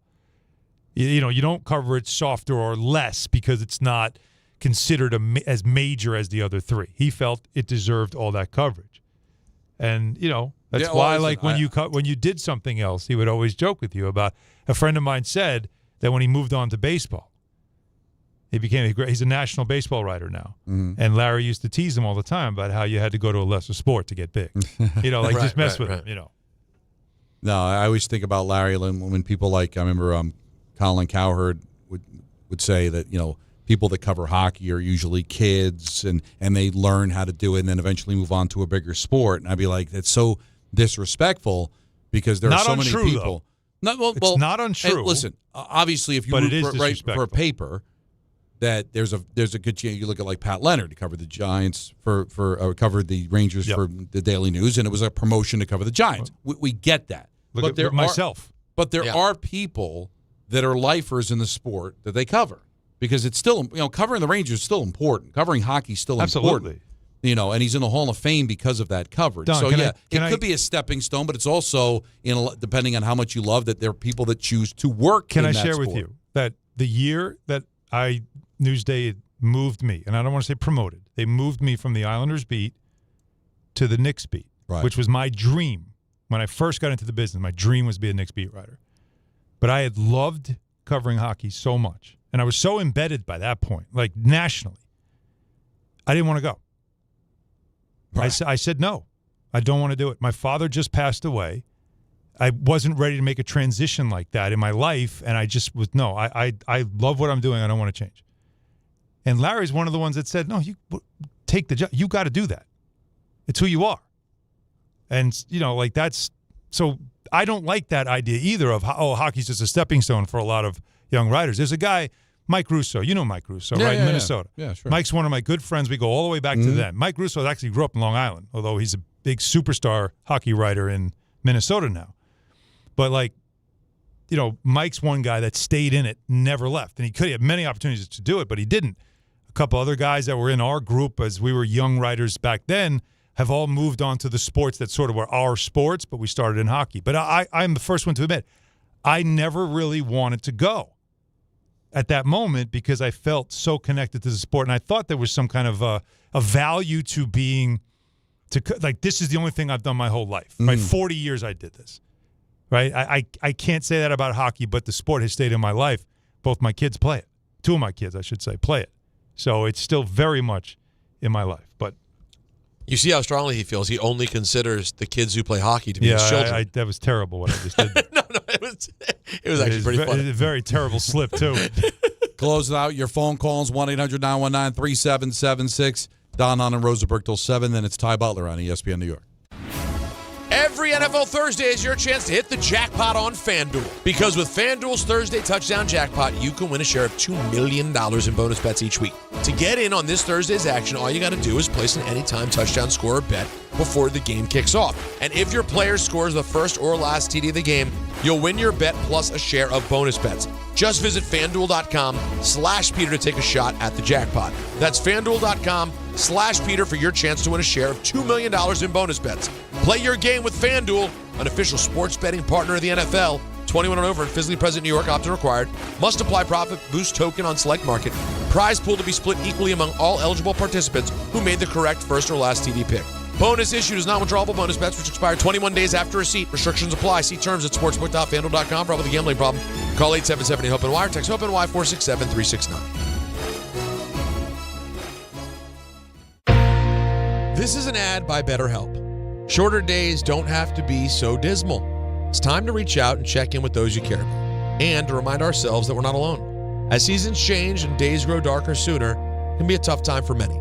This November, BetterHelp's encouraging everyone to reach out, check in on friends, reconnect with loved ones, and remind the people in your life that you're there.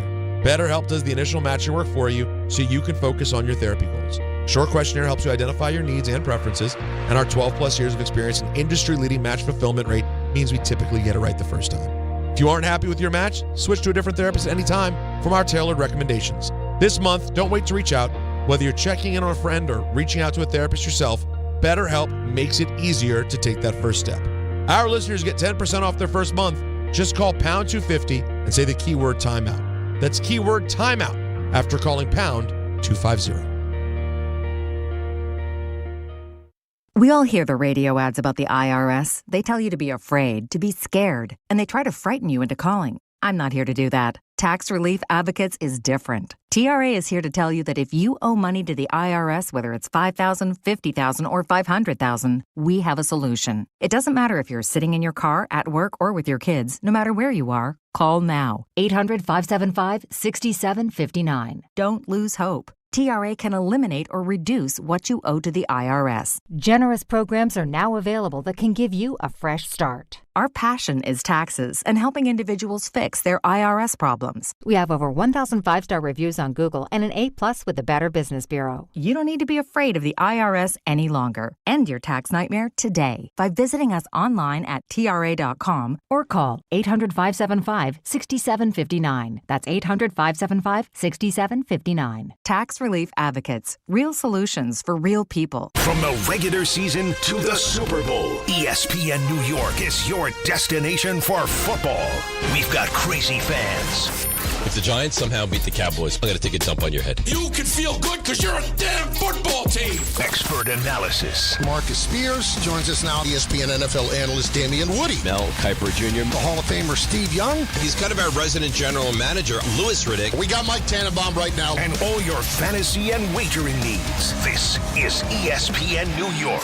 We are football. New York Lottery's holiday scratch-off games are the perfect gift for everyone on your list. Like me, your Aunt Jules. I told you I didn't need a gift this year, but I secretly really want one. Or me, your neighbor Frank. I hope you didn't forget I'm coming to your holiday party tonight. Or me. Why does no one ever think of the voiceover guy? Anyway, New York Lottery's holiday scratch-off games have more winners and top prizes up to $5,000. Please play responsibly. Must be 18 plus. Gambling problem? Call 1-877-HOPE-NY or text HOPE-NY.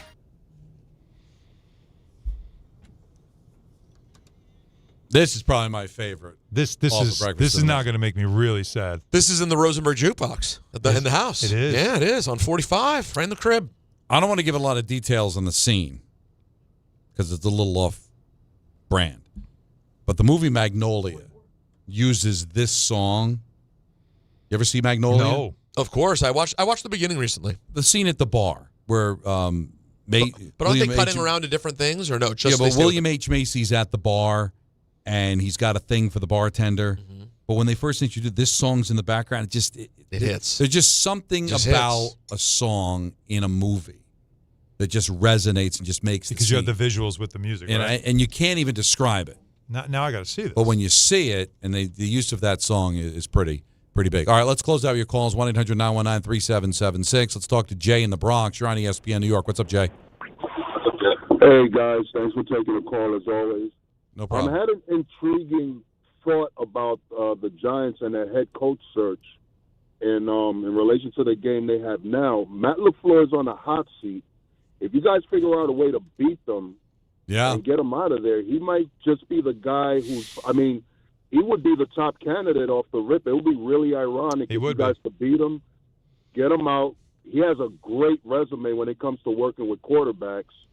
And I just want to see if you guys thought he would be a good fit for you. I know he's better than anybody you've had since Coughlin, and I always thought he was a really good coach. No, it'd be really ironic. Stranger things happen. It is kind of ironic that the very first game after letting him go, beating him and leading to his dismissal. And I would think that if Green Bay were to fall apart here, it might cost him his job. That would be ironic. Now, the fact that he works with quarterbacks, great. Can he coach? And I think he can. They almost won in the playoffs last year. They came close, right? They had the Eagles up against it. So I think he's a good coach. That's why I love when Alan's asking the questions, like, give me who you think should be the coach. Not who's available. Just give me people. Yeah. Because there are guys that might become available. Tomlin, LaFleur, Harbaugh. Mm-hmm. These are guys currently under contract that could be out of jobs. Yep. Now, I think Baltimore's going to make a run here, but if they never really catch and miss the playoffs, they might make a change there. Right? Green Bay, same thing. Green Bay was favored to win the Super Bowl after they made the deal for Parsons. That's right. But the Harbaugh thing in Baltimore sounded more likely early in the season when things really were falling apart. But with Lamar now kind of back, and I think there's this sense of, all right, let's see if they can get some momentum and take the division from Pittsburgh. Let's go to Tom. He's in upstate New York. You're on ESPN New York. Hi, Tom. Hey, guys. Thanks for taking the call. I love the 70s music because I'm going to relate to the 70s. I grew up in Pittsburgh in the 70s when we had Super Bowl champs and World Series champs. My goodness. It was great, and I got spoiled. So I go to the Giants with Tomlin, and I've been defending him for a lot of years, but he hasn't won a playoff game in 10 years, and they get blown out in the playoffs. Yeah. They don't just lose. They get blown out. Cleveland crushed them in Pittsburgh a couple years ago, and that's the first time and the only time Cleveland has won in Pittsburgh in like 40 years. So I think I'm ready for Tomlin to go. However, I've heard from Pittsburgh, they have the draft in Pittsburgh next year, and that the Rooney family, you guys know how they're all into consistency. It might not be the time for the Rooneys to change things up right before the draft comes to Pittsburgh. So a lot of people are thinking they'll hold on to him for another year just because they love that consistency. One other quick quote on Skenes and New York. he's not going anywhere for a couple of years. Pittsburgh will hold on to him, but he is the quintessential athlete. He says and does the right things all the time. Very judge-like. And he's great at what he does. Very judge-like. So, he's judge-like, and being a Pittsburgh guy, he's Sidney Crosby-like. Like, Sidney does the same thing. So he's not going to go anywhere until they have to get rid of him. But if they put in a salary cap in baseball, there's going to be a salary floor, and the Pittsburgh owner, he doesn't want to even reach salary floor. So I don't know where that's going to stand in terms of Pittsburgh. Skenes will be there a couple of years, and then he'll be gone to L.A. or the Yankees or whomever. Tom, so with that in mind, because he's saying all the right things, doing all the right things, he's not going anywhere right away. But when it gets to the point where it's time to move him, you imagine whether it's Cherington or whoever else is running the organization at the time, they'll send him where he wants to go, right? Like as a sort of good, like it's the right thing to do for a guy that did right by us and did all the right things. Yes, he has been. He's unbelievable when it comes to off the field stuff. He's for a kid who's 20-something years old. Yeah. He's acting like he's been around for 15 years. Pittsburgh should do right by him. I hope it's not Cherington. He's never made a good trade. They got to get rid of him and find somebody that they can trade Skenes and get a nice return for. Well, I will say this, Tom. I would not completely rule out the possibility of it happening sooner than later for this reason. If they don't get a salary cap in the sport and things continue to proceed as is with the CBA, they might want to move him sooner than later to get the biggest package back. Like if you wait until his last year, controllable, then there might be teams like the Dodgers and Yankees saying, well, I'll just wait till he's a free agent. I'm not going to give up a bunch just for 1 year rental. But if I got him in control for a couple of years, I might give up a mint for him. And maybe if Pittsburgh has another lost season next year, they might say, now's the time to do it. If we wait till the year he's a free agent, we'll really cut a lot of teams out of this and not be able to get the best back for him. So I would not rule it out. The big thing is what's going to happen with the CBA. Are they going to get a salary cap? Are they going to change the structure to where some of these smaller market teams can compete? Because it's the floor, a problem. the floor that he's saying, though, that's a great point. But if they have they're going to have to spend to the floor. Now, there are ways to do it. You pick up dead contracts and stuff.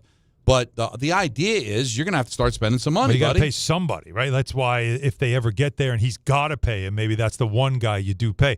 Do you want the Mets, though? Like, Scooble's on the other side of the conversation, right? Yeah. He's got a year left before they're going to probably have to move him. The Yankees did it with Soto. Should the Mets? Because they don't have a guy. Should the Mets just try to roll the dice, bring him in, and see if, does he fall in love here, and then we can sign him and keep him here? Because you don't have an ace, and he's an ace. Well, you're hoping you do with these kids, right? But you still don't know. You don't know. McClain You know can be him. that guy. He's still young, and you know. Yeah, would you want it or not? That's what I'm asking. I would do it, but what's going to happen here? Not knowing what the current landscape is going to be, because boy, that's going to really change things for the Dodgers and the Mets and the Yankees. If all of a sudden you're going to have to get rid of players to get under the cap, it's going to be interesting. Usually with a new cap, there's always like that first time amnesty where you can just kind of you're going to have to do something, right? The NHL had to do that. You had an amnesty period where you had the ability, I think, to one contract or something where you could just delete it. Just so you can get under the cap. There's got to be too hard to do it for some of these teams. I got to tell you, it feels like baseball needs it, but unlike hockey, it's not like they've got teams that are like hemorrhaging money that are going to come close to folding like you had in hockey, where those Canadian franchises just couldn't because of the taxes and everything couldn't exist. Yeah. Are they willing to go to Matt? Are they willing to cancel the season? And my question is, are they willing to go out on Saturday night for UFC 322? Don? That's what they certainly are. Because we're going to be at the Rutherford right across from MSG, 6 to 7:30. Bud Light drafts, bucket special all night. Hanging out with the ESPN crew before the big fights. That's the Rutherford Behays, as Don calls it. The Rutherford from 6 to 7:30. Brought to you by Bud Light. Proud to be the official beer sponsor of the UFC. Bud Light, easy to drink and easy to enjoy. Enjoy Bud Light responsibly. Anheuser-Busch. Bud Light Beer, St. Louis, Missouri. All right, so interesting night tonight. It's the Jets and the Patriots. Big game. Did we hear yet about the quarterback? Do we have any? What do you mean? Has he been benched yet? Who's starting? I think they're going to trot out Justin. Big secret. And then we're going to see what happens. But Don has 3 points on the Jets. 3 on the Jets. I got 2 points on the Patriots. I can't win either way now. And now Alan's going to have to just watch. Throw something in. I don't want to. I'm putting the Islanders on. All right, but that's not until 10. So you got some time to kill. But we'll be back with you tomorrow. Tomorrow at 3 o'clock. Yep. We're going to have a show till 6:30 because then we're going to have the Knicks and the Heat. But we're going to have Fraud Alert Friday. Oh, yeah. We're going to have our picks, although I only have to make one. So Ty Butler's coming up next. Enjoy your evening. Back with you tomorrow at 3 o'clock here on ESPN New York. Health surprises can change your life in an instant.